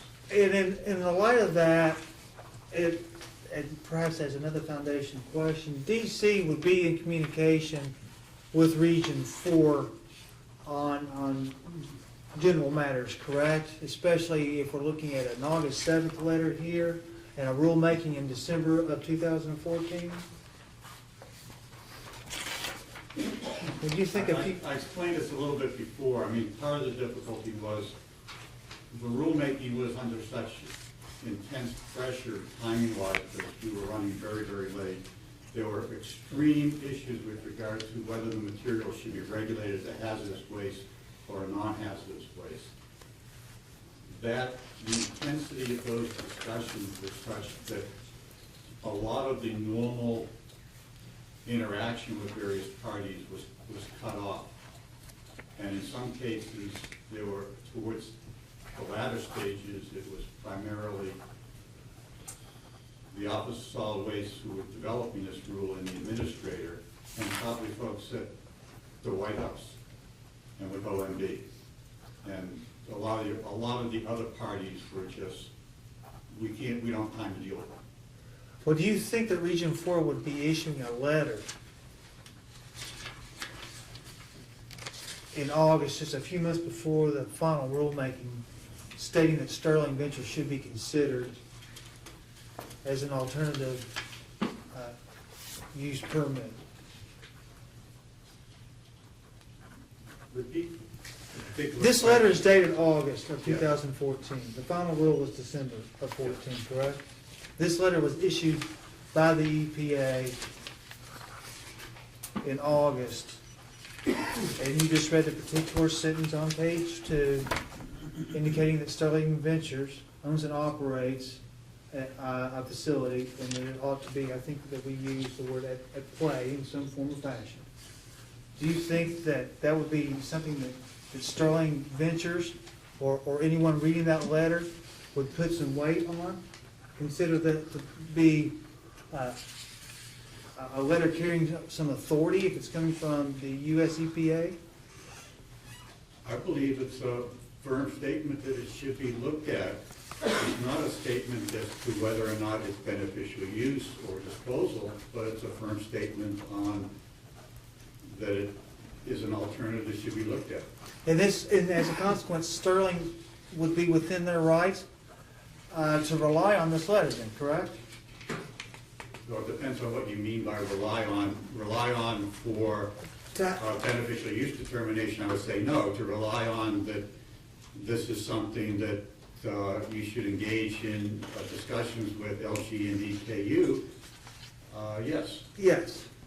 So that they should further explore those discussions with LG&E and KU. Yes.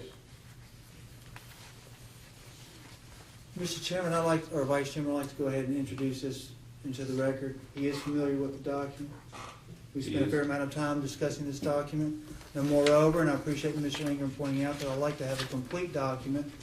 The sentence that the witness read referenced the July 11, 2014 letter that we tried to introduce earlier, and in the interest of having one complete document, I think that the Sterling number 6 should be attached to number 11, and these should be aggregated into one exhibit as Sterling exhibit number 11, so that we have one complete exhibit. No objection. Thank you. Mr. Vice Chairman, will we do so? Okay, so admitted. So, just for, we're going to attach exhibit 6 to the back of this, or? Yes, for simplicity. So we're still going to leave 6 as in and of itself not admitted, just for clarity's sake? For the record, whatever is easiest for the Vice Chairman, we can now admit that. I've already said 6 is gone. Do you want to change that and show that 6 is admitted? And then, That's just, why don't we just say not accepted in the record and then put a copy with part 12. okay. So you don't need to make a copy of all. That copy with number 11. 11. Oh, and there's number 11, that's not it, I'm sorry. Okay. Yeah. All right. I think we're just about done, sir.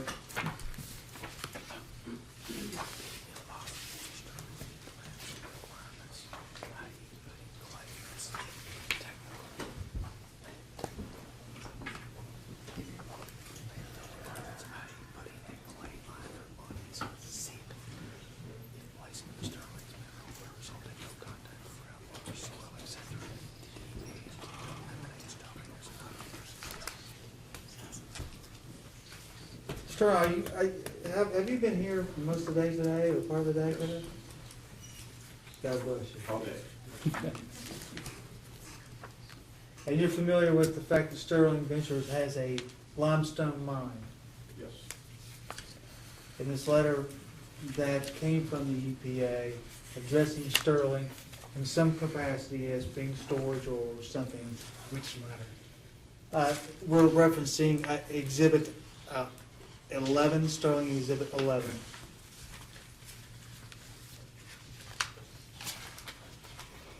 Do you think that the EPA understood that it would be impossible for Sterling to meet federal landfill requirements, as in putting some sort of clay liner on its ceiling?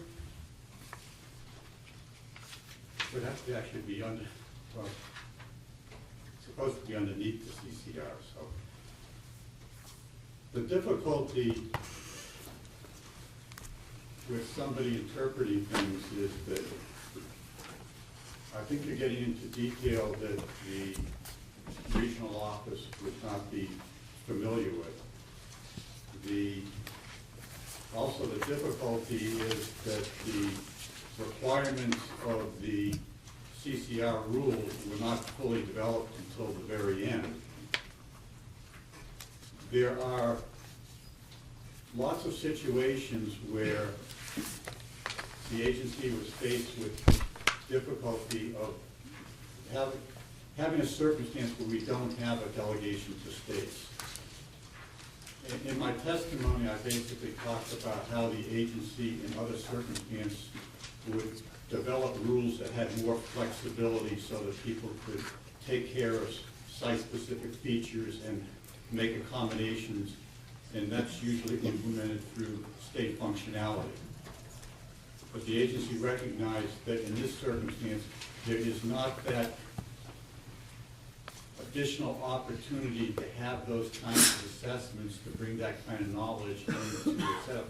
So what was known by EPA in general is that if we went with a subtitle D process, there were going to be circumstances that may not be great fits for individual circumstances, but within our rulemaking, that's what the limitations of our legislation drove us to, and the only other choice was to develop hazardous waste requirements where we would have a broader mechanism to engage in creating that flexibility.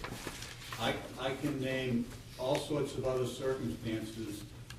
For example, there's a surface impoundment in Montour, Pennsylvania that has, I don't know, 100 or 200 feet of impermeable shale. It's never going to be a problem. It's an unlined impoundment. But from a regulatory point of view, basically EPA is coming up and saying that that kind of circumstance is not really acceptable. So there is a rule. I think the agency made a decision as to kind of the best we could do covering the full spectrum of situations that are out there. Are there some individual circumstances that don't fit real well? Yeah, there might be,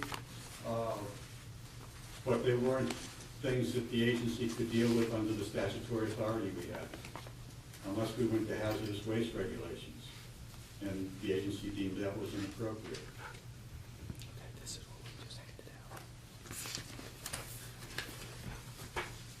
I believe that Mr. Walters has handed out what would be Sterling number 12. I don't know if that's been marked yet.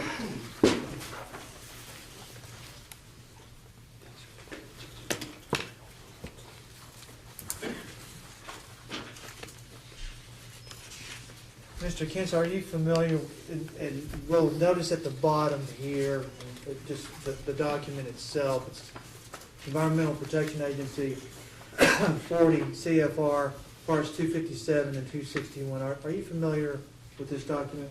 Yes. And the document that I've handed to you, you will notice that there, at the bottom of the first page, it says page 1 of 746, but there are not 746 pages before you, are there? Thank you. You're welcome. You are familiar with this document? Yes.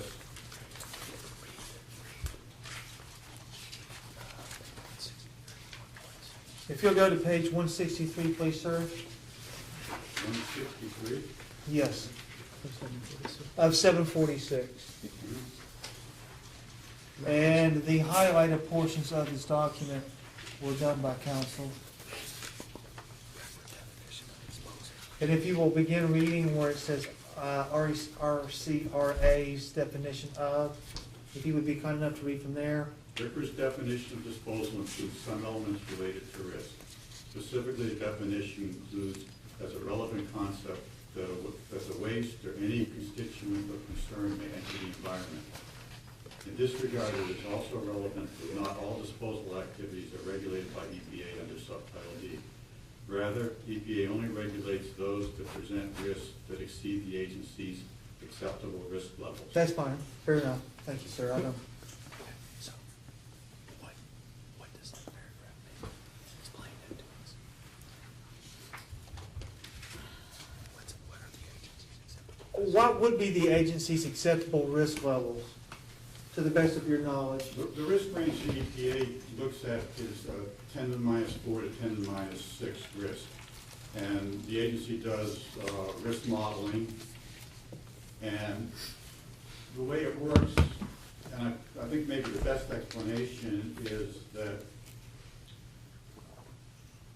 this statement is not a statement on an individual facility or site. EPA's decision on acceptable risk has to do with a kind of broad-based look at the industry and whether at the 90th percentile,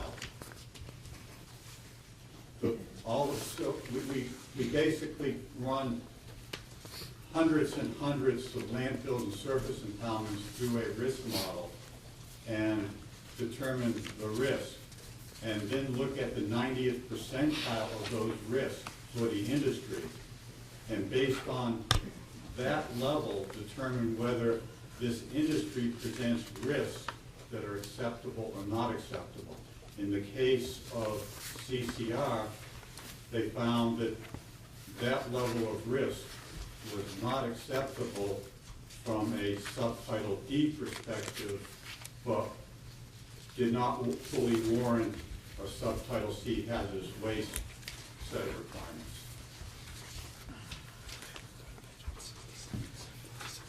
If you'll go to page 167, please, sir.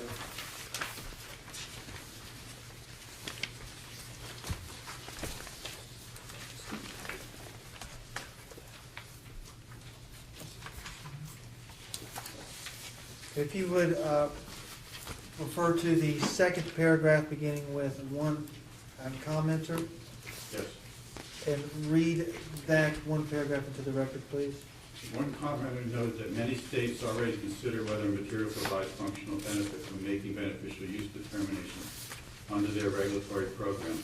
The agency agrees that this is an important criterion to determine whether a use is beneficial use. To the extent that the state regulatory program has determined that a particular use provides a functional benefit, this may serve as evidence that this criteria has been met.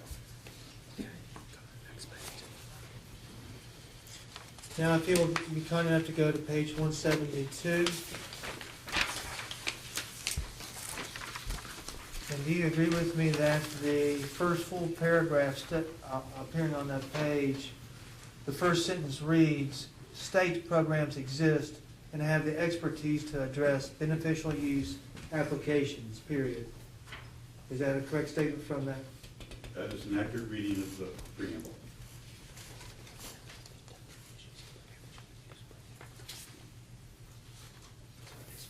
So if Kentucky issues a beneficial reuse permit for this mine,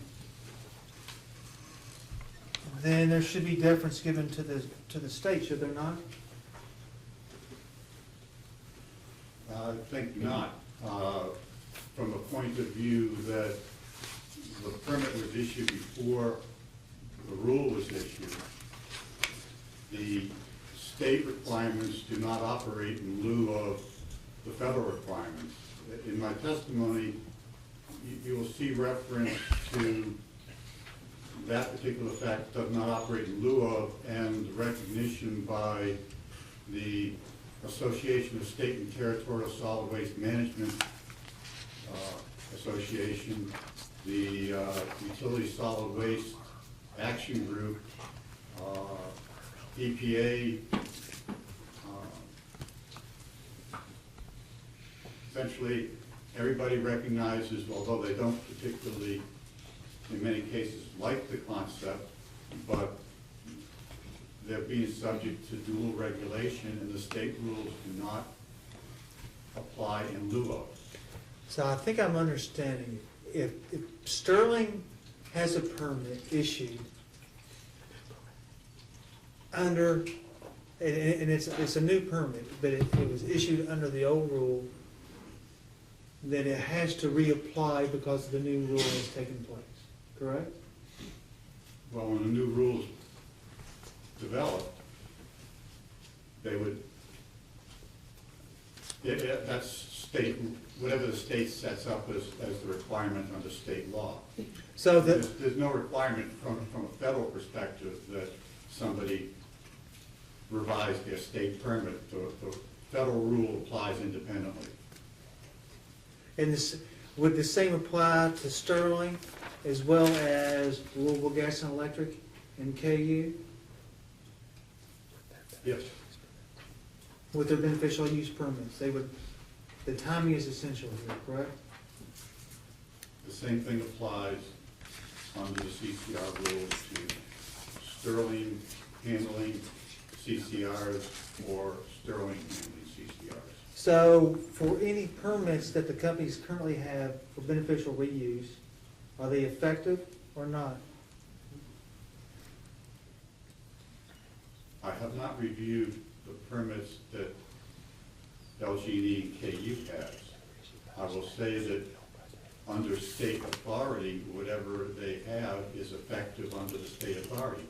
Whether those activities also comply with federal requirements, one would have to look into them. The two that I'm aware of is the fly ash and concrete with Wholesome and wallboard manufacturing, and the agency has spoken directly to those and very extensively to those, and basically on a national basis said that those activities comply with the requirements for beneficial use, and the agency supports those beneficial uses. But if they were permitted under or prior to the new rule by the state, then they're not effective, are they? They're no longer in effect. Under the, I mean, if they were... The new rule's not in effect until October. I'm sorry, I misspoke, yes. If they were permitted under the old rule, I'm sorry, Your Honor, I cannot follow. Yeah, I'm not either. Are you saying under the old and I'm state? getting myself a little confused. Are you saying under the old state rule or under the old federal? Let me work on this question for just a moment, and then I'll try to wrap up. Let me make clear, LG and KU do not have any beneficial reuse permits. Well, we're trying, are you testifying, Mr. Riggs? I know we're trying to keep things moving here. Is that correct? I mean, I'll be glad to hear what... Just focus on what your question is. That's what I was trying to do. Mr. Riggs was making a comment.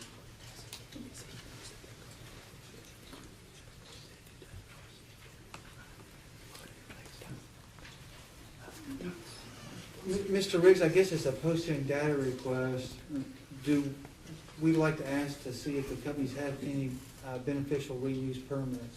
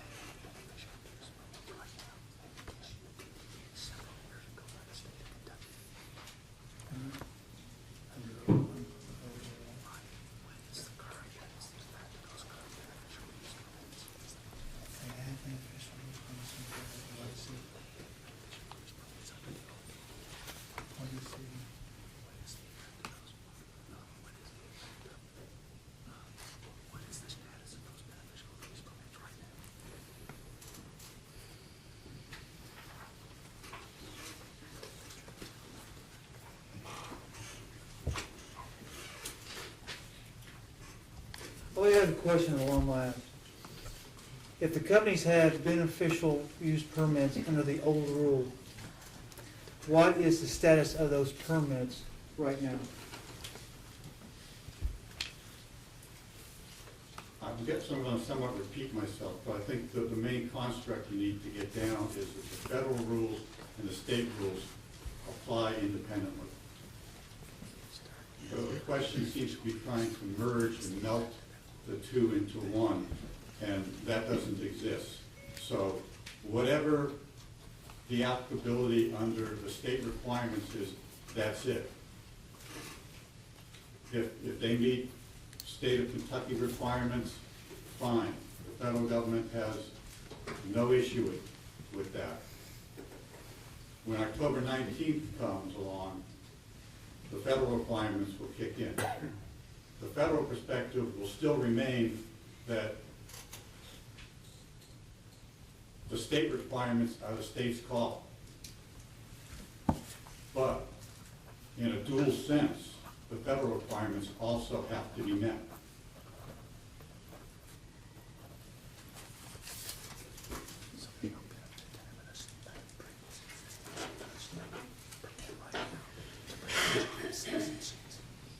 So there's no benefit currently to have a permit or under the old rule to protect you against citizen suits, correct? I'm going to object to that question. That calls for a legal conclusion about the effect of this or that permit from Mr. Kent, who's not a lawyer. And I think it's inappropriate to ask him that. I'll rephrase.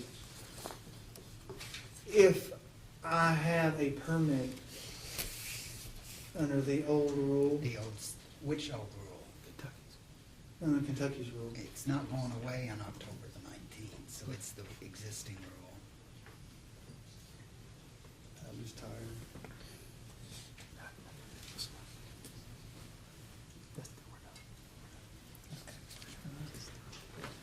I think we're right there, Mr. Vice Chairman. Do you have any questions? Any, No. any follow-up questions? Do you have any? I do, but I'll be very, very quick. Oh, wait, I have 4 questions. okay, sure, I'm sorry. Good I evening. looked at Quan and I Quan was said answering no. Commissioner Long's questions, I apologize. I screwed them all up. To your knowledge, were there any changes regarding beneficial use between this letter dated August 7th, 2014 and December 17th, 2014? Yes, there were. The concept of the 3 kind of general criteria of functional benefit, replacement of virgin materials, and specifications and excess use. Those concepts have been around for a while, and those were pretty much there. We may have tweaked the language on those a little bit, but those were largely there. That 4th criteria, that wasn't created until the October timeframe. That was the birth of it, and the refinement probably went into November.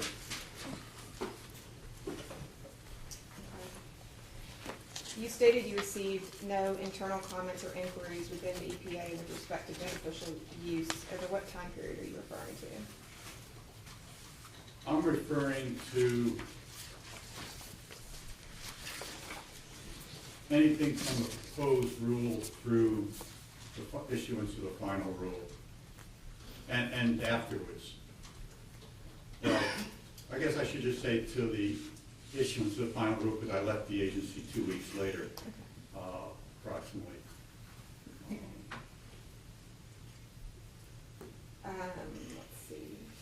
Do you? And by the way, for that, I'm really talking about, again, outside parties weren't even considered. It was just Right. kind of open discussions within inside the agency. I understand, thank you. Do you agree with Mr. Revlett's testimony that under the current state and federal regulations, storing CCR in Sterling's mine to be permitted as beneficial reuse under Kentucky laws, but also be deemed as disposal and not beneficial use under the new CCR rule? You also discussed that in your rebuttal testimony, can you refer to it? Sterling's plant is not beneficially used under the federal requirements and would constitute disposal. requiring the full collection of landfill requirements in the CCR rule. Okay. And my last question, if you would please turn to your rebuttal testimony, page 6, line 12 through 13. 6, line 12. Page 6, lines 12 through 13.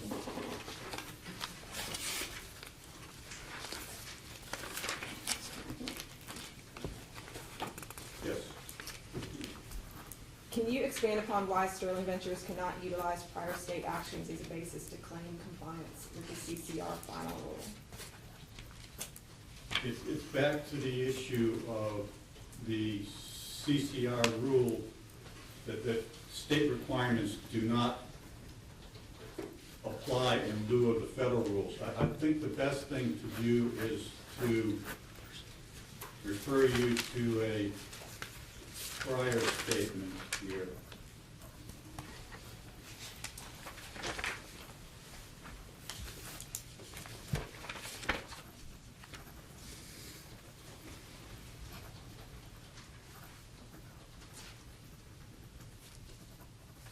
I seem to have gotten my pages out of order, so excuse me.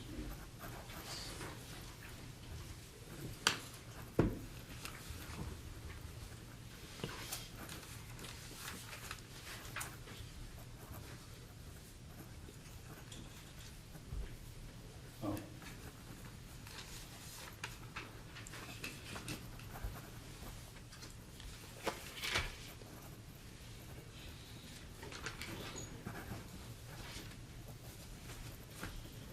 There's the quote on page 5 that basically says that under our RCRA authority, the rule does not require permits, does not require states to adopt or implement these requirements. On page 7, there is also the quote in the CCR final rule, EPA approval of a state SWMP, solid waste management plan, does not mean that the state program operates in lieu of the federal program, as EPA does not have authority to make such a determination. So, in the quote above that, it talks about working closely with states to have them adopt the CCR rules into their state solid waste management plans. But then we acknowledge, and subsequently everybody else acknowledges and accepts, that there's this problem that even if they make it identical, it will not operate in lieu of, and citizens are free to take enforcement action independently. Now, the ideal situation is if there is identical requirements and the interpretations are appropriate, then things should work out. But again, there's not a deference to the state program. Reference was made by Sterling Ventures with regard to NPDES permits. NPDES permits have clear statutory delegation to states, and the language expressly says that these operate in lieu of state permits. Basically, if you comply with a state permit, you're complying with the Clean Water Act, in essence. Courts have largely supported that. There's some little caveats even there. For example, in an NPDES permit, if somebody doesn't declare certain information properly when they got their state permit, the Clean Water Act does not hold that that's a bar from people going after them, even though they're complying with their state permit. They still could be sued because they didn't provide the information to develop an accurate permit. None of that is here for the CCR rule under Subtitle B. We don't have authority under RCRA to do that. We can do that for hazardous waste. We can do that for small quantity generators and for municipal solid waste. It just doesn't exist for industrial non-hazardous waste. Thank you for your time. Just, I'll be so brief, probably 2 or 3 minutes at the most. Kinch, the EPA's CCR final rule doesn't contemplate EPA ever issuing any permit for beneficial use. Is that accurate? That's correct. And instead, the enforcement of that rule will be left to citizen suits under the self-implementing feature of the rule. Is that right? Correct. So by the same token, does that mean that EPA could somehow waive any entity's proposed beneficial use? Or would EPA say, no, that's not even contemplated by the rule whatsoever? Waive somebody's, Could EPA say, oh, the Sterling Ventures proposal is great, so we will waive prong 1, 2, or 3 of the CCR final rule? no, I mean, citizens can take suits, so actually the concept of EPA doing anything actually doesn't apply directly. EPA issued the rule and allows citizen suits. Citizens take action on criteria 1, 2, or 3, or whatever aspect of the rule that a facility fails to meet. And this letter that's been the subject of so much questioning is dated August 7, 2014. I'm referring to Sterling Exhibit 11. Yes. Correct? Is it fair to say that you are the author of the beneficial use portion of the CCR final rule? Yes. Is it fair to say that a critical distinction under that rule is whether a proposed use is beneficial or whether it is disposal? That is the critical reason why the beneficial use piece is there. In the CCR final rule, and as alluded to on page 17 of your testimony, was there concern expressed over the excessive amount of CCR material being used as a guise, or as a guise for beneficial use, when in fact that excessive use would be a sham for disposal? I believe there's language in there talking about a guise and a sham, and in particular, there are a couple of circumstances where the agency specifically talks about excess use in things like agricultural use, where things are used in quantities that exceed what normally would be used by somebody for agricultural purposes. And although we largely set aside Department of Transportation types of concerns, there is mention that in CCR use in transportation, that excess use of CCRs in transportation projects would also not be considered beneficial use. At the time, there was a particular concern about a facility that was using CCR as road base and making this really excessively high road, which was viewed as, sure, it met the concept of beneficial use from the point of view that it was a road base, but it wasn't anything like the depth of a road base that would be used for a normal circumstance. It constituted being excessive and being a disposal practice. In this letter, which you have reviewed, is there any attempt whatsoever to distinguish the Sterling plan as either disposal or beneficial use under what became the CCR final rule months later? I don't see any way that the letter could do that, and it doesn't. It's simply a recognition that this is something to look at. It may be beneficial use, maybe disposal. Examine it. I don't think it's a call on beneficial use or disposal. Last question. As the author of the beneficial use aspect of the CCR final rule, is there any doubt, as an expert on this topic, as to whether the Sterling proposed use here is beneficial use or disposal? I will say that besides being the author of the beneficial use rule, I'm probably the father of beneficial use of industrial materials at EPA. I basically formed the program. For a long time, EPA has support and programs to deal with the beneficial use of municipal solid waste, recycling, plastics and paper. And basically, I formulated a industrial, non-hazardous beneficial use program in EPA. That responsibility continued into the development of the CCR rule-making process. And there's no doubt from my early history through the development of the rule that this is not beneficial use, it's a disposal practice. Thank you. One question, Mr. Vice Chairman. I want to try to follow up with a question I believe it was asked by staff. Your testimony said at the time of this letter, dated August 14th of 2014, that when it was written, the first criteria were generally known.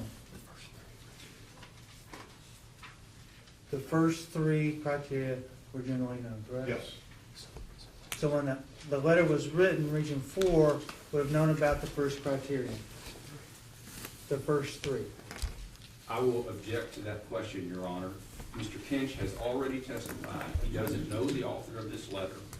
Mr. Howard is asking Mr. Kinch to get into the mind of the author of this letter. I was just trying to follow up with the question that I thought staff had asked.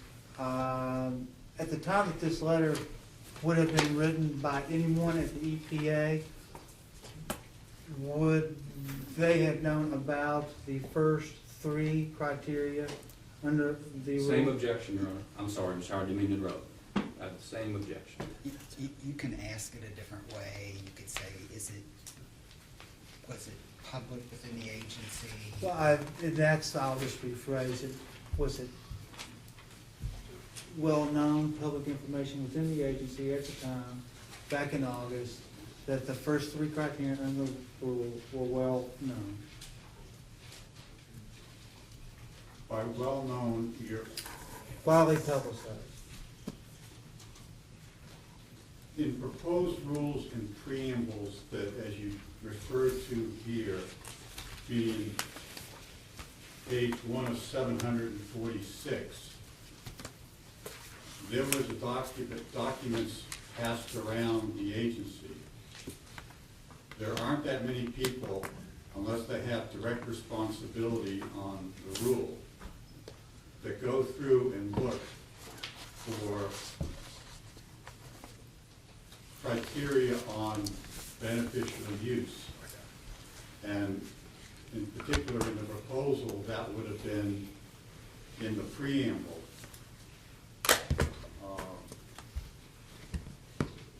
Yeah, some people could have found that within the agency, and there are certain people that were knowledgeable about it. Also, the other part of it is that the big issue for most every external party, other than our internal group that was developing it, was centered around whether or not we were going to regulate things as a hazardous waste or a non-hazardous waste. And so that's where the attention was. There were probably very few people that were deeply interested in the beneficial use aspect.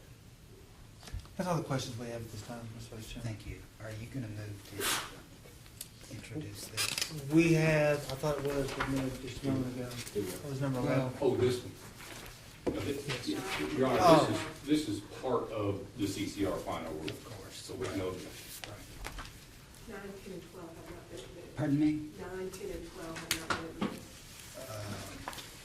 This would be number 12, which is just part of the rule, the relevant pages. We just want a copy of the entire rule. No objection to that, Your Honor. So we would move for its introduction. We have not moved for the introduction of 9 or 10 yet. Any objection to 9 or 10? We have not, at this point in time, we are not moving for the introduction of those. Correct.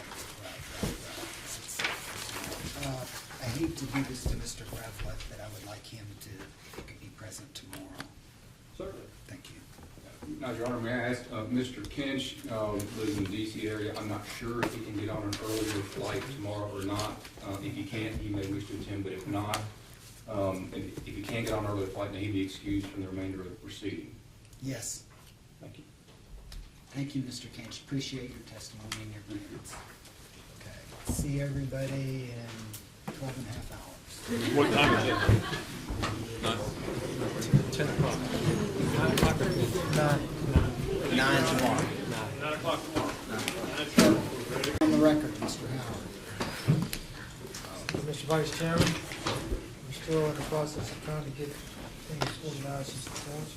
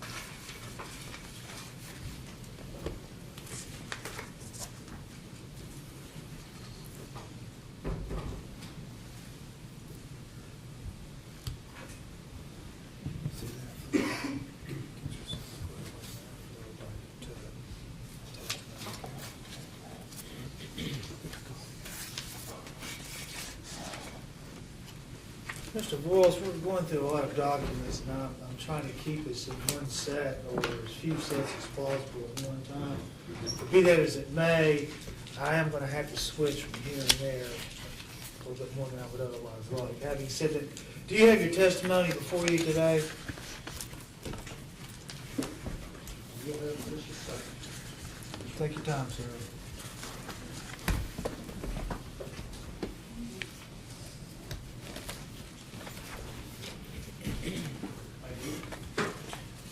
If you would, at this point in time, look at your testimony, please, filed August 6th, page 10. And I'm going to have to catch up with myself here. Page 10, lines 15 through 20.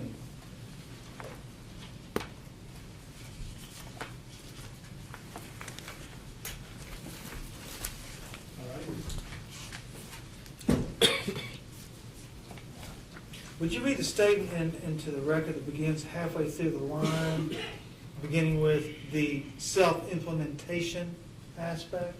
Do you see that? Yes. And read to the end of the paragraph. And yes, The please. self-implementation aspect of the CCR rule leaves the final compliance decision to the outcome of litigation in federal courts if an enforcement case is initiated by a third party through a citizen suit as authorized by the CCR rule. And as a result of the self-implementation, neither Kentucky nor the EPA is authorized to issue permits to ensure compliance with the new federal standards. As a result, our judgments on the appropriateness of any new facilities must reflect these additional risks of environmental regulation. In your years of employment at LG&E and KU, even though I use that as the umbrella for me, who has been the primary person or entity, however you like to characterize that has been a litigant against the companies when it comes to permitting issues?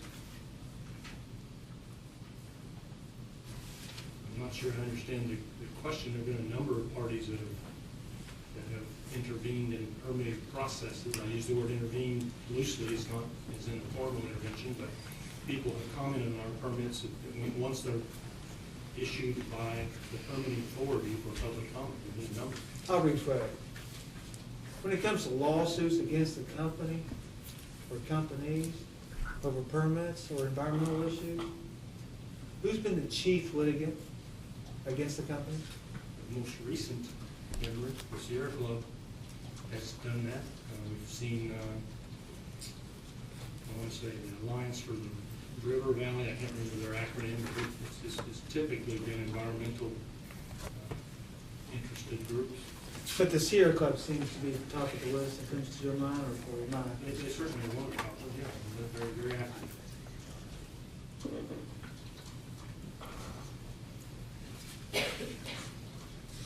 If you'll go to your page 13 of your testimony, Mr. Boyles, the same set, I'm hoping I've got my references correct.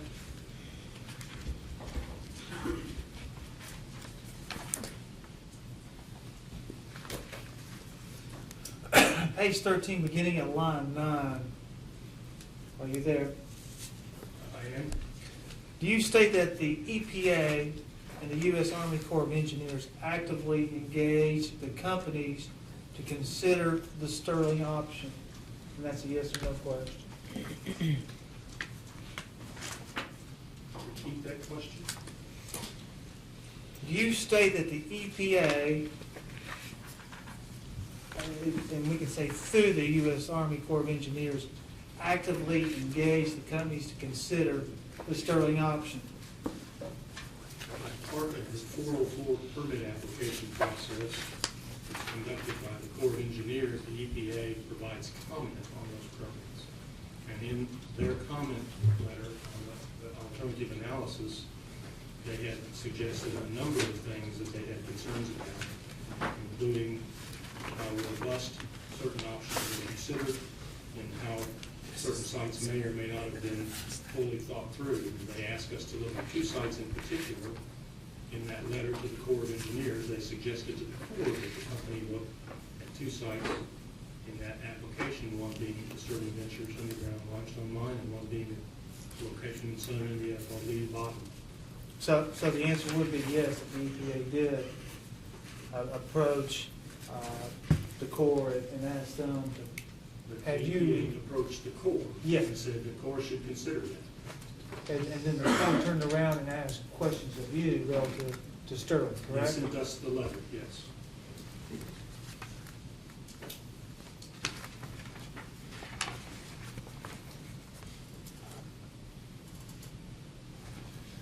As I've gone through some of the documents and also all the testimony, was there ever a bid let, or let me rephrase, was there a request for proposal by the companies to anyone for cheaper alternatives to the company's landfill option? No, companies have historically never issued a request for proposal for landfill disposal options. In the course of our evaluation of all of our landfill opportunities and in the course of all the permitting processes, we analyze alternatives, both on-site and off-site, that are viable alternatives or may be viable alternatives to consider. And in the case of Gent, we analyzed some 42 different locations. In the case of Trimble County, we analyzed some 26 different locations. And then those are subjected to the alternative analyses, but we did not issue an RFP. I'm not sure that there is an active market that you would bid into for where you would dispose of CCR.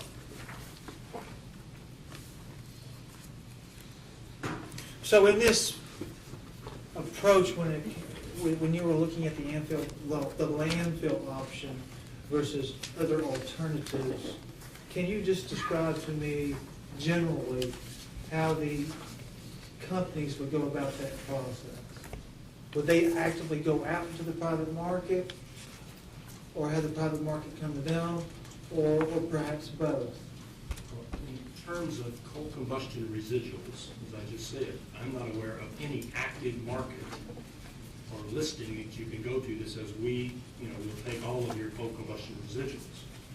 And so in determining that we need storage space for our materials that are going to be produced over a long period of time, we analyze alternatives and we subject those alternatives through the 404 permit application process to begin with, as required by the rules, to find a determination of what would be the least environmentally damaging practicable alternative. That's a term of art. The Corps of Engineers, LEPDA, and that assesses what is the least environmentally damaging practical alternative, and then you have to go through that process to make a determination what or where you might be developing a landfill to place CCR. And in this process, when you were looking at these landfill alternatives, did Sterling approach you? Or was it the companies that approached Sterling? After we got the letter from the EPA suggesting that we take a look at Sterling Ventures and Lee Bottom as a part of the alternatives analysis that we had submitted and their comments to that initial submittal, and we went back and responded to the EPA's concerns in sending a supplement to the Corps of Engineers on those concerns that went beyond just Sterling Ventures and Lee Bottom. There were other things that they asked us questions about. We did, I believe, contact Sterling and said we need some information in order to allow us to proceed with that alternatives analysis evaluation that the EPA suggested we take on here. But again, was it Sterling that approached you originally, or did you approach Sterling originally? I don't recall the order. I think we sent them an email and requested a number of things to help us both analyze the alternative analysis, so there was some information that we needed to do in the costing portion of that 404 permit application, and in consideration that it was going to be a landfill for an extended period of time that we were analyzing, we asked for some commercial information as well that we would typically ask any party that we're going to engage into for a long period of time. Is it customary in your approach to matters of this nature that you engage in a dialogue with the entity in the sharing of information to make sure that you have what you need to? We would do that. And do you understand, in this case, that Sterling has maintained that the companies did not in fact engage in substantive discussions relative to their alternative? Well, I don't agree with that characterization. We were asked by the EPA's letter to further evaluate in the alternative analyses 2 separate locations that are off-site, one being Sterling. And we needed information from them in order to conduct that assessment so that we could complete that. In the original alternatives analysis and in the supplement, the information that Sterling did provide us was not the sole reason that it did not come out least environmentally damaging practical alternative. Concerns of significance in that process and in the application and in our analysis submitted before centered around logistics and concerns about whether or not there would actually be the capacity for such an operation to occur. And at the time, in that application and in the supplemental analysis, we also expressed concerns of whether or not it would be a viable alternative from the soon-to-be-released coal combustion residuals rule. That's in our application as well. And we've had concerns about that as well. So the logistics and the feasibility of the site in question were a part of the selection process of the least environmentally damaging practicable alternative. And thank you, Mr. Willis, because that's the company's position that you've articulated. But do you understand that in this hearing, what is at dispute is that Sterling contests whether you did in fact engage in substantive discussions in an attempt for them to even share the information with you that they thought that you needed. Do you understand that that is an area of contest before us today? Yeah, I understand that they were not happy with the amount of dialogue that happened. That's been very clear, and that's been the case over a number of engagements that we've had with Sterling since 2008, 2009 timeframe. But at no point in time did Sterling submit a bid, because there were no RFPs for this landfill alternatives issue, correct? That's correct.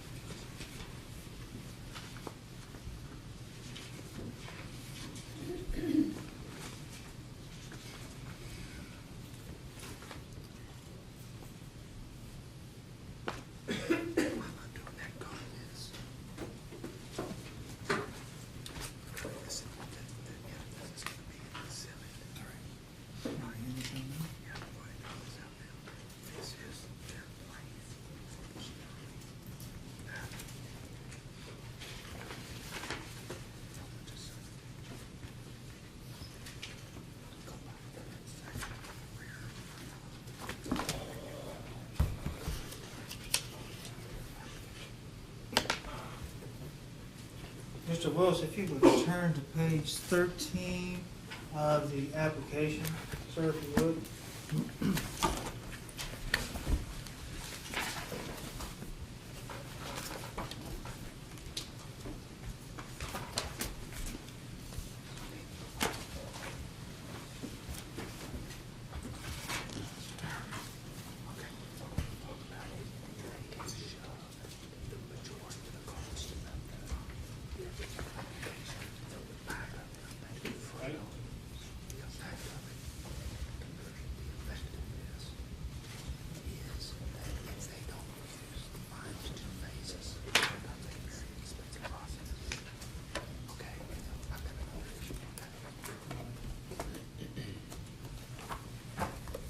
If I'm looking at page 13, at the top we have a table.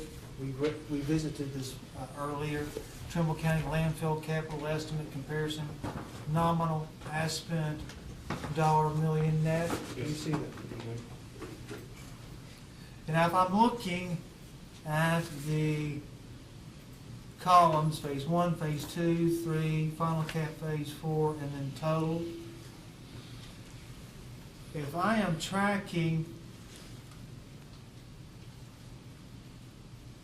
the numbers on phase 1, phase 2, and phase 3, it's been shoved into the first phase. Phase 1 is now much more expensive than the phase 2, less expensive. If I'm looking at the February 2015 estimate, why is it that the phase 1 number is so much higher than phase 2, phase 3, and phase 4 cap? In particular, phase 1 is $321.9 million, phase 2 is $60.4, phase 3 is $70.9, and phase 4 cap is $48.5, correct? That's correct. Why is phase 1 so much more expensive? Well, phase 1 has all of the infrastructure that is required to treat, condition, and transport materials over the life of the landfill project. So in that, and it reflects all of the new design for the new permit application, the new location. So it has a large portion of that being the CCR treatment facility. It's equivalent to that that's been installed at the jet station. It also includes all of the infrastructure that's required for the full landfill permit. So in doing such, you have to have all of your sediment basins, all of your retention ponds, all of your water treatment facilities that are necessary for all phases of the landfill. So all of the infrastructure up front is required, whether you're doing phase 1 landfill or all 4 phases. You have to have that in order to condition and place the material in a landfill. CCRT also provides the opportunity for beneficial use. That is structured into the first phase of that, and the way we design our CCRTs. So in simple terms for me to state, would it be accurate? You have significant capital costs up front that you have to incur at the beginning of the project. You have to have all of that infrastructure in place in order to place the material in a CCR landfill. And if you, with those costs then, when you put those into a PVRR analysis, at the front of the PVR analysis, what does that do to the end result? I believe you'll get the more clear picture of how that works in the PVR analysis by discussing it with Mr. Sinclair, because he does all that work for us.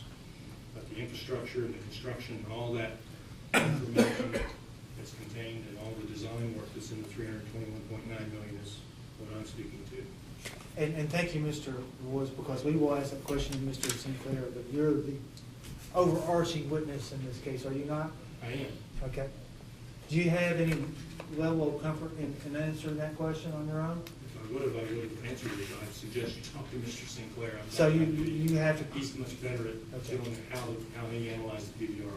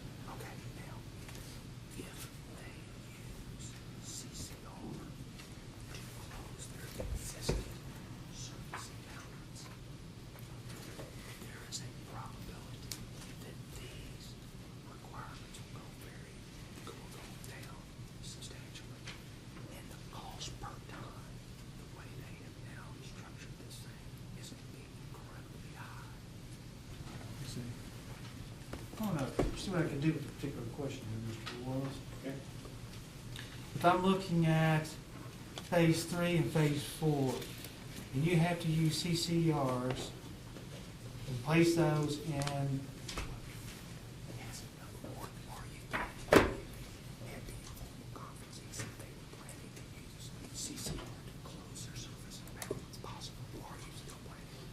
okay, let me strike that and I'll rephrase again. At the informal conference, or the second informal conference, you stated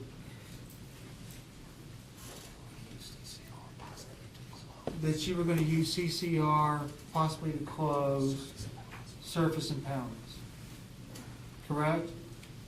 We stated that that was certainly a hope that we had, that we could do that, yes.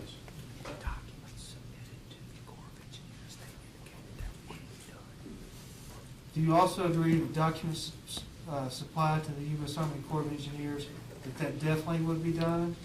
That's our assumption that we would be able to do that, replacing CCRs on top of an existing CCR impoundment and doing the contours that allow us to do the appropriate cap and closure. So we are presuming that will be treated as beneficial use by placing CCR materials in an existing CCR facility.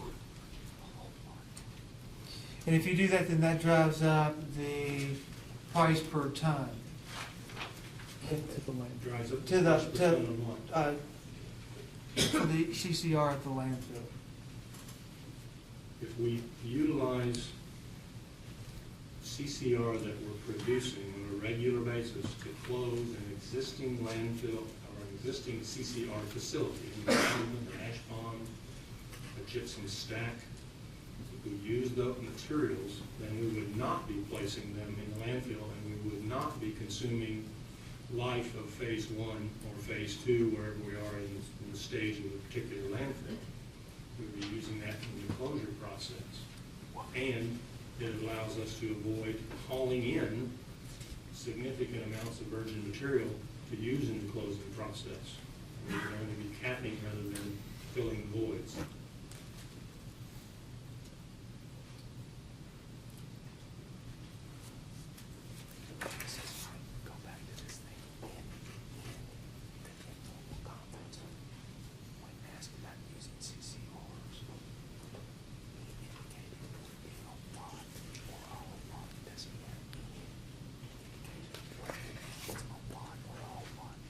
And I'm trying to understand your comments at the second informal conference, when you were saying that you would use the CCRs in this impoundment lot. Did you say it would be a lot or a whole lot? I'm just trying to understand what you were saying at that point in time. Well, I mean, when you say a lot or a whole lot, can you quantify that for me? Well, we have to design the closure processes for wet impoundments. They have to be dewatered, and then you have to design the closure requirements that allows surface water from rain to avoid its contact through a wet impoundment that's under closure. So there is a contouring that has to happen on top of a former pond, a former CCR containing facility. And so that the material has to be mounded up so that you can cover it with the appropriate liners and clay and soils and grow grasses so that the rainwater does not penetrate through the liner down into the former CCR facility and in fact runs off where it can be contained and treated appropriately per the rules. Yeah, and again, I'm just trying to get a number on this. Can you quantify that? That is currently being looked at and evaluated and designed. I do not have that number today. Well, I mean, at the second informal conference, It is a significant amount of material, yes. okay, and significant. Can, Millions of cubic yards. Millions of cubic yards.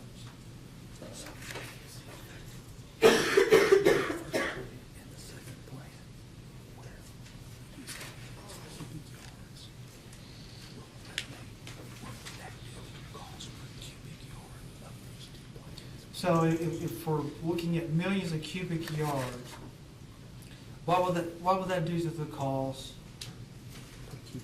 per cubic yard on the PVRR analysis. If the materials are not put in the landfill and they're put in the closure process, it's a completely different process. It's not a landfill cost. It is an enclosure cost of the CCR facility. In fact, extends the life of the dry landfill, but we would not be putting the materials in the landfill. And in fact, for the customer, using the materials that we produce, rather than hauling in materials from off-site to form those closure properties and contours, it's a lower cost because we're not hauling materials from off-site.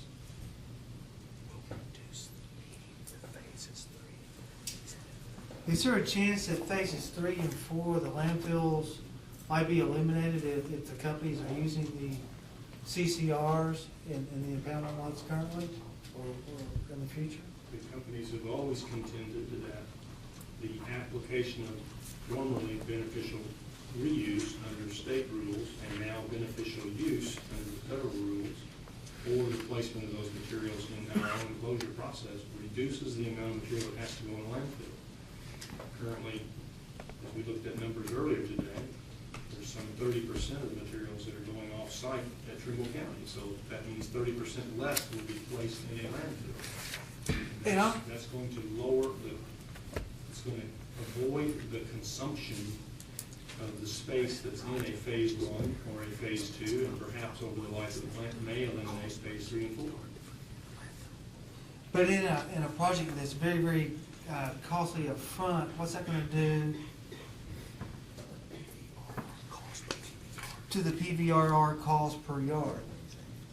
Again, I would suggest per yard basis, you're on a PVR, you may want to be talking to Mr. Sinclair relative to cost of comparison from an off-site alternative to materials on-site. It's going to make it a harder test because the materials are more valuable to the customer on-site to use in closing facilities rather than buying soils and clays to make that contour. So it's a much more cost-effective approach to utilize the materials to close our facilities that will be required closures under the CCR rule.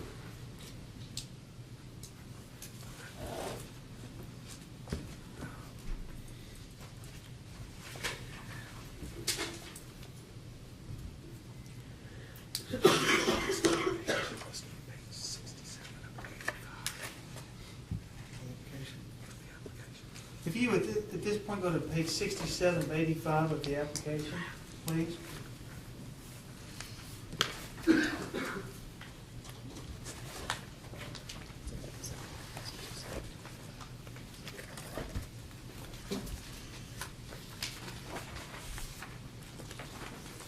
Is this exhibit 4? Yes, it is. Exhibit 4?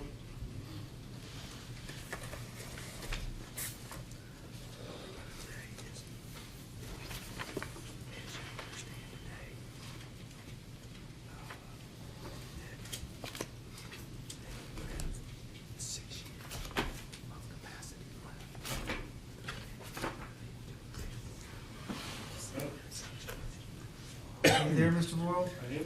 Okay.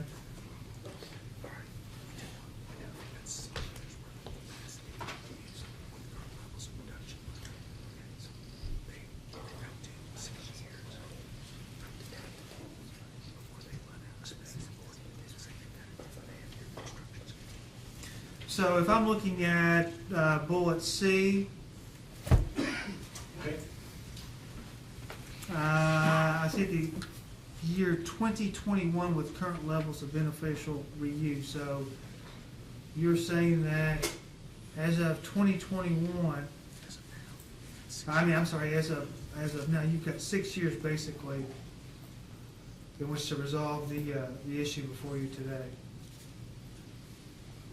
If you presume that the beneficial reuse opportunities continue at the levels they are today, that's how the calculation works in our production model. So we're on an annual basis and on a regular basis, we are forecasting the production of CCR materials and weighing against the remaining volumes in these two facilities that we're talking about here. So if you presume that beneficial reuse stays the same, then we're saying that it will last till 2021. That's not a presumption that we operate our landfills and design on, because there's no guarantee that those markets will be that way.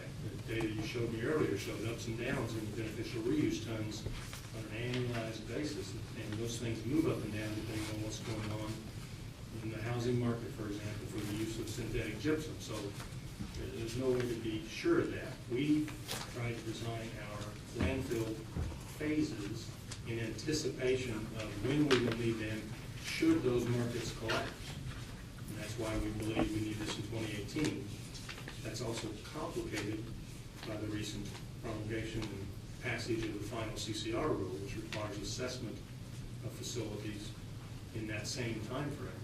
And part of that 6 years, you're looking at how long to build? How long would it take to build? 2.5 years roughly? Submitted in our data request. 2.5 years. At Gent, it took us 36 months to procure, final design, and construct the CCRT facility. The landfill itself doesn't take 3 years, because it's not as complex. So 3 years is the time for the whole phase one to get ready to receive materials. But the long lead time is the CCR material, CCR treatment facility. Does that account for litigation from these potential third-party litigants like the Sierra Club? And we can't run our operation based on litigation. We have a compliance deadlines to see. Unless the court stops us from doing something, we would continue in the face of that litigation to have things ready to go.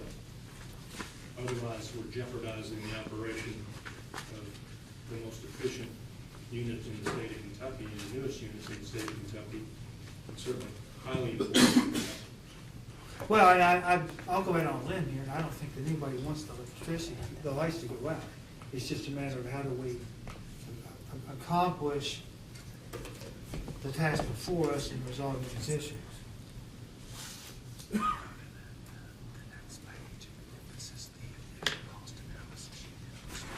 If we'll look at the next page, Mr. Boyles, it's actually called page 16 at the bottom. And it's the update of the lease cost analysis. Okay.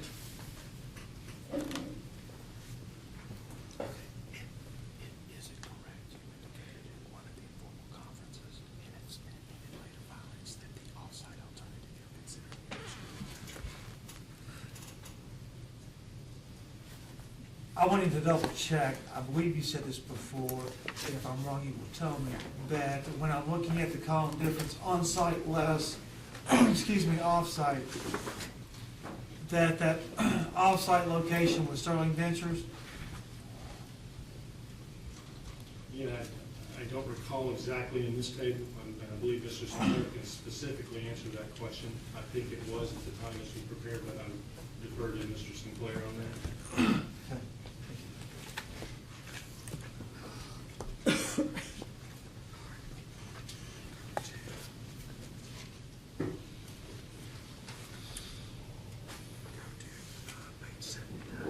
Mr. Howard, could I ask a question? I absolutely, Mr. Vice Chairman, please. So in this particular chart, you're talking about beneficial reuse. Are you including any assumption with respect to the use of the CCR with respect to the impoundment closures in these charts or not? In this analysis, I do not believe we did that. In this analysis, it was the current beneficial reuse contracts that we have, but I would get Mr. Sinclair to clarify that, but I believe that to be the case.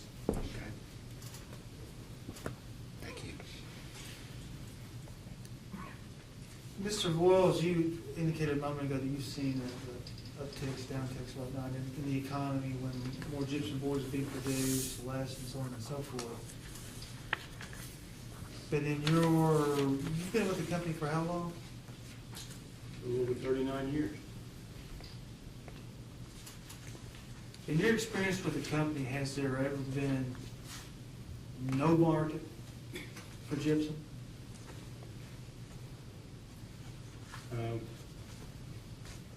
I will tell you that we didn't have a market for gypsum until the mid-90s, and we've been scrubbing since the 70s. So there wasn't, but synthetic gypsum markets developed later in my career than earlier. I'll tell you that, I don't remember. But there typically is some market for gypsum, but that market has certainly changed over time as more and more coal-fired units under the Clean Air Interstate Rule and the Cross-State Air Pollution Rule have installed FGD equipment. There's more supply, so it's more competitive. Doesn't mean we will get the contract. But there's been a market, it's just a matter of whether there's been a market for your company. There has been a gypsum market for some time, yes. Okay. In fact, there's a wallboard plant very close to your company, correct? We have contracts with those wallboard companies. But without getting into confidential information, because there are times we get into the gray area,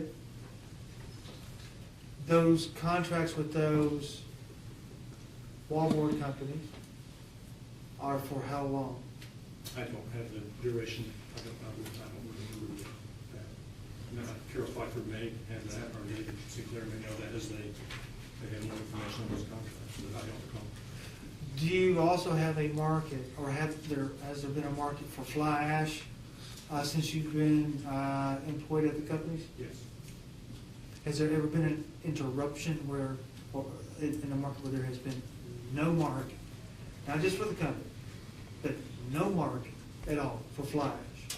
I would hesitate to say there's been an interruption that eliminated the market for fly ash. I will tell you in the publication of the CCR proposed rule, the markets for all CCR took a major dip. People were not sure what was going to be the prognosis for the disposition of coal combustion residuals as a result of this.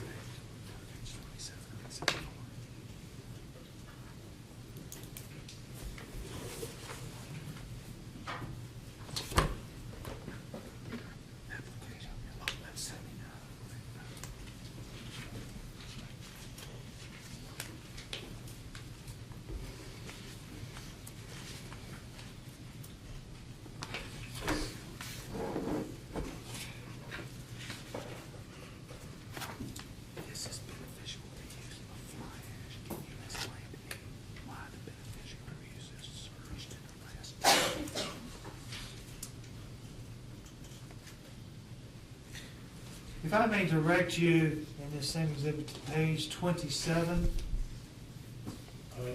of the exhibit 4.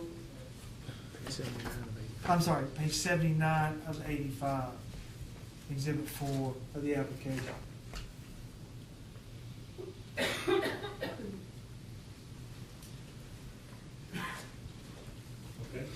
Oops. Got it. We should be looking, The colored graph, bar charts? yes, Trimble County ash beneficial reuse history. Are we on the same page? If I'm looking at the years 2013, 2014, beneficial use has surged, has it not? Yes, it has. As a result of the 2009 case, we installed the Holson cement loading facility, and we were able to process a significant amount of fly ash to Holson. That's the biggest driver on this chart. How long do you expect that to continue? I really don't know.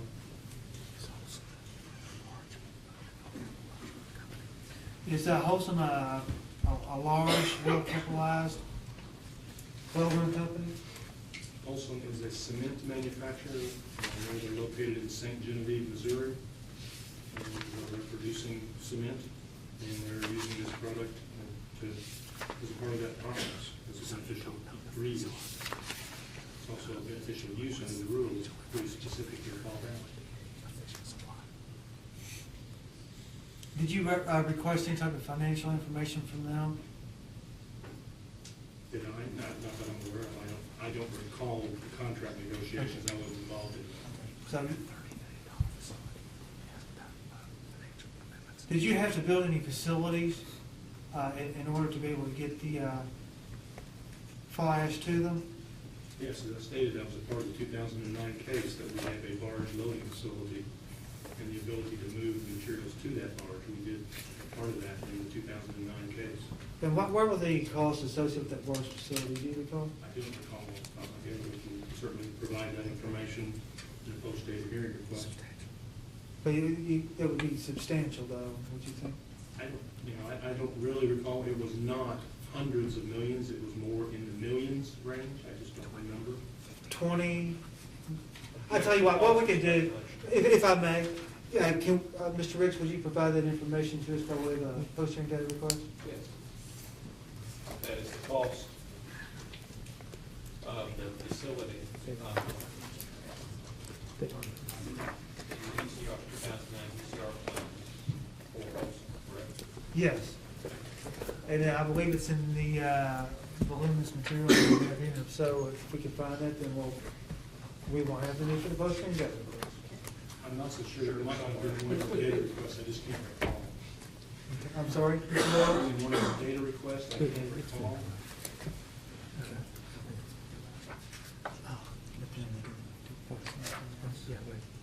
Asking, how is this quality control process? Does the company have good, effective quality control processes? Should we just ask, does they have good and effective quality control processes in general? Mr. Wolf says the company have good and quality control processes in general? Do we have good quality control processes? Yes. Relative to what function? Meeting the specs for fly ash? Well, fly ash is produced in the combustion of coal. And we have good quality control in our coal combustion processes to make sure that we are optimizing it. And then the fly ash is produced as a result of that burning of coal. And then the capture of that in either electrostatic precipitators or poppers on, and goes back into the boiler, or pulse jet fabric filters. So the quality control happens in the combustion process of the boiler itself. So whether it meets specs or not, it just depends on whether the facilities, the machinery or the equipment, once it sends it out as a byproduct, whether it be specs based on whatever is cranked out as a byproduct. Well, it's in our interest to keep the combustion process tuned and as finely honed as possible, because that is how we operate the boilers efficiently. So it maximizes the heat rate, it minimizes the loss to the customer by not operating it efficiently. Is there any quality control done based on the products sold to Olson? Is there any quality control as in specs that are done to make sure that it meets the requirements of Wholesome? Subject to check, I believe they had a specification requirement that they went through an exhaustive analysis of before they chose Trimble County as a site to supply fly ash. And our fly ash meets that criteria that they spelled out. Have you had any quality control when it comes to meeting the requirements of Wholesome? I'm not aware of any problems, Would you have been aware of any problems? not necessarily. Who would have been? The operations manager and the plant manager at that site, who operates the boiler. To whom would that information have been shared at the ladder if there had been a problem? It may be that Ms. Pfeiffer knows that, and she's responsible for that contract. She's closer to those contracts, beneficial reuse, than I am. If there was a problem with that, with the quality of the fly ash, and Holcim wasn't taking it, what would happen with that fly ash? That fly ash we placed in our bottom ash pond at Trimble County. Would you be familiar whether there would be any increase in fly ash being placed in the bottom or being placed in that landfill? No. If there was a refusal by Holcim to take the fly ash, Okay. and that fly ash then would have had to been placed where? In the bottom ash pond at Trimble County, which is what it's designed for. Right. Would that have been brought to your attention? Not necessarily, no. Bottom ash pond is our backstop at Trimble County. In the event there are problems with beneficial reuse, that's where we put the material. That's what it's designed for. It would be replaced by the landfill.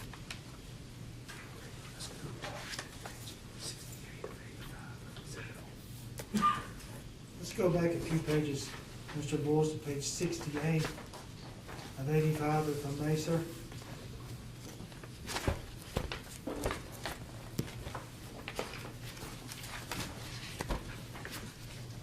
Okay? Subject to check according to this. The sterling alternative that you considered was several $100 more expensive on a PPR basis than the on-site facility.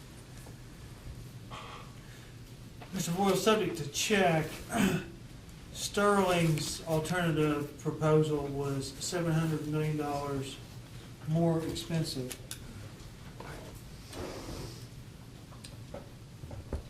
This chart is their initial analysis of the PVR comparing sterling to the landfill. Their conclusion, based on this chart, is that their landfill on a PVR basis, for example, with no beneficial reuse, is $270 million cheaper. So, according to this, comparing sterling and the landfill, they were $700 million cheaper with the landfill. This is what this shows. The landfill is $700 million versus sterling. Mr. Boyles, again, I'm still at page 68 of 85, Exhibit 4 to the application. When I'm looking at this, am I understanding this correctly, to indicate that the company's landfill, that the PVR costs were $700 million cheaper than Sterling's alternative? I don't believe you're looking at that table correctly. Again, Mr. Sinclair can give you the specifics on it, but the table I'm looking at shows a variety of scenarios for beneficial reuse or no beneficial reuse under different production level scenarios, so different materials produced based on the operation of Trimble County. It gives you the revenue requirements of an on-site landfill compared to the revenue requirements of the off-site alternative. And the difference is that the on-site alternative is a lower revenue requirement in every case. Okay. Mr. Boyles, if we'll go with the 1, 2, third column, present value revenue requirements, $2014, 2015-2044, comma, $million impairments. You see that? That's what I was reading from this. Great, fantastic. Now, if we look at the number of $217 million for the first row underneath that, That's correct.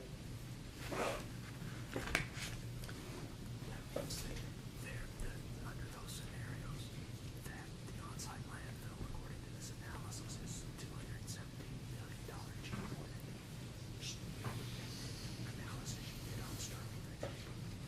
so that indicates that your analysis was $217 cheaper than that for the Sterling proposal, correct? $217 million lower for the on-site alternative. And then if we go to the high generation beneficial reuse, that would be 197, That's correct. and so on and so forth. Down the list. Correct.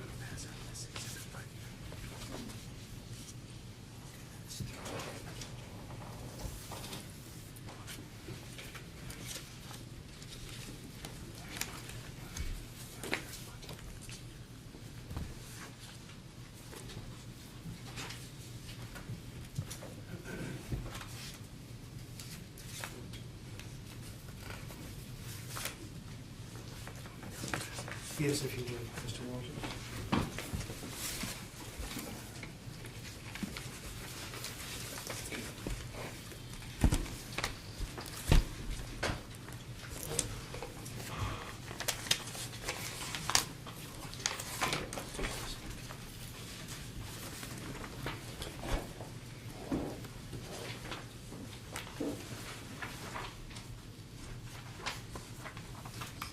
Mr. Vice Chairman, if I'm counting correctly, this would be Sterling number 3.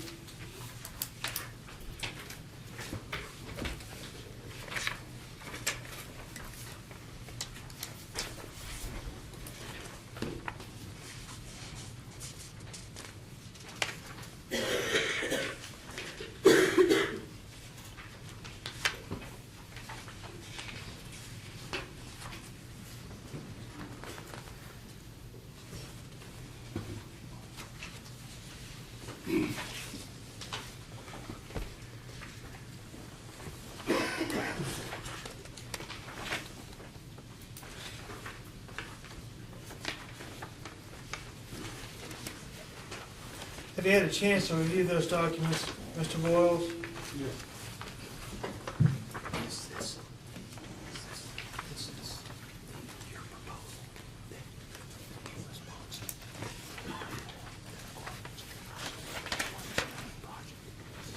Is the first page? Just the page, the first and second pages, what you supplied. The first and second pages, materials that you supplied to the Corps in regards to the evaluation of Sterling. These were supplied in the supplemental to the supplement to the alternative analysis for the Corps application. The yellow highlighting the mark of council, Mr. Herman. That is correct, Mr. Riggs, and we tried to do so that we wouldn't have to have people get the crayons out here at the end. But yes.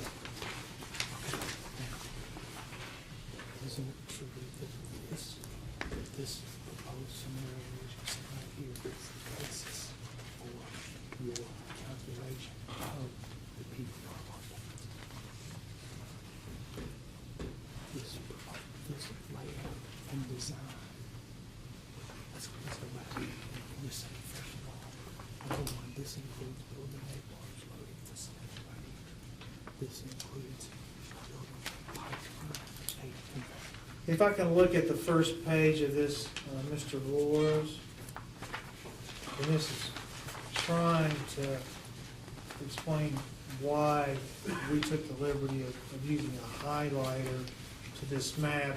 Again, the highlighting was not on the document that was originally submitted to the Corps. We're trying to facilitate an understanding today. If we look at the dot on the top, it looks like it's about 10:30, maybe 11 o'clock, right on the river. Yes, sir. That would be a barge facility, Yes, sir. That- Large unloading facility. barge unloading facility.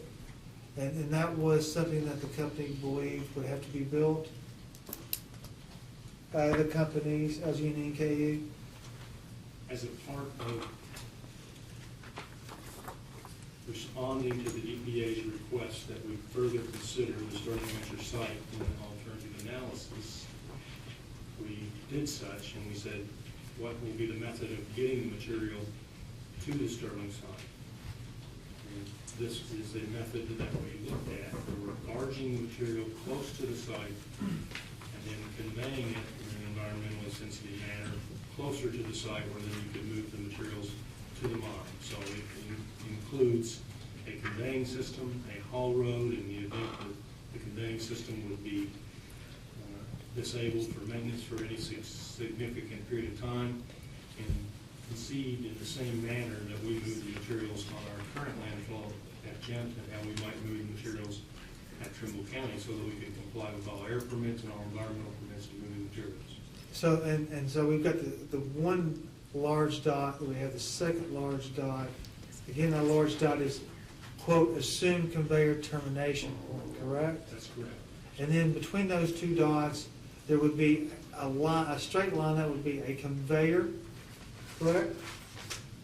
Along the yellow path you highlighted would be a conveying system, yes, and backhaul roads. And then, thank you, and then there would be a line that would not be so straight, but perhaps that would be the backhaul road, correct? It's hard to tell on this particular drawing what the quality of it is, where the backhaul road is itself. It would be in the same vein of that yellow highlight. Okay, but the point being is that that which is highlighted accurately displays the area, whether it be the haul road and the conveyor belt. That was used in the alternative analysis to apply the capital cost to deliver the material close to the Sterling Ventures number.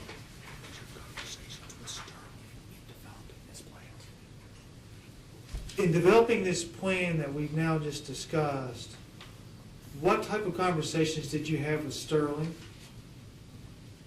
We didn't have a conversation about this prior to us submitting, having our consultant evaluate it. We treated Sterling the same way we did Lee Bottom. We had to assess how would we get the material from Trimble County to either site. The most optimum way to do that, because we were already sure that trucking it that distance was not going to be economical. The operating costs are just so high to truck that much material over that distance that barging it closer would be the right thing to do. So our consultant conceived the design estimates based on their experience of a barge loading facility at Trimble County, a barge unloading facility at either Warsaw or Lee Bottom, and the necessary infrastructure to move materials from the unloading facility over to that site at Sterling. That's what happened in this assessment. What level of communication did you have in discussing this with Sterling? We had none. Zero. We did not talk to Sterling about this submittal to the Corps of Engineers design for this barge unloading facility.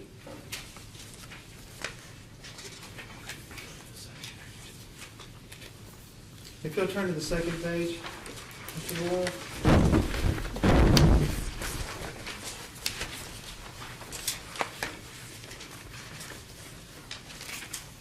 There are no highlighting on this document, are there, Mr.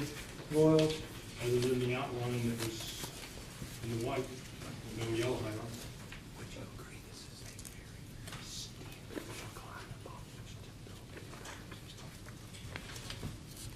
Would this particular map indicate at least some form of topographical map showing gradations of the terrain? It's a little bit closer in view with the contour lines and the elevation lines, yes. And that's what the numbers are. Very good. So,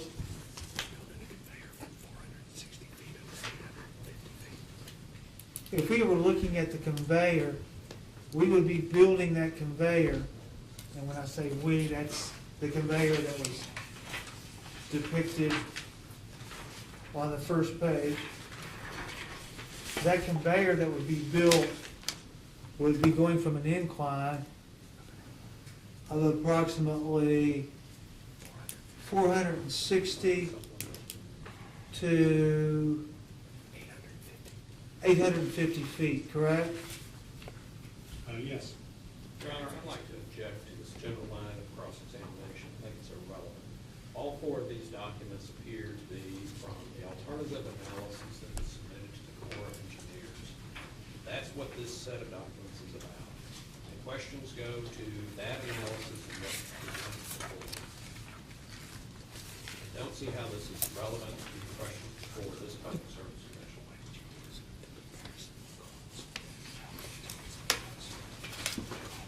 May I respond to Mr. Motion? At play here is the PVR analysis and the cost. We looked at the first page, and Mr. Boyles has indicated that there's a conveyor in a haul road that the company decided on their own without commentary, solicitation, or otherwise from Sterling that would have to be built. And then assign the cost to that, and then with that cost, put that into the PVR analysis to determine whether Sterling's alternative would be the cheaper or the more expensive. So this goes directly to the costing that goes into the PVR analysis, which is the main issue at hand in this hearing. Your Honor, this goes to the costing that was presented to the Corps of Engineers. But this also has cost information, and I dare me, I don't want to go into confidential session. We'll But there, we'll let you ask, and we'll give it the weight that it deserves. thank you.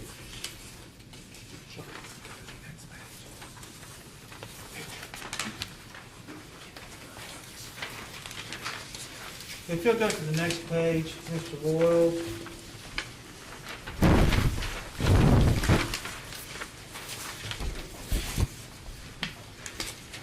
Would you accept, subject to check, if this is a picture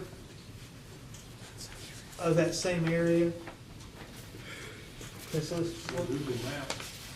you would accept that, subject to check? You see a red X, which this is not on Google Map. I'll represent to you. But would that red X be the Warsaw facility? Or not the Warsaw facility, but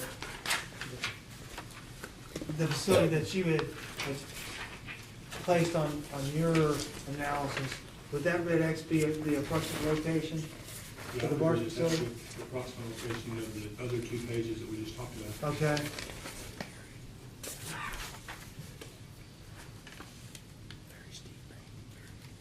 If I'm looking at that road that follows the river, it appears to me that that's a pretty rural area, is it not?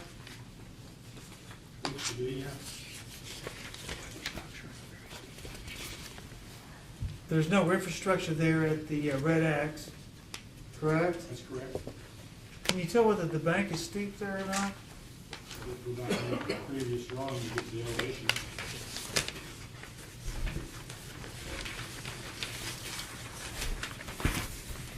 And that's where we went from about 460 to 850, correct? Well, that's from the lowest elevation to the peak elevation, which you just asked me about the bank. That's a difference. Okay, so let's say, okay, you're correct. If we're looking at the second page, 460 to about 520. Okay? So a 60-foot, actually, I'm sorry, 80-foot differential, or 60 foot. Correct? Correct. Now, if we can go to the last page of this series.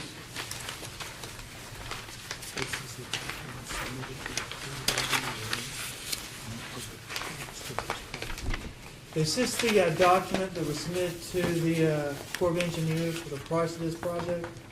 This was one of the documents that was submitted as it pertained to the Sterling Ventures alternative. There was also one for Rebond.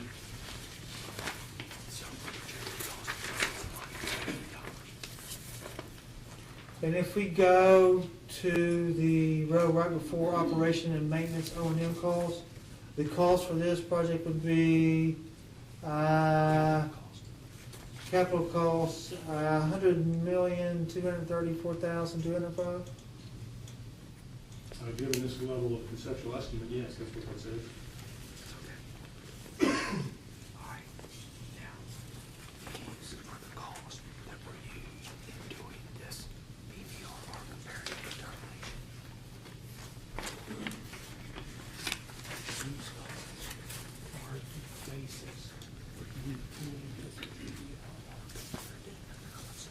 Do you know if these were the costs that were done for companies to do their PVRR analysis?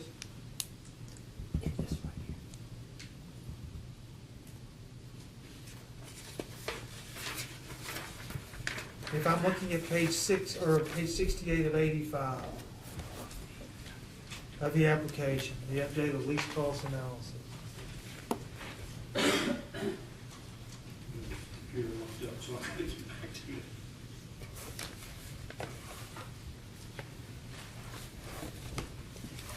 Again, the specifics you, I believe have been submitted as a request by Mr. Sinclair, so you need to talk to Sinclair about the exact number.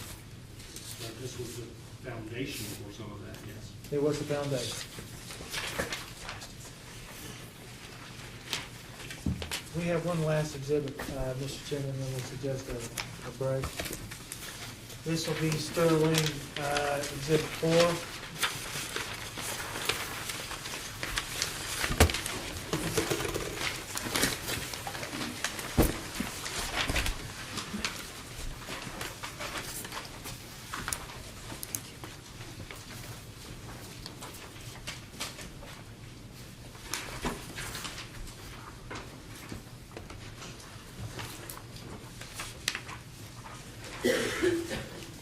Thank you.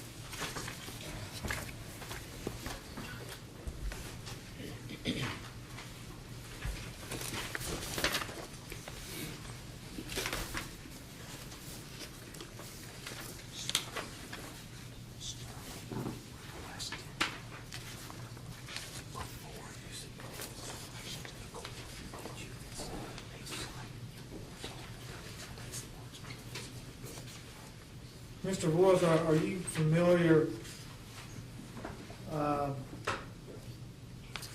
with Sterling's assertions that they requested you consider the Warsaw facility prior to your discussion with the Corps? Or, I'm sorry, before your submission to the Corps? I'm aware that they submitted, I wrote a note that said they had discovered that there was another river unloading facility at Warsaw that they might be able to have access to, rather than the facility that was in the 404 supplemental analysis. That happened in December of 2014, as I recall, is when we got that information. Okay. Do you know if these two pictures depict the Warsaw facility? I absolutely did. Driven there myself. Parked right down there on the way.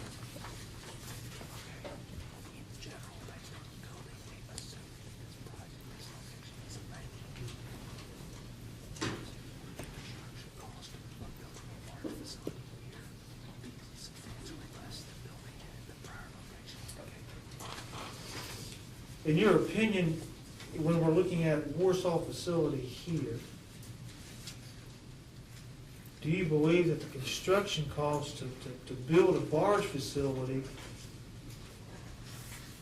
at an existing site with existing infrastructure would be cheaper to building it at another location that you previously identified in Sterling number 2, or I'm sorry, number 3, there was nothing but riverbank. So what I would tell you about this site is the only thing beyond the riverbank is this ramp. It does not have the infrastructure that for mooring barges that you would need in the construction of a barge unloader, to moor empty and full barges, to move them around and manipulate them.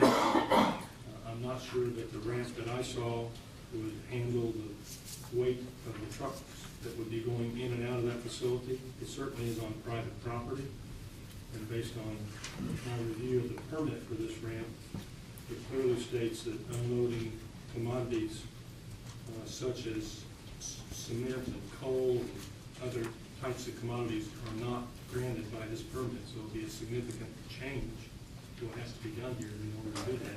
I'm not sure the cost would be that much less. Would that be any different than you're trying to get a permit, where you had proposed to build a barge facility? No, you have to have the same permit. You have to get a Corps of Engineers permit to do a barge unloading facility here, or a barge unloading facility at Lee Bottom, or a barge unloading facility where the supplemental analysis is depicted.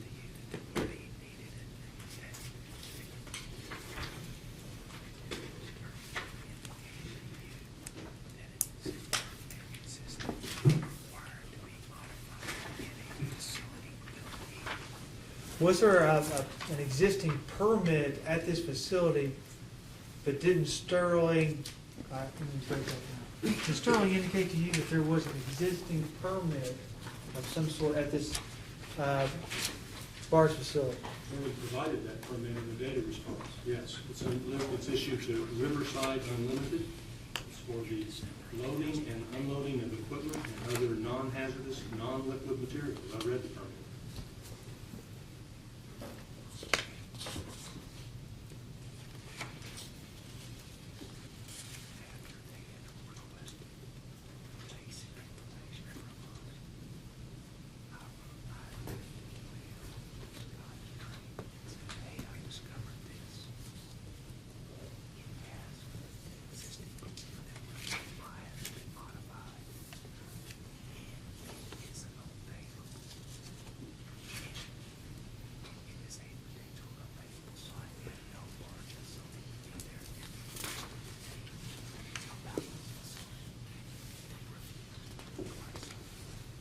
Are you familiar, or do you recall whether Sterling tried to meet with you to have the existing permit modified?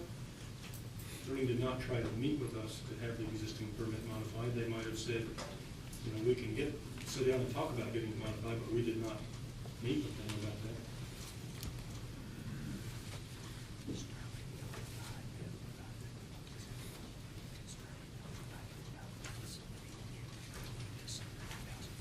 Did Sterling notify you about this facility in early of 2014?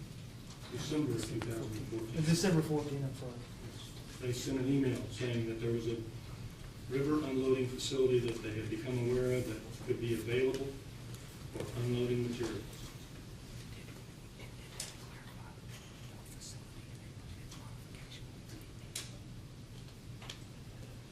Did they clarify that there would be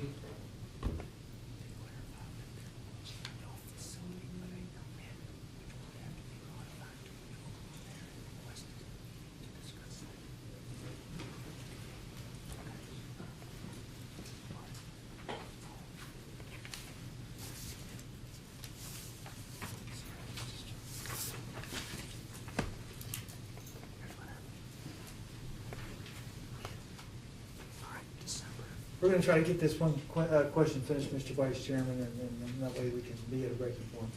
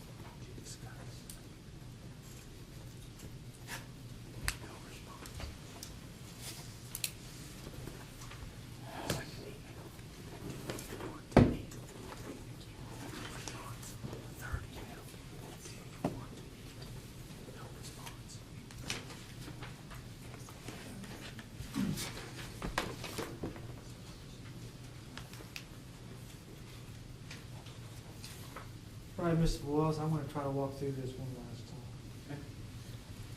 December 2014, there's an email to Scott Strait indicating that there's an existing facility. And that email was against the companies. Are you familiar with that? That's the email I was referring to. That was the first of more than one.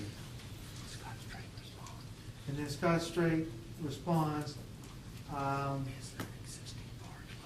is there an existing barge and loadout facility? Okay, I recall that.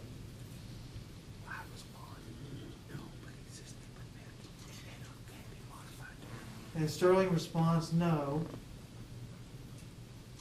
but there's an existing permit and it can be modified to build. And then a question was made by Mr. Walters to Mr. Scott Strait as to whether there could be communications about that. Are you familiar with that? I am. Are you aware of the fact that Mr. Strait did not respond to Mr. Walters? I am. Are you aware that Mr. Walters made yet another inquiry to me? Yeah, Mr. Walters sent a couple of emails. As I recall, one of them at least said that this facility does not have the in-river structures needed for barge handling. It need to be modified. There was one that spoke to a cost of $2.50 a ton for hauling from the site. And in terms of Mr. Strait's response, we had the information we needed to complete the supplemental analysis, which is what this was for and what it was addressing, so we didn't need any more information.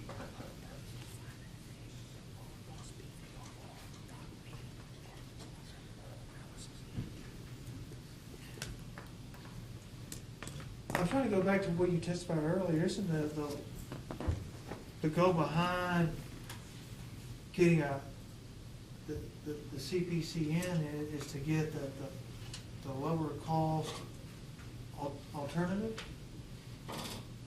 What I said earlier is when we were talking about the Corps of Engineers was the alternative analysis, which is the information that we've been talking about, that was supplied by Sterling for us to complete the response to the EPA letter, was to determine what is the least environmentally damaging practicable alternative.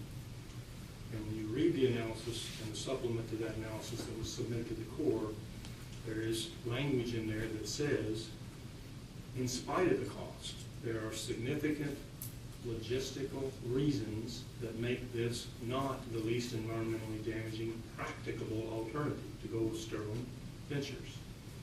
So it was rejected on that basis, on the basis of capacity of the mine, on the basis of logistics of moving the material, and in addition, it would not be least cost based on the analysis that we provided at the Corps.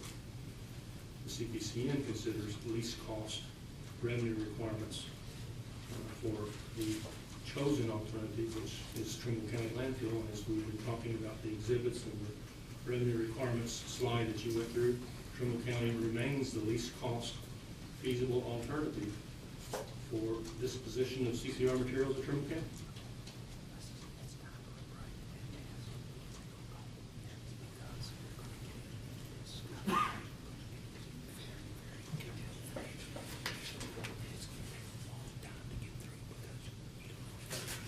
Mr. Vice Chairman, I think it's a good time for a break. Are we going to have any more questions from Mr. Ward at this point? I don't think we're going to have any more questions from Mr. Ward. We'll discuss that at lunch. Mr. Riggs, I would like your indulgence, perhaps at lunch, to discuss who you plan on calling next, because if we're going to get into confidential session, if you think we're going to go slow now, we're really going to be going slow. Okay, thank you. We're just trying to keep things quickly as possible. Thank you. Our order of witnesses will be Mr. Feddock, Mr. Sinclair, Mr. Rutherford, Mr. Kinch, and Mr. Conway. Okay, thank you very much. Okay, we'll be back here in an hour and 10 minutes. And when we return, I'll move to the introduction. Back on the record, Mr. Howard. Thank you, Mr. Vice Chairman. What we would like to do, early in the very beginning of the proceedings, we handed out the Kentucky Bar opinion. Right. I never had that marked. We would like to have that marked at this point in time. That would be number 5 for Sterling. Okay. Moreover, just for housekeeping, I'd like to go ahead and move for the introduction of exhibits 1 through 5 at this point in time. Any objection, Mr. Riggs? Any objections?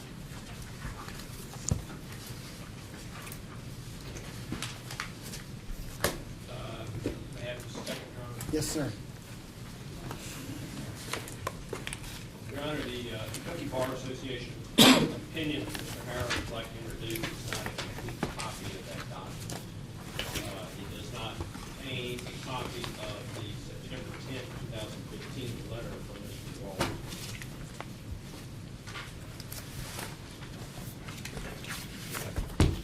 That reference is an attachment on the front page of the first page. Yeah, we've got a printer around here somewhere. What we want to do, because it is essential that we get that into to the record. Okay. So you'll get So it. we'll find a copy of that attachment. So subject to, Excuse me, Your Honor. so we'll hold this Pending the printing and distribution of that attachment. We'll make sure that we get that done today. Sounds good. Take that up.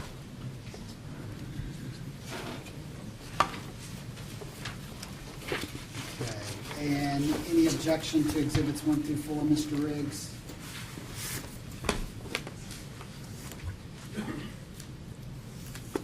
No, Your Honor. Okay. So ordered. Thank you, Mr. Vice Chairman.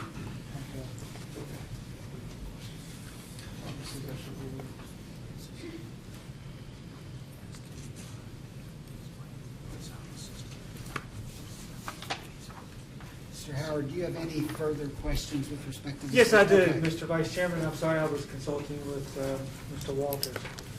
Mr. Walls, we do have a few more questions for you. If I may ask you to refer the commission staff's second request for information, the company's response to number 3.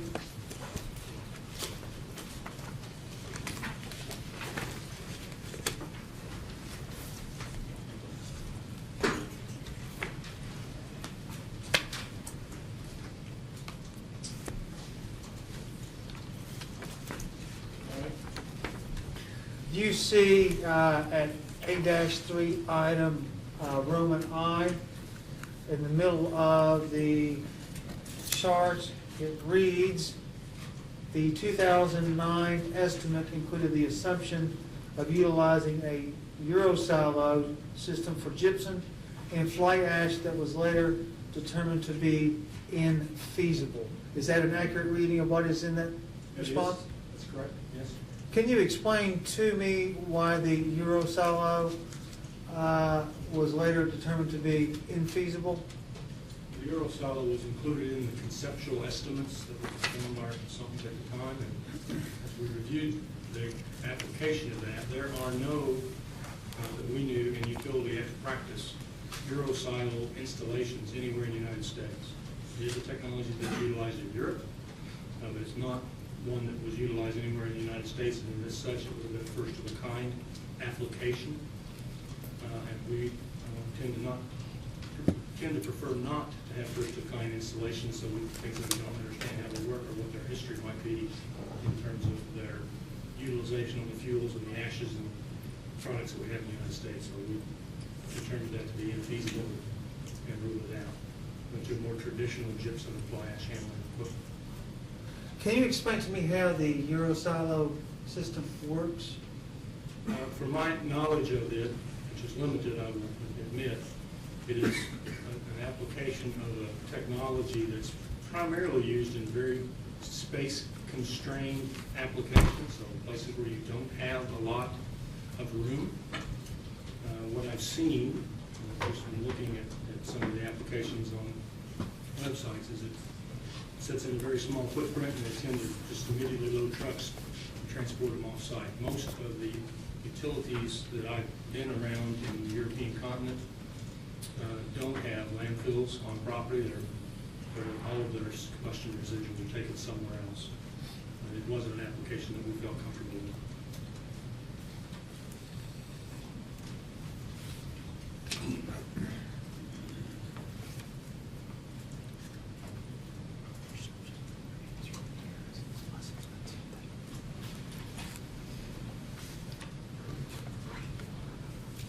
when I'm looking at the response to A3,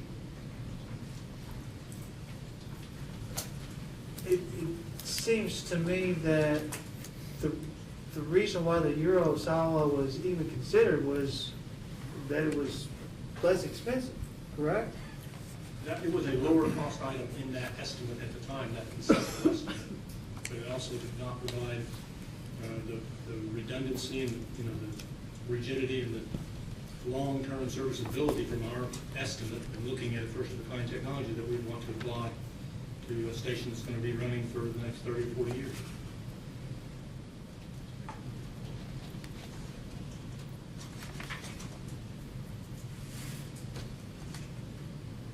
So in 2009, when you accepted this, at that point in time, it had not been employed in the United States, correct?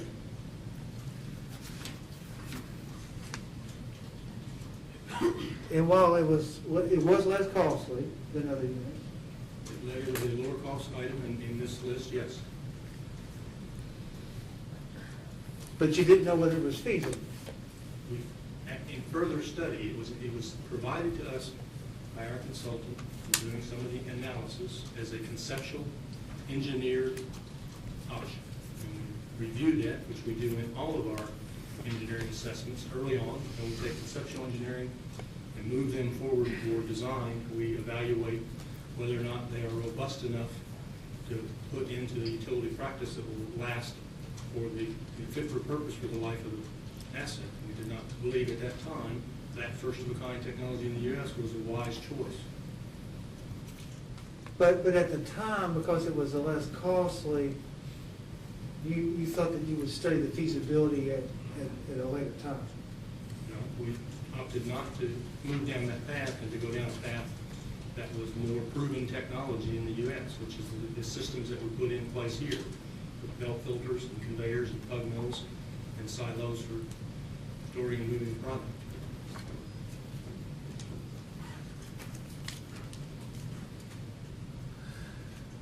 With the Euro silo, isn't one of the problems is that it cannot handle mixed materials well? I really have no idea. I don't know how it handles mixed materials. By our knowledge, it was a system used for fly ash materials or gypsum materials, so I don't know how it would handle and process mixed materials.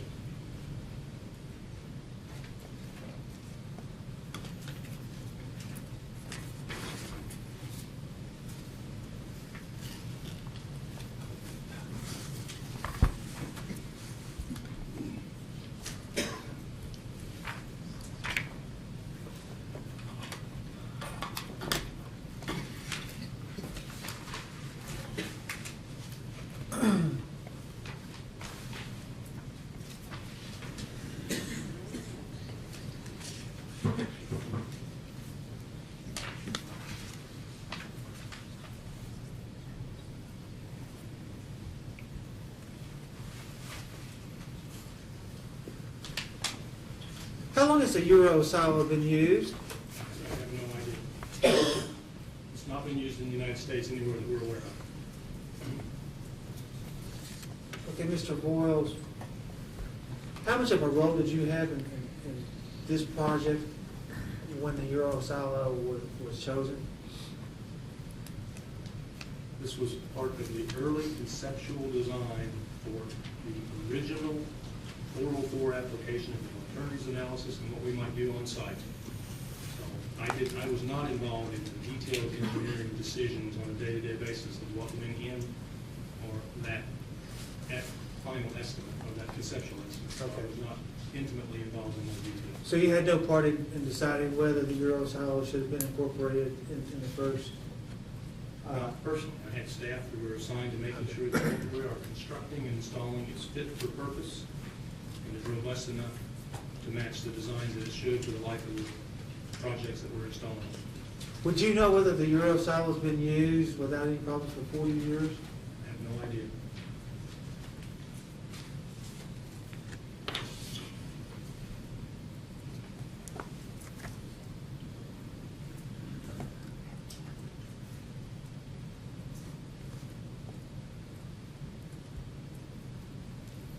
At the time the Eurosol was being considered, was there a plan to keep the fly ash and gypsum separate at Gent? We designed our coal combustion residual treatment systems to take the separate streams of the product from the unit. So the fly ash comes separate, the gypsum comes separate, the bottom ash comes separate, and then condition them for final disposition. Final disposition can take several paths. Gypsum can be loaded onto trucks or placed on a conveyor and sent to the landfill. It can be mixed with the ashes in a pug mill and sent up conveyor to the landfill. Fly ash can be loaded separately. So it's a very flexible system that allows us to pursue beneficial reuse or future beneficial use, or in the event of the lack of economic proposals to do that, place it in the landfill over the long term.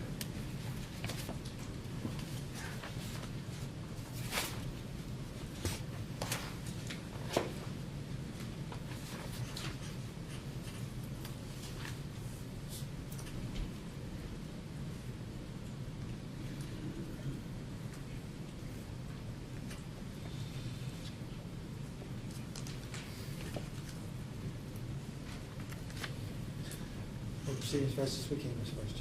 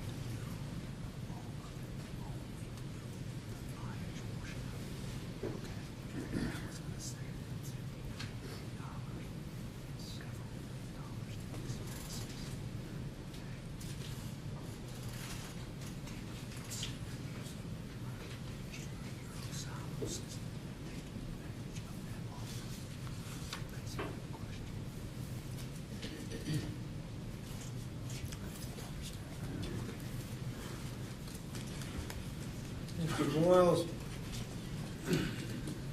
with the silo system, there was a Gent, and if I'm understanding this correctly, there was a separate gypsum stream, correct? You're going to repeat that again now? At the Gent facility, Okay.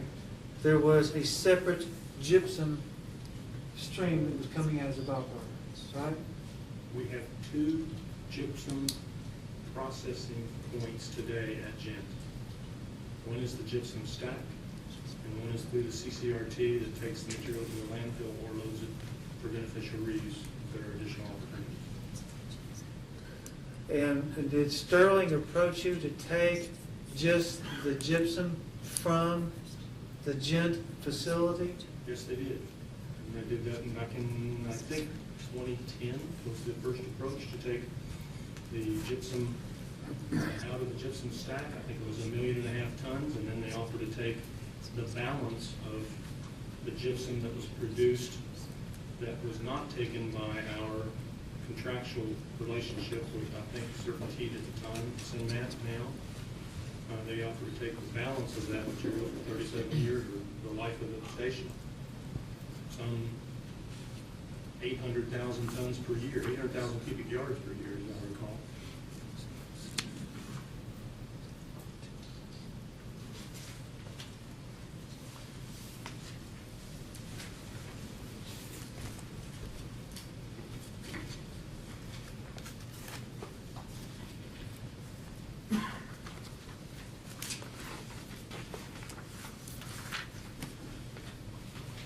So if Sterling had taken the gypsum, wouldn't that have allowed you to use a less expensive Eurosilo system to deal with the ash?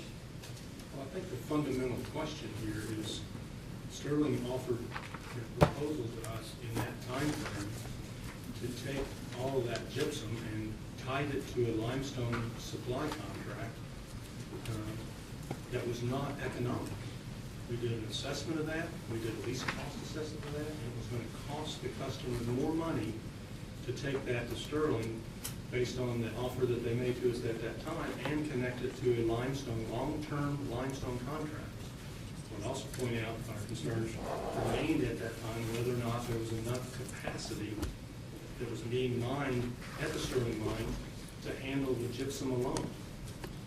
As I recall, in looking at data requests, they're opening up the equivalent of about 500,000 to 600,000 cubic yards a year over the last 15 years, and I just stated that they offered to take 800,000 cubic yards of gypsum from Jim.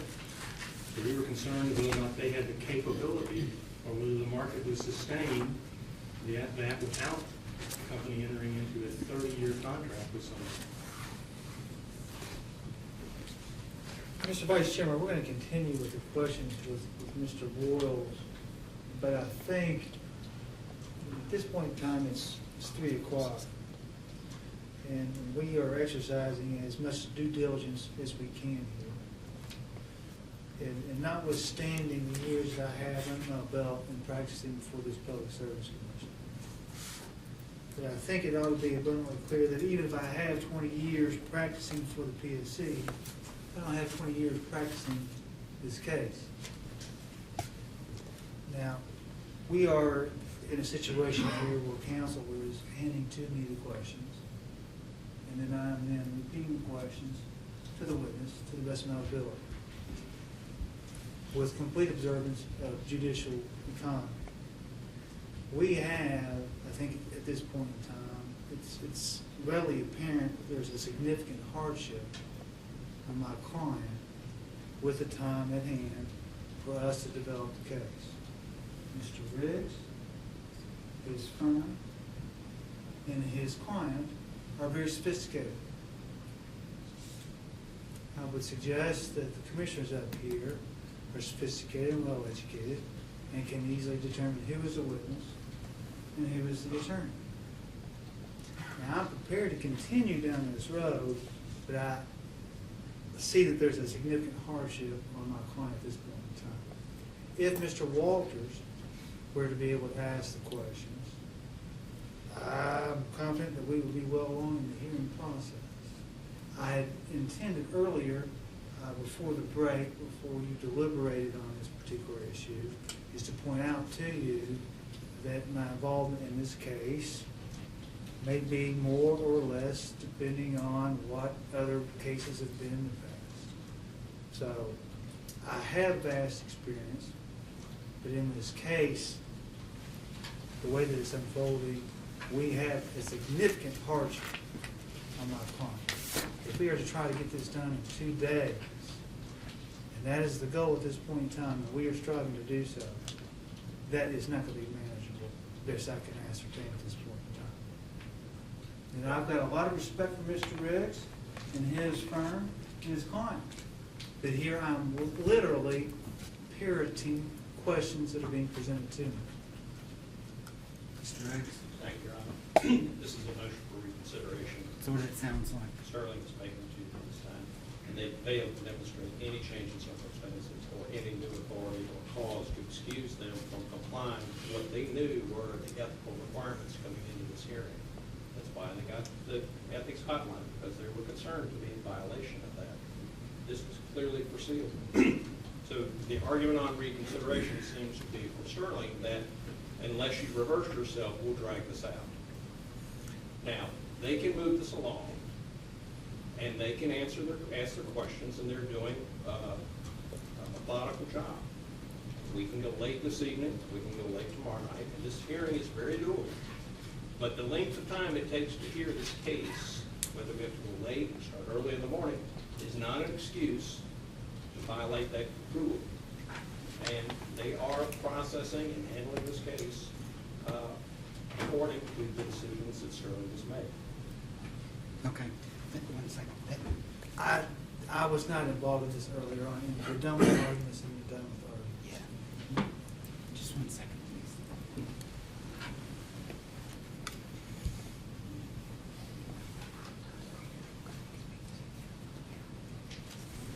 Okay. Your motion for reconsideration is overruled. And there are limits as to how late I can go tonight. We can certainly start tomorrow morning at 9 rather than later. And then we'll just, if it takes us doing what our good friend is used to do at the legislature and move the clock tomorrow night, we'll do that. I understand, Mr. Vice Chairman, and the only one comment that I want to make in response to Mr. Riggs, I'm not intentionally going to try to drag this whatsoever. Okay, Mr. Walker.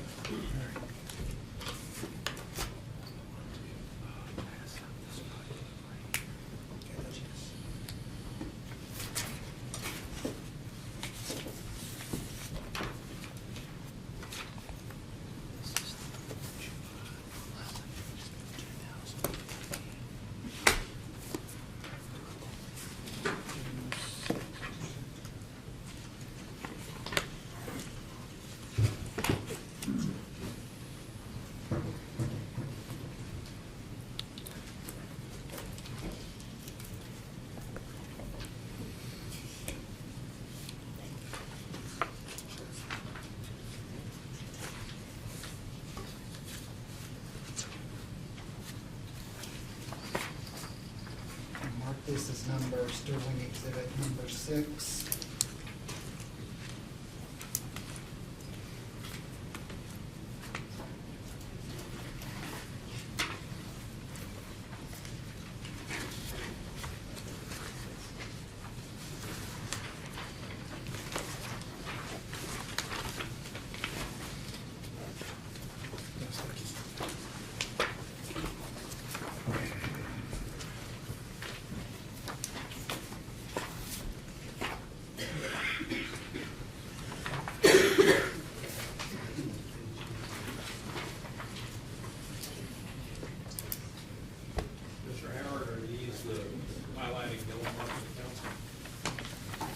They are, Mr. Kendrick, or Mr. Riggs. Actually, I heard someone else call you Mr. Kendrick earlier, and I just, all right. I've got 3 first names, so I'm used to it. So to be clear for the record that these are highlighted by council. You pronounced my name correctly, I appreciate that. I tried to.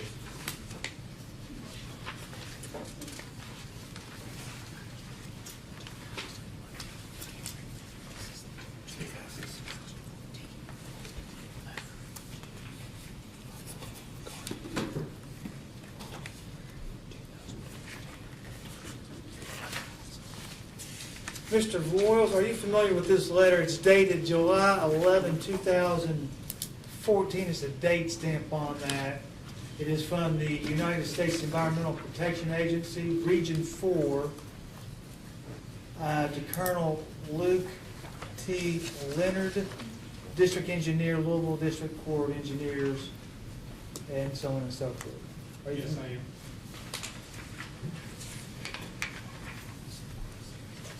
What was the purpose of this letter, if you know, sir?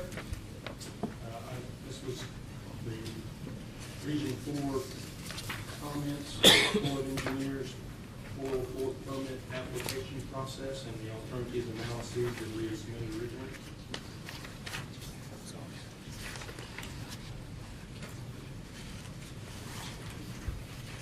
If you would go to page 2, we have a number of highlighted sections. If you'll read the first highlighted section to the record, please. All right, what's the relevance of this determination?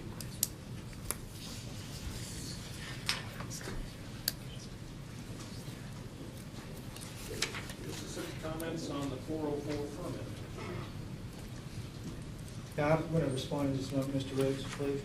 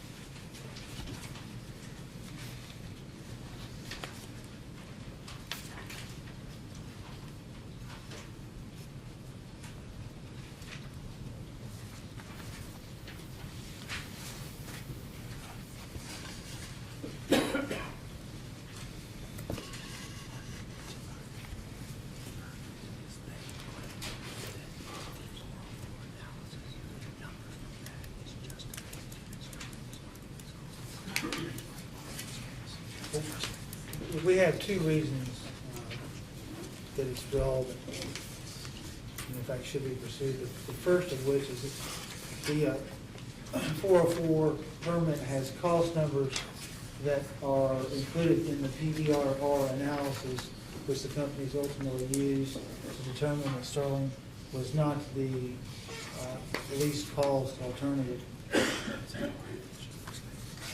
And that really is again, the driver behind this entire CPCN case. And the deck action, of course, where they're still the most viable, the least cost option, and so on. Your Honor, very briefly, there are 2 different standards. One is the standard that is for the 404 permit, as Mr. Boyles has described, is in the record. It's fundamentally different than the commission standard of least cost, most feasible. Now, this letter runs to the analysis the company provided to the Corps of Engineers and the 404 permit issue. The commission has no jurisdiction over this, and it can't, it's not relevant, it can't possibly be any relevant evidence this issue before this commission.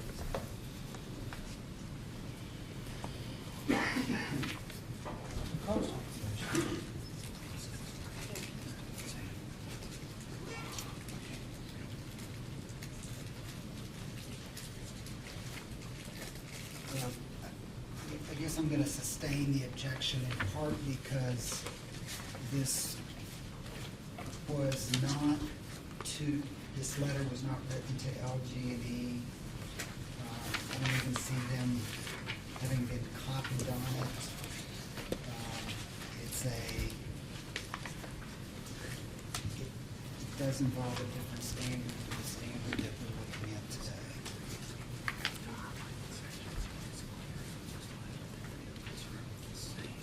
So when you say sustain in part, I'm not really sure what does that No, mean? sustain I thought I heard you say. in part because of such and such, in part because of 2 reasons. So overall, is that Right. I'm not allowed to introduce this, is what you're saying at all? Let me just put that back on the floor. So it's not starting with it is, but we just can't introduce.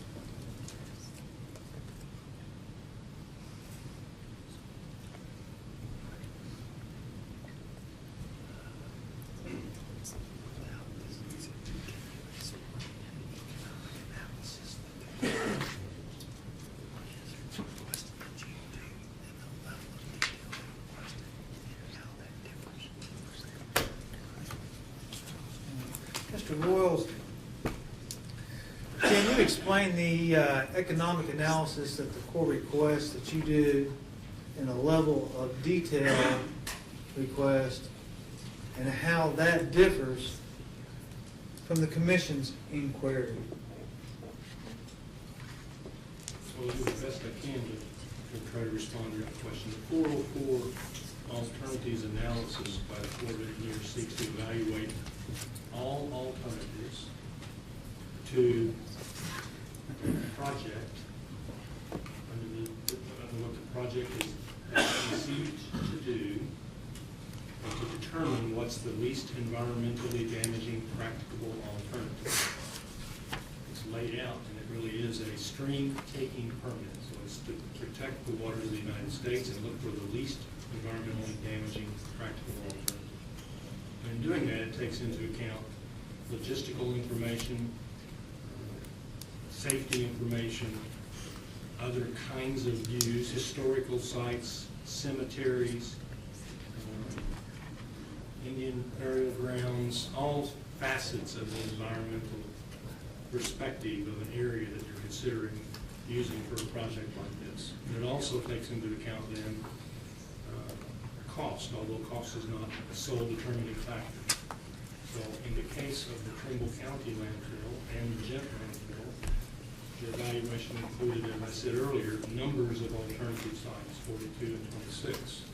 At Trimble County, what the 404 analysis requires in the alternative analyses is to look at those alternatives and eliminate those that are more environmentally damaging than others for a variety of reasons that I've stated.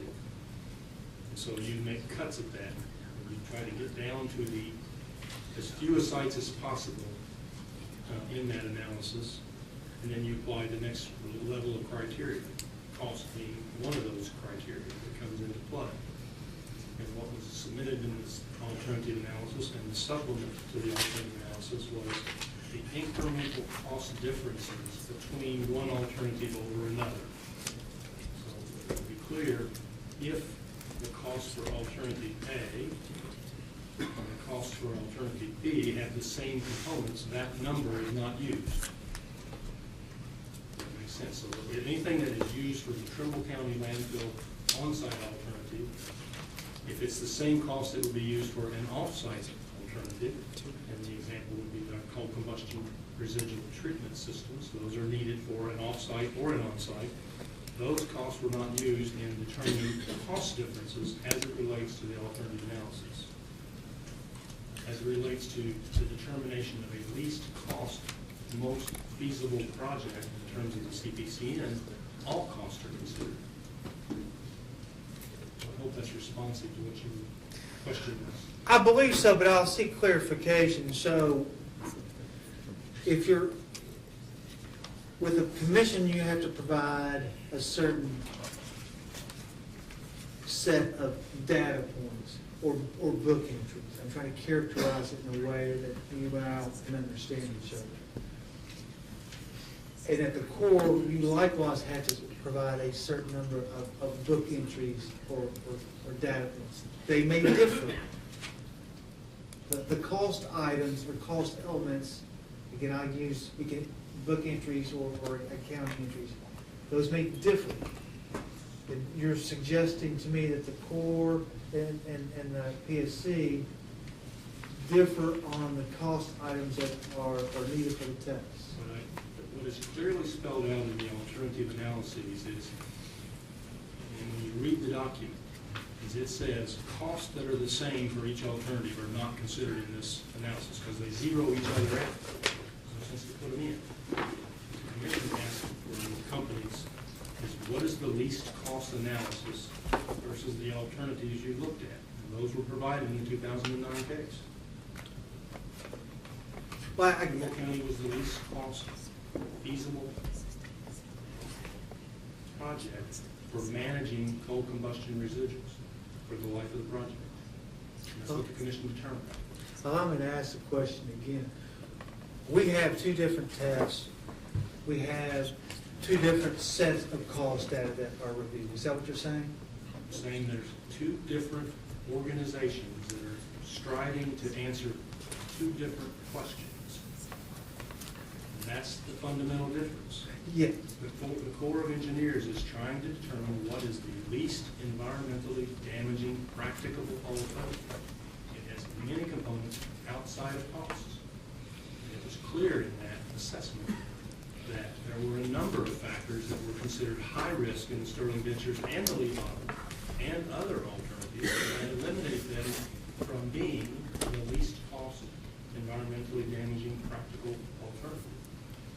So you agree that cost is one of the items that both regulators use? I did say that, yes. Yes. Now, when the cost, when we are describing, or when you're using the word cost, are we talking about the ultimate cost? We're talking about the capital cost and the O&M cost, and all the costs that go into here in this proceeding, that go into a CPC and a revenue requirements cost. That can be explained by Mr. Conroy and Mr. Sinclair. Would LG&E and KU provide this commission and the U.S. Army Corps different costs? Cost, you showed me this sheet that was in the 404 analysis. That's the cost that we provided to the Corps of Engineers. If the costs are different, it's because the design is different. Our design for Trimble County is getting more and more specific as we move through the phases of completing an engineering design. And then we'll get close to final design as we move through this process. Early on, what we provided in 404 were the conceptual cost estimates. And they're using similar categories, whether they're the exact same numbers, I can't sit here and tell you. I believe they are fundamentally the same. There are O&M components and there are capital components that the Corps of Engineers received and that the Commission received. I'll ask it just a yes or no. Did the company provide the commission and the Corps the same or different costs? Yes or no? The company provided the Commission what it needed to assess what was the least cost alternative for Trimble County landfill in 2009, and reaffirms that today it's still the least cost alternative. Did it provide the Corps the same information that provided the PSC? Yes or no? Judge Massett answered. I haven't heard a yes or no. That's all I want. It's more than a yes or no. This conflation of the 404 standard and the cost analysis for the 404 standard versus the least cost present revenue requirement is a very misleading argument. It's muddling the record. Mr. Howard, it's time to move on.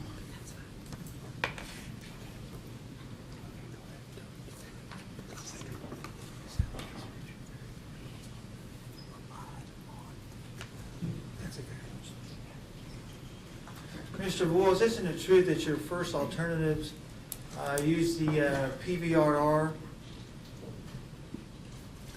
When the companies first evaluated the landfill alternatives, you used the PVRR analysis? For 404 or for the CPCN? I think at this point in time, it's clear that we're supposed to be talking about the CPCN, so I'm trying to direct my question to that. And repeat the question, I want to make sure we're on the Yes. same page. Isn't it true that the company's analysis that it conducted to determine the least cost alternatives for the landfill used the PVRR analysis? Companies have long used a present value revenue requirements analysis in the cases before the Commission. It can be further expounded on by Mr. Conroy and is further analyzed by Mr. Sinclair in his report.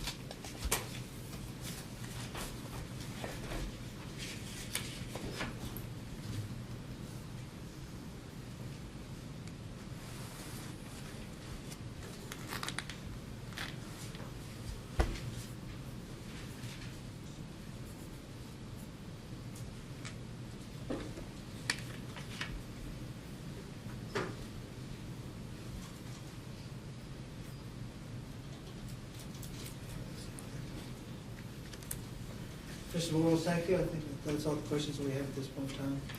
Mr. General Dutton, I have no questions. Mr. Kurtz, No questions, Your Honor. counsel. Yes, thank you. Good afternoon, Mr. Boyles. Can you, I think it's in the record already, but can you confirm for me what the original cost for the CCRT facility at Trimble? When the companies applied for the CPCN in 2009? It is in the record. That's 47.1 million. Ring a bell? It was in the first round of data requests, I think, in item 6 or 4, but I bet it's very close to that. Okay. It's in the record, I do remember And I'm not sure if this is in the record or not, but the initial cost estimate for the Gent landfill CCRT? that. That I do not remember, but can be more than happy to provide it all. Post-hearing data request? Data request, Okay. yes. And the increase in the Trimble County CCRT facility, the latest numbers is 233 million. Is that correct? I believe that's correct. That was the Okay. total in a post-hearing, or in the data request. Okay. And the most recent, well, I guess the final cost for the Gent CCRT facility was 300 and, well, do you know what that cost was? For all of phase 1? No, just for the CCRT facility. I believe, so to check, that the CCRT facility itself is 280 million. Okay.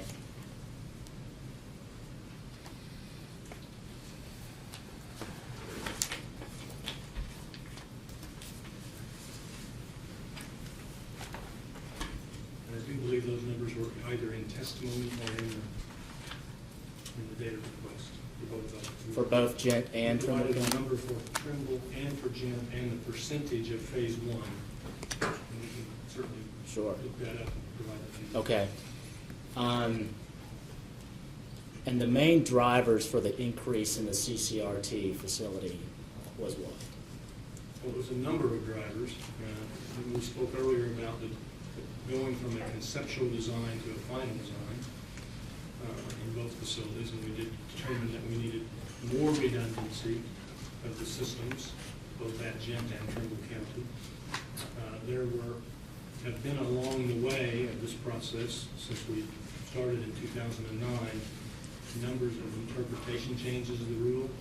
One good example is how contact water is handled on the facility, so we've had to go back and reconsider how to do drainages and ponds and asphalting roads.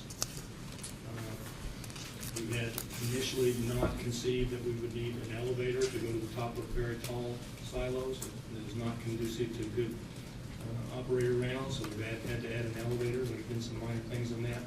Electrical systems, by the time you add all this, you have to go back in and evaluate whether the original transformers and power supply systems and circuit breakers are adequate enough, or do you have to change the source of those? So there's a lot of things that go along that path, and then getting all the conveyors right and the redundancies. Okay, and in terms of the timeline, the companies receive authority from the commission for the 2009 cases, the environmental compliance plan, and also the certificate. Late 2009, is that correct? Companies met with commission staff, according to the company's application for the declaratory order, Exhibit 4, in November of 2010. So within a span of 11 months or so. Within that timeline, could you describe when the companies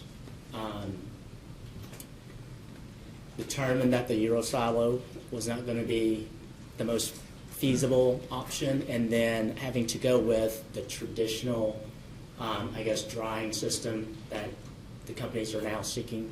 Yeah, and I don't recall the timing of that in that window, but that was part of the changes that happened in that period of time. I just don't remember exactly when we did that. We had a conceptual engineering layout, and then we typically would hire an owner's engineer. We moved from a conceptual help with the permitting processes and the landfill designs and the early things that we did for the alternatives analysis, and then we get an owner's engineer on board that helps us begin to move through actual engineering design phases. So Okay. we've been in that first year.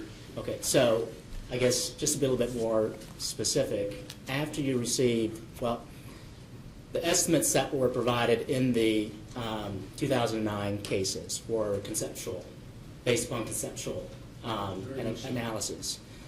Once the companies received their authorization to go forth with the construction of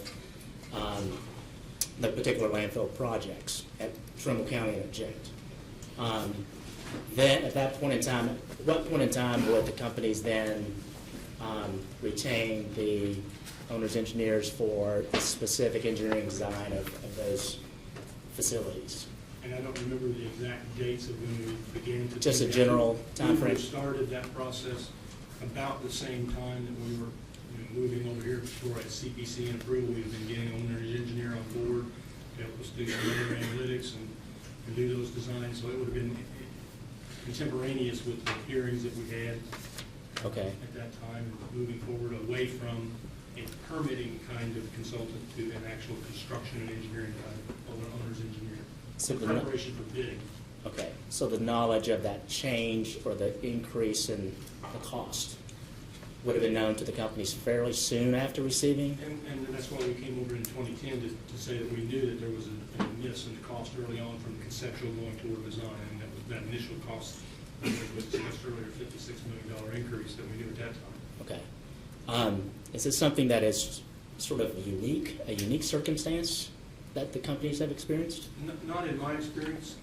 We have seen from time to time, of course, as you would know, and the commission would know, that the CPCN and the ECR are approving the projects, that they're therefore meeting the need of why we're asking for them, and not for the actual cost of those projects. Those are subject to recovery as we move along and spend the money.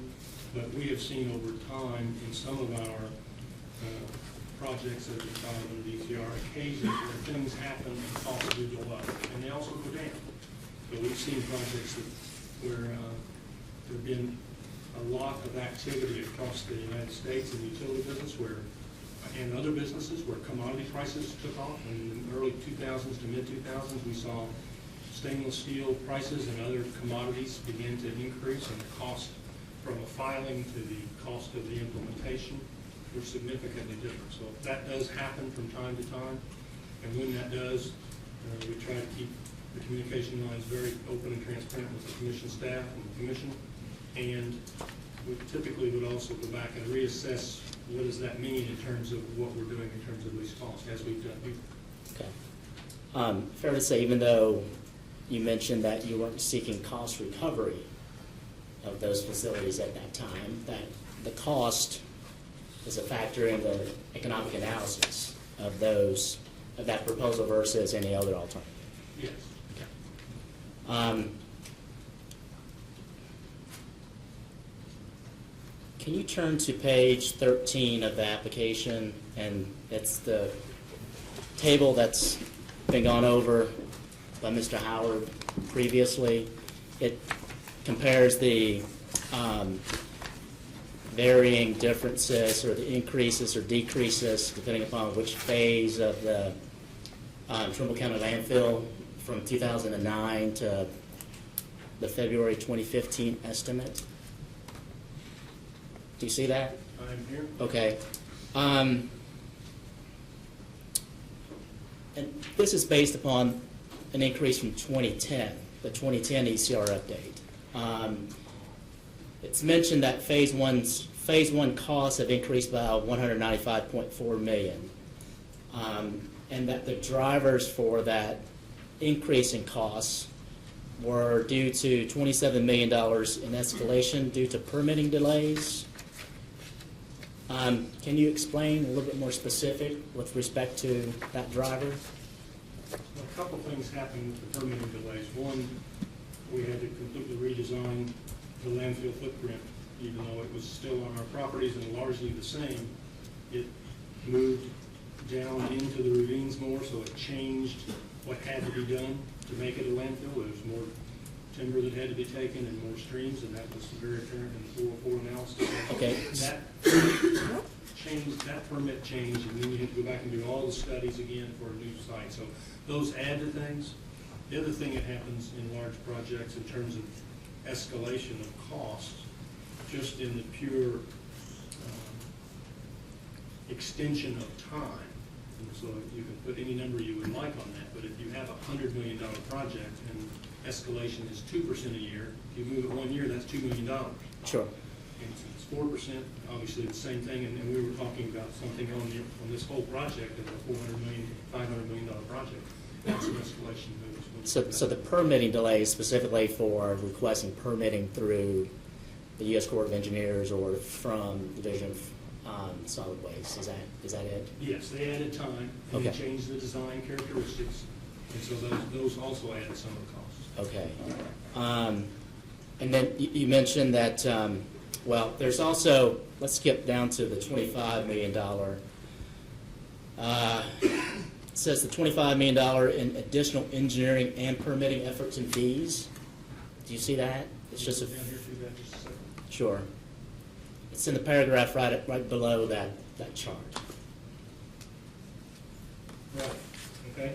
So, you've got the $27 million in escalation due to permitting delays, but then there's also $25 million in additional engineering and also permitting efforts and fees. So are those the same permitting, the $25 million? It's a different cost. We had to redo all the studies, that's where that would be. So redoing studies, you have to do Indiana bat mitigation, you have to do in lieu of stream calculations for the stream takings, and so there are different fees, you have to go repeat all the studies because it's a different application. Couldn't take the application from 2009 and 10 that we did with Division of Waste Management and use that again. We had to start all over. Okay, but the $27 million due to permit delays. That's the escalation in time over the whole project. Okay. That's just a general escalation due to inflation or whatever. Okay.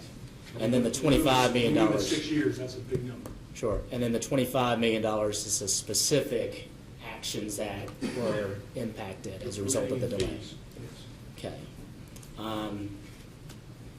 And then the $41 million due to design changes, that's the I guess, the shape and the design of the eventual boundaries of the revisions to the landfill itself. And the amount of timber you have to take, and where does it take your retention basins, and what does it do to the retention basin design, and the leachate collection ponds, and the sizing of those.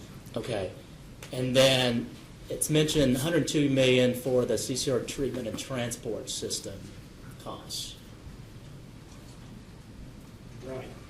And those were costs that once we, by this point in time, Gent was near completion and in operation.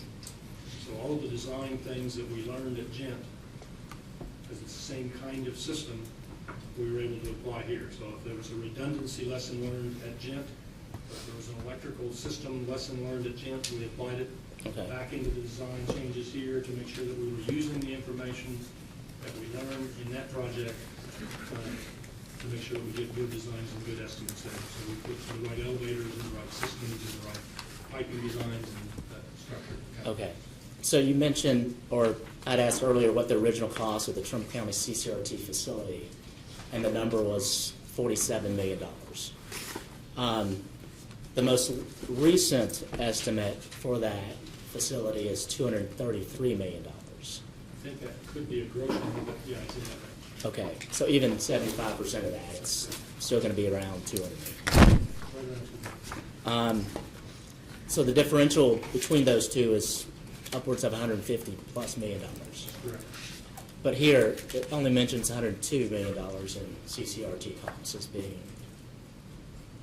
So is there a discrepancy in?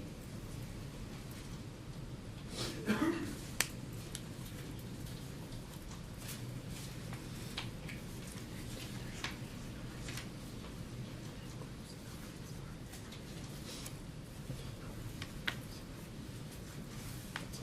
102 is a component of the $195 million for phase one.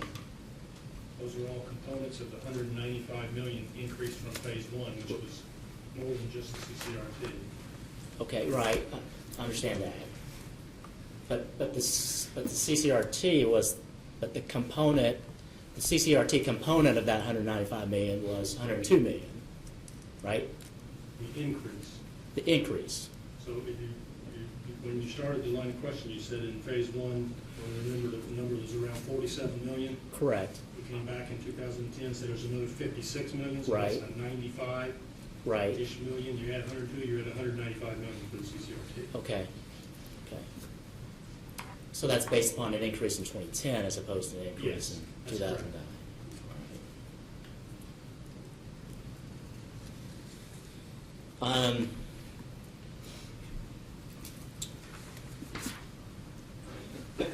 Can we jump now to your rebuttal testimony? Page 14. Lines 11 through 17.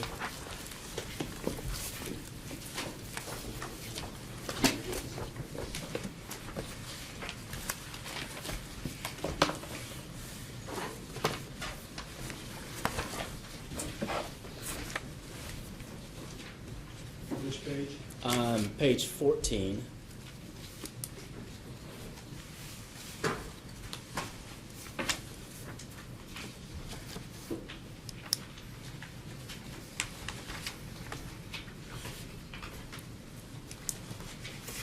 Okay. Well, hang on one second.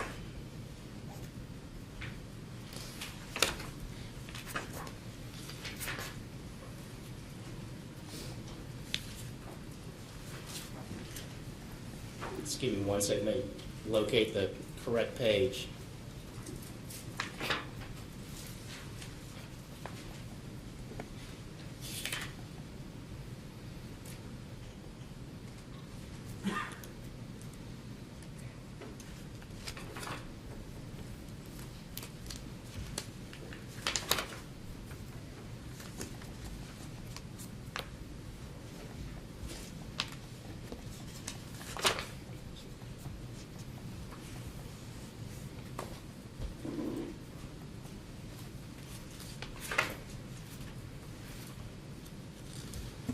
Well, let me ask you this. Do you recall in your rebuttal testimony regarding the compacted nature of the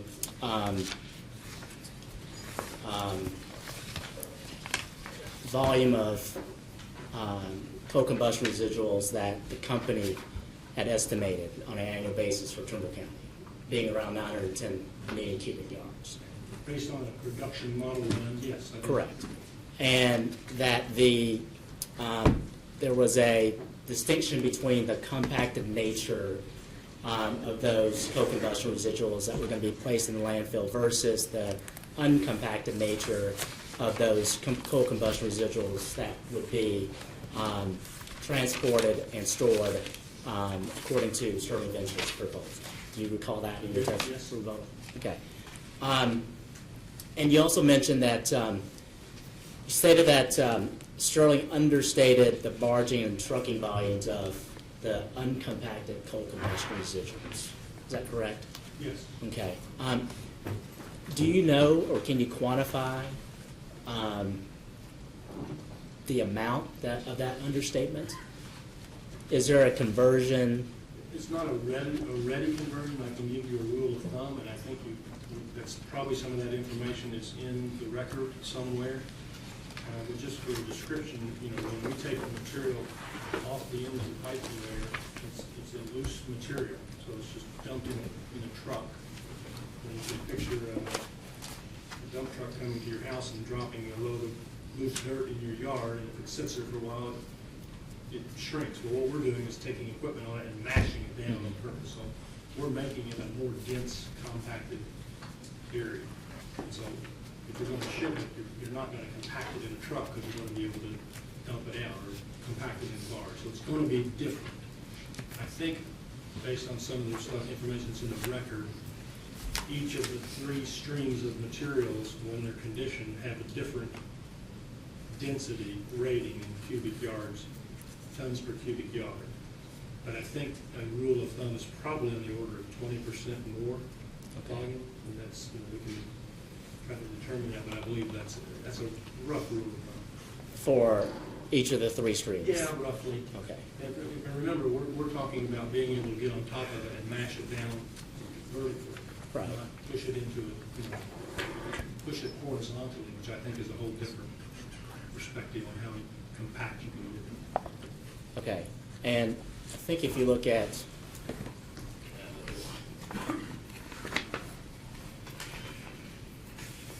Sterling Ventures Exhibit 1,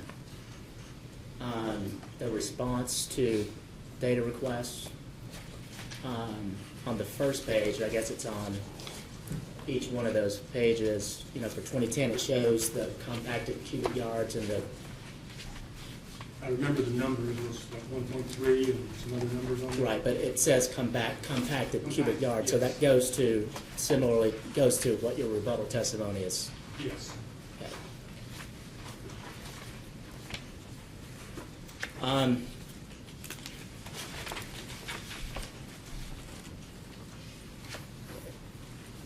Have you read Sterling Ventures testimonies? I have. Okay. They estimated that the transportation of the CCRs by truck would run an average of every 4.5 minutes, 6 days per week. Do you recall that? I would call, a different, depending on the amount of tons they're moving, but it was upwards, I think, of 168 trucks a day, 6 days a week, 10 hours a day. Okay. Yes.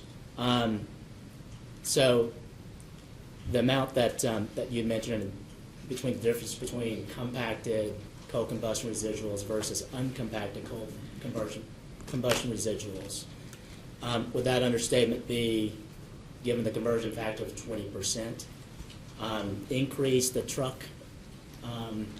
amount of trucking that's needed to transport those CCRs? Yes. Increasing it by 20%? Yeah, it really is, it's a mathematical calculation that we've made. So if you're 20% less compacted, there would be 20% more volume to move, and that would translate to 20% more trucks to haul. Okay. Same with respect to barge transportation. Yes. Regarding fugitive dust handling for CCR, you mentioned in your rebuttal that issues would arise if Sterling Ventures fails to develop detailed plans to avoid fugitive dust in connection with any transport of CCRs. What type of issues? Can you be more specific with the type of issues that Sterling Ventures may encounter with respect to any failure for dust mitigation? Well, it depends upon your unloading and loading methodologies. At the end of our pipe conveyor, we're coming out through a drop-down chute. It's in close proximity to the truck. But in July, when you're dropping material off the end of a pipe conveyor on a continuous basis, there will be the potential for clouders. So we have some spray systems that help us at that end of things. Once you get it up to the landfill itself, it's sprayed. So if you would pick it up with a clamshell and drop it in a truck, that's going to create dust. So it really depends upon the unloading and loading method. But you're talking about relatively dry materials depending upon the weather of the day, whether you're dumping them out the end of a conveyor into a pile and then scooping them up. Because I think one of their alternatives was, in some of the testimony, to load it with a front-end loader. You're going to create dust just in that movement of materials. So will Sterling Ventures need some sort of a permit in order to do that? Any operations like that is going to have to account for the dust in their permit. There will be an air permit required, in our experience, for handling any material like this. We have air permits on our sites as well. So that would be a prerequisite for them to transport CCRs. Okay. Can you turn now to company's response to item 17A of Commission staff's first data request?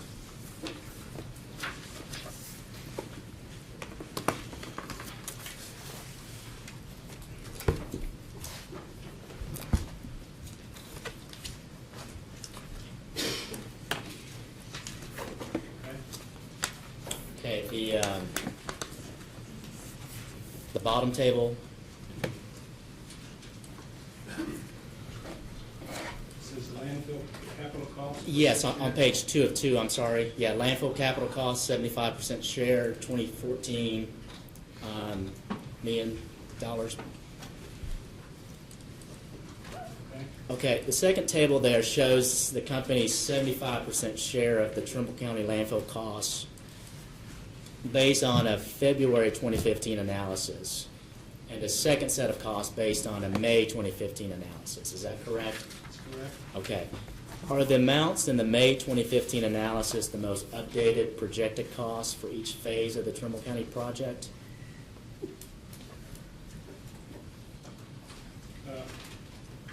I believe that because we are in our budget planning period, that we might have recast a budget forecast in September. Okay. So it might be slightly different, but, this was a May analysis, and what we did, if you read the answers, we moved some contingency around each landfill phase, whether we were applying it at the end of a phase or at the beginning of another one. That's what changed that number. So this would be slightly updated numbers based on our current forecast, but the engineering design hasn't changed since then. I'm sorry, Counselor, what question were you again? Data request? Yes, data request. Commission staff's first, data request number 17. Number 17, thank you.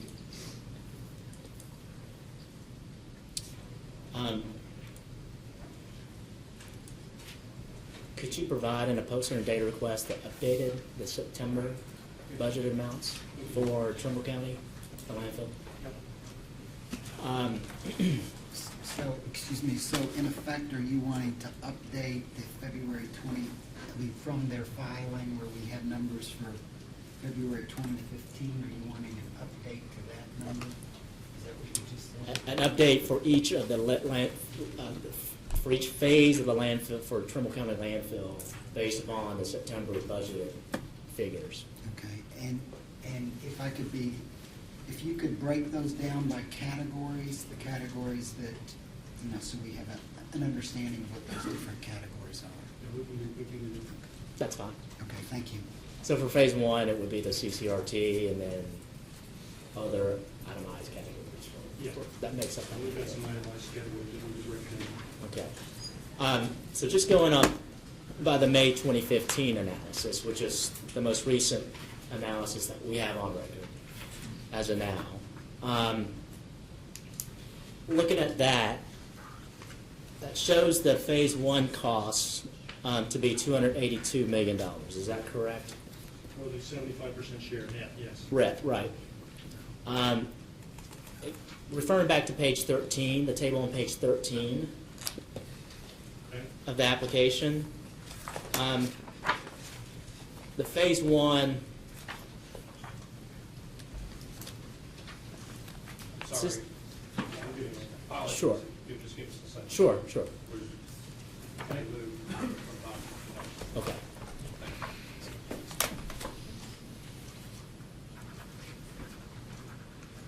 Okay. The February 2015 estimate on this table shows $321.9 million. Is that correct? Yes.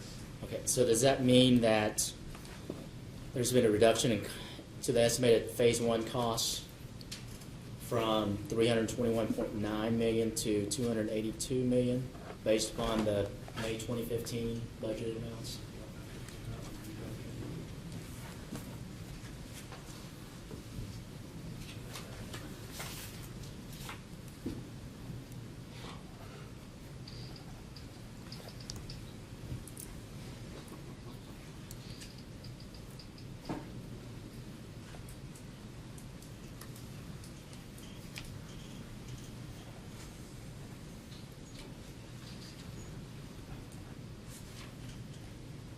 So the 322 February compares to the 282 in May.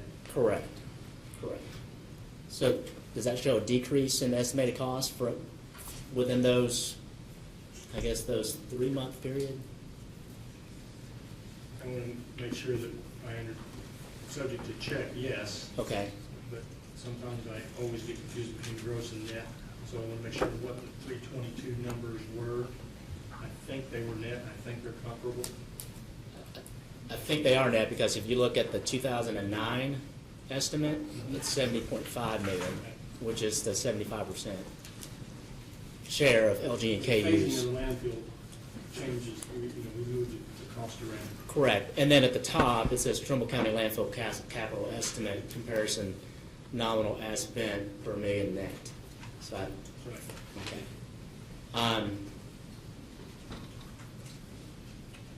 And I guess just a question, what does it mean to be nominal as spent? That's with the brain lock. So, and I just lost words there. Okay, sure. Specifically, but it just brain lock. Just for my edification, I'm sure it's a perfectly reasonable explanation for it. Just keeping in mind that $321.9 million February 2015 estimate, that's on page 13 of the application. Can you flip back to the response to item number 17 of Commission staff's first data request? Okay. On that table, this is also the net figure, it's 75%. It shows here the February 2015 analysis as being, for the first phase of the landfill, only $254 million. Can you reconcile that approximately $70 million difference?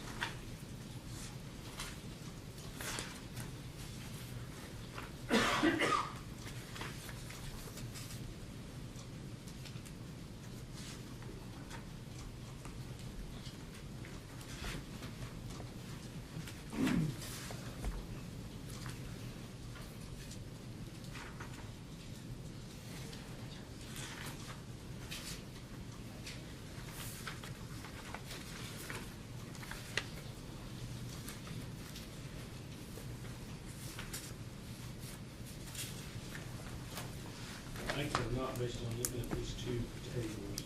Could you provide that in a post-hearing data request?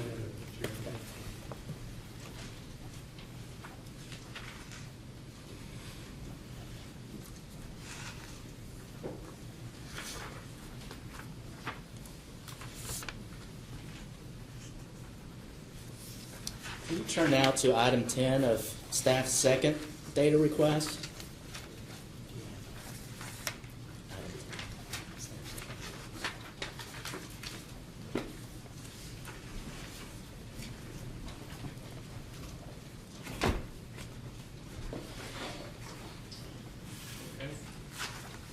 Okay.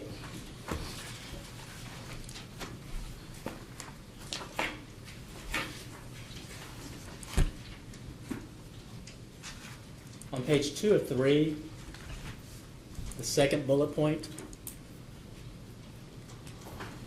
states that Sterling Ventures does not and will not have adequate storage space at its current mining rates. Do you see that? Okay. Is the basis for this statement the information that is included in the rebuttal testimony of Mr. John Fedek, or is there some other basis for that particular statement?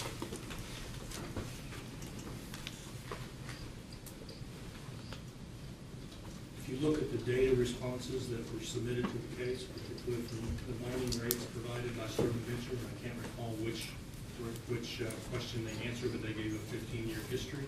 Okay. And they talk about just opening up between what I recall being 500 and 600,000 cubic yards a year.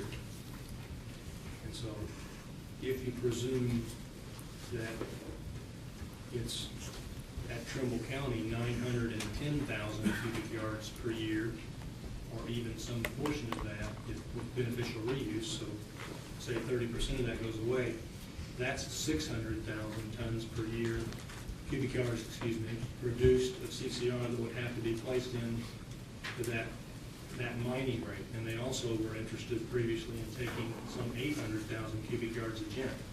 So I'm not certain how you can get 600 plus 800 into an opening. It's only opening up at 600,000 cubic yards a year. Okay. And that was the premise and our concern with the original alternatives analysis before we had all of the numbers. Mr. Fedek also He will be able to explain to you how their mining patterns work and what they have to do for ventilation that keeps them from opening up and using some of the capacity they have available. Okay. Can you turn out the response to item 11, staff's second data request? Okay, the response there states that Sterling Ventures offers may have merit in deferring later phases of the Gent landfill. Have the companies made that determination yet?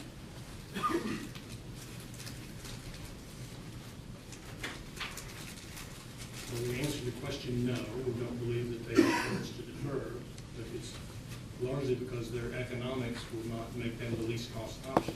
And we had a discussion earlier about the utilization of coal combustion residuals as a part of the closure process, and our assumption that we can do that. So it will be a lower cost for us to use the materials on our own site to close facilities than it would be to pay Sterling Ventures to take them to their mine. So it's just based upon the economics of the on-site versus the off-site proposal. Correct.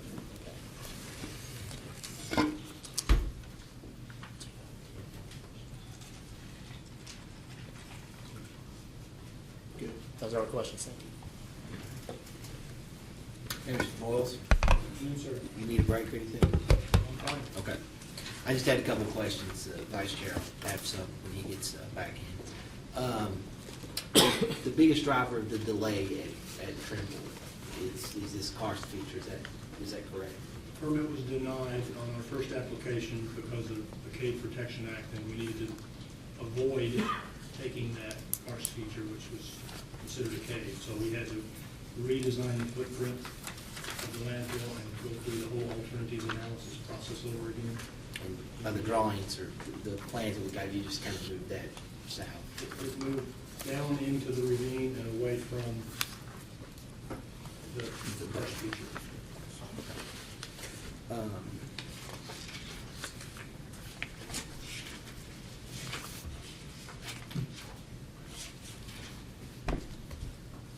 You talk about the air permits.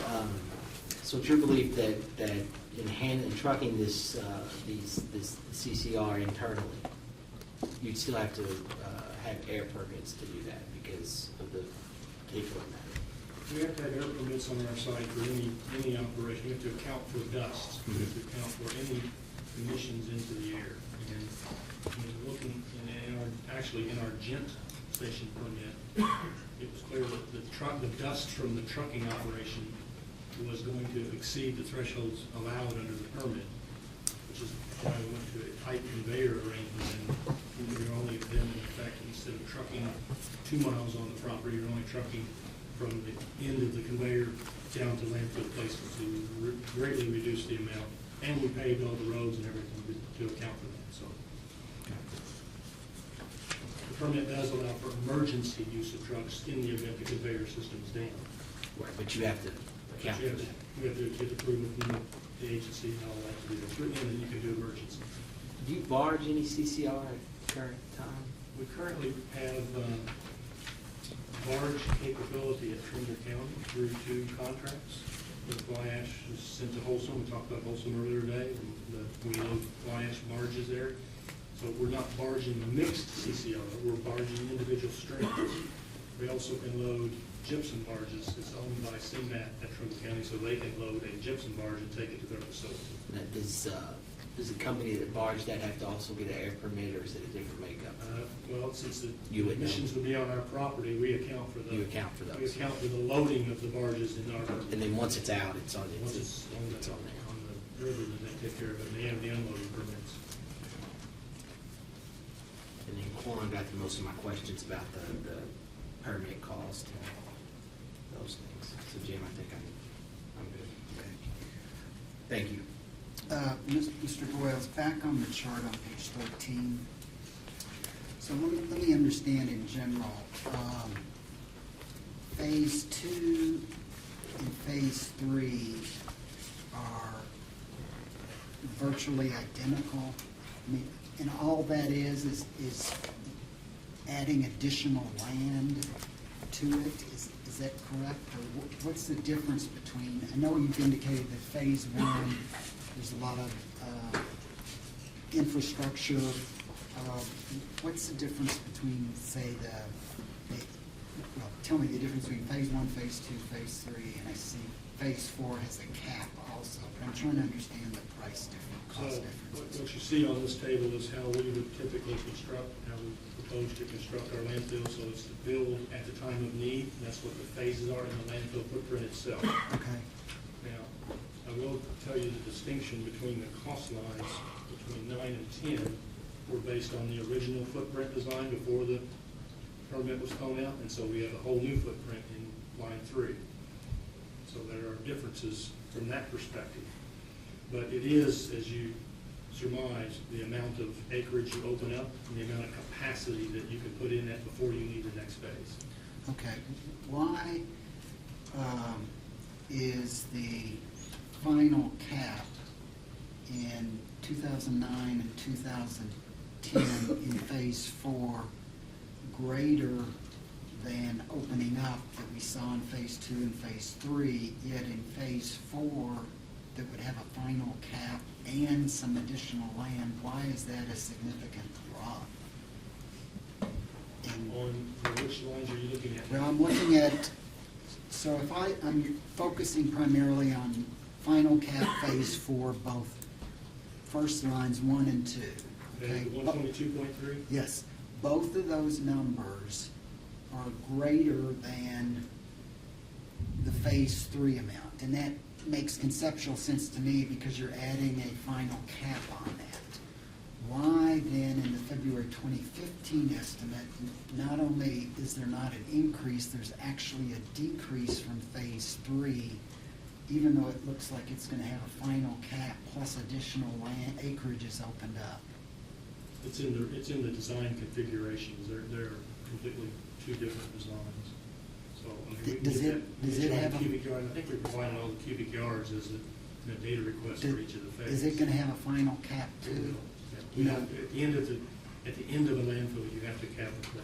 And roughly what's the cost of the final cap? I don't have that off the top of my head, but you're essentially talking about clays, clay layers, and cover soils and seeding, you know, in the contours. And it's specified in the permit on how you raise the benches of the landfill as you close it.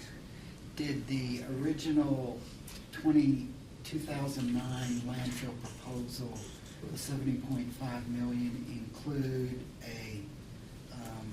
the transport? It included a small component of that. I think we established earlier it was around 47 million, not 70, which was an error. Okay. We completed the design. You said it was That was a low number as we got into the design, and we've now, with all Okay. the lessons learned and all the numbers we went through earlier, that number is higher. And, okay, if you could turn to page 15 of the, URL's, the joint application, please.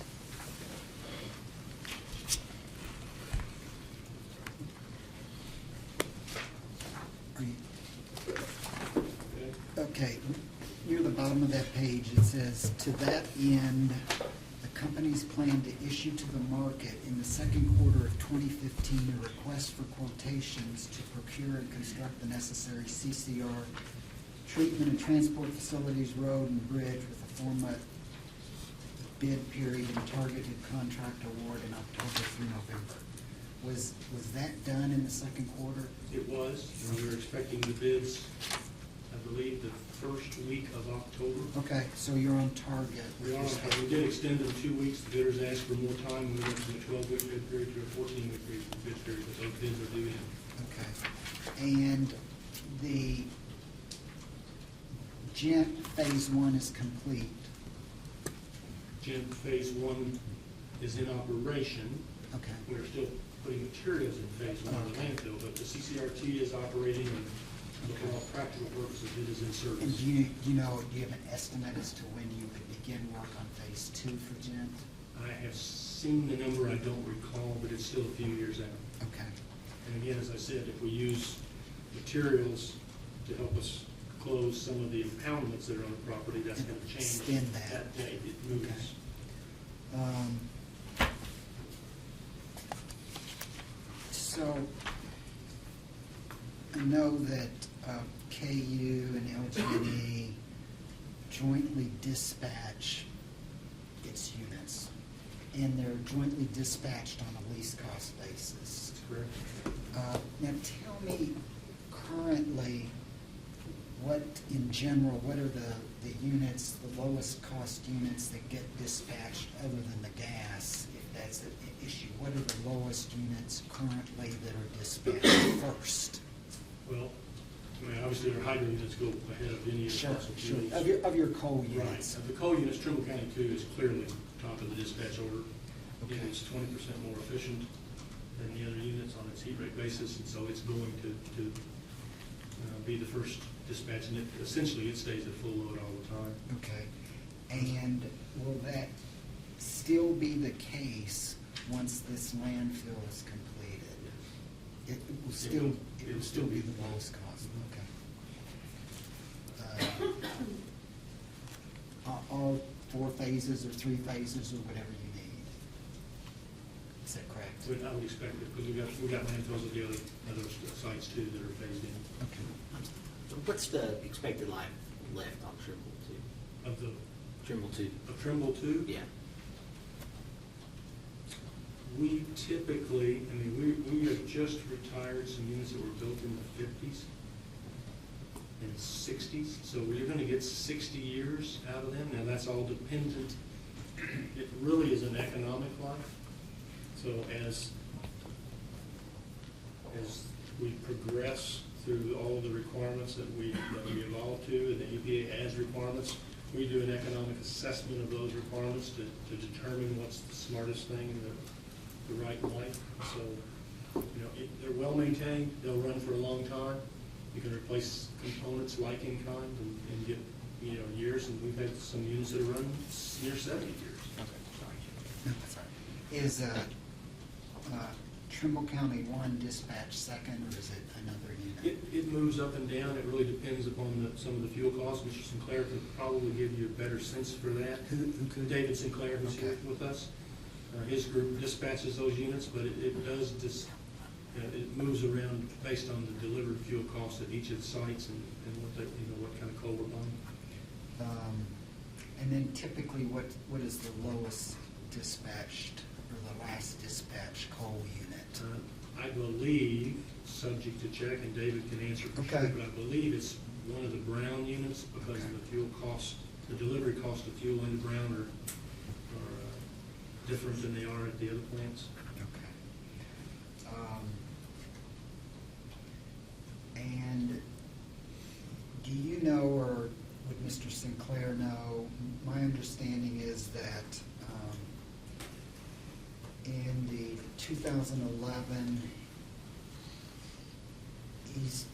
environmental surcharge settlement case, that there was a particulate matter control system requested for TC1. Yes. Do you know what the rough cost of that was? It is in the $100 million range. It was the bag house that we're installing currently. And actually, it will, next month, we'll take unit 1 on its outage to make that timing. Okay, so I would assume, and I guess Mr. Sinclair is probably the person to ask if when in the net present value revenue requirement, whether that cost has been included in that. And I'm sure he can confirm this, but we put all of the costs that are required to operate, all the environmental costs. Okay. And we assess that as we go forward before we would ever commit to a new project. We make sure we take it into account what those capital costs might be to the best we know in the future. So those costs have been accounted for. Okay, so that should be accounted for in that analysis. Sure. Okay, all right, thank you. That's all I have. You may redirect at this time? I have 3 questions. Okay. Of him or me? My witness, Your Honor. In my experience, I should not ask the bench questions.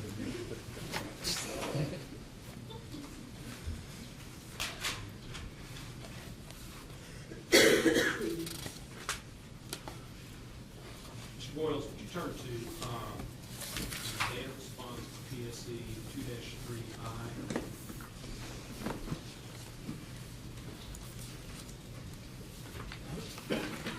Which set,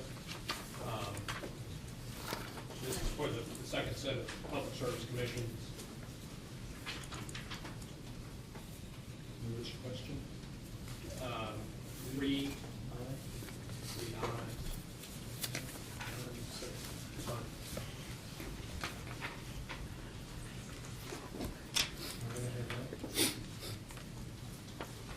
Let's represent a breakdown of the costs for the Trimble County CCRT.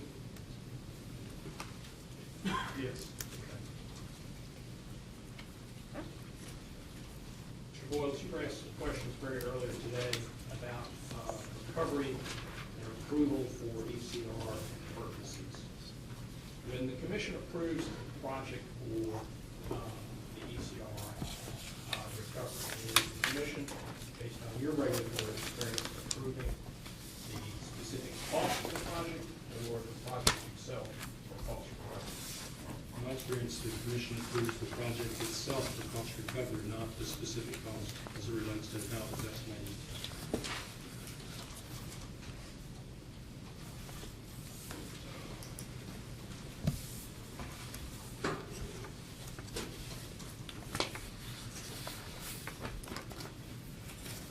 You have before you, what was marked as Sterling Venture, exhibit number 2. Yes. I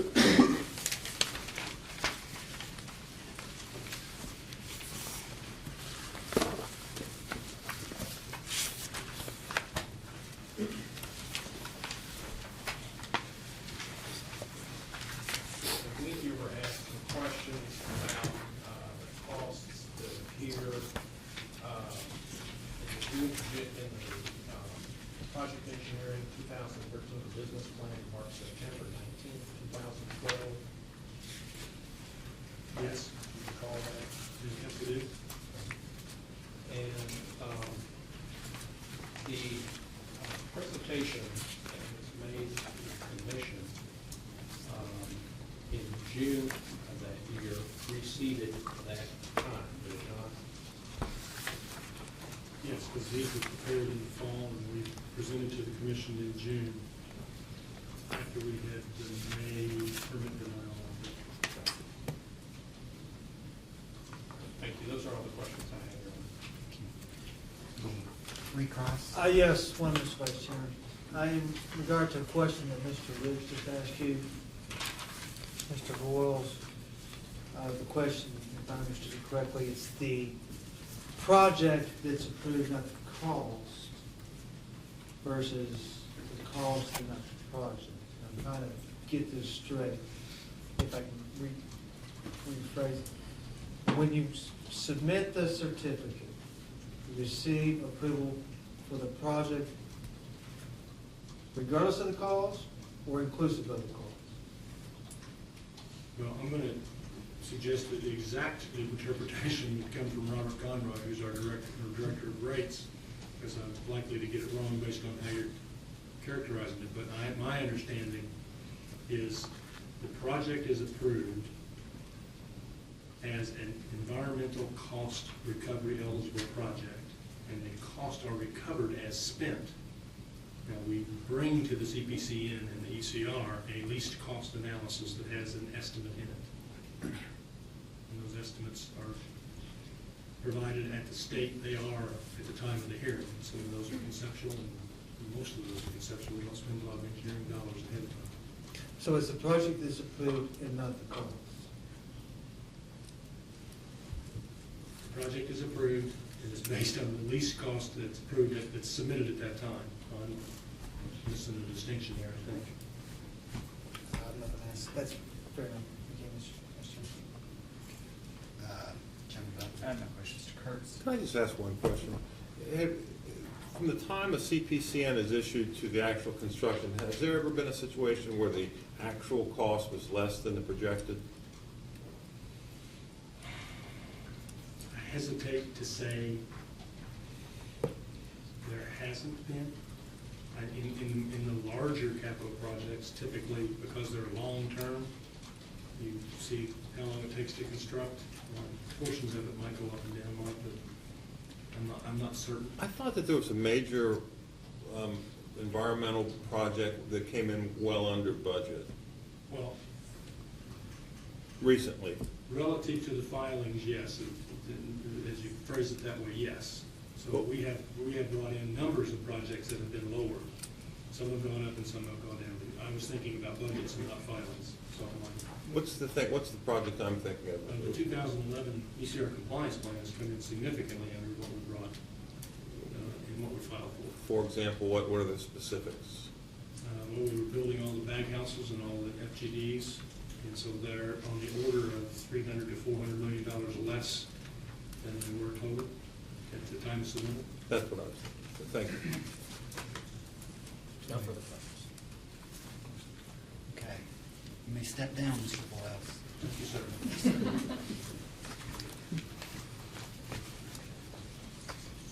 Want to go with your next witness? Yes, Your Honor, do you want to take a break or keep moving? Yeah, let's take a break. Let's come back a couple minutes after, let's say, what is it, 4:32? Very good. Thank you.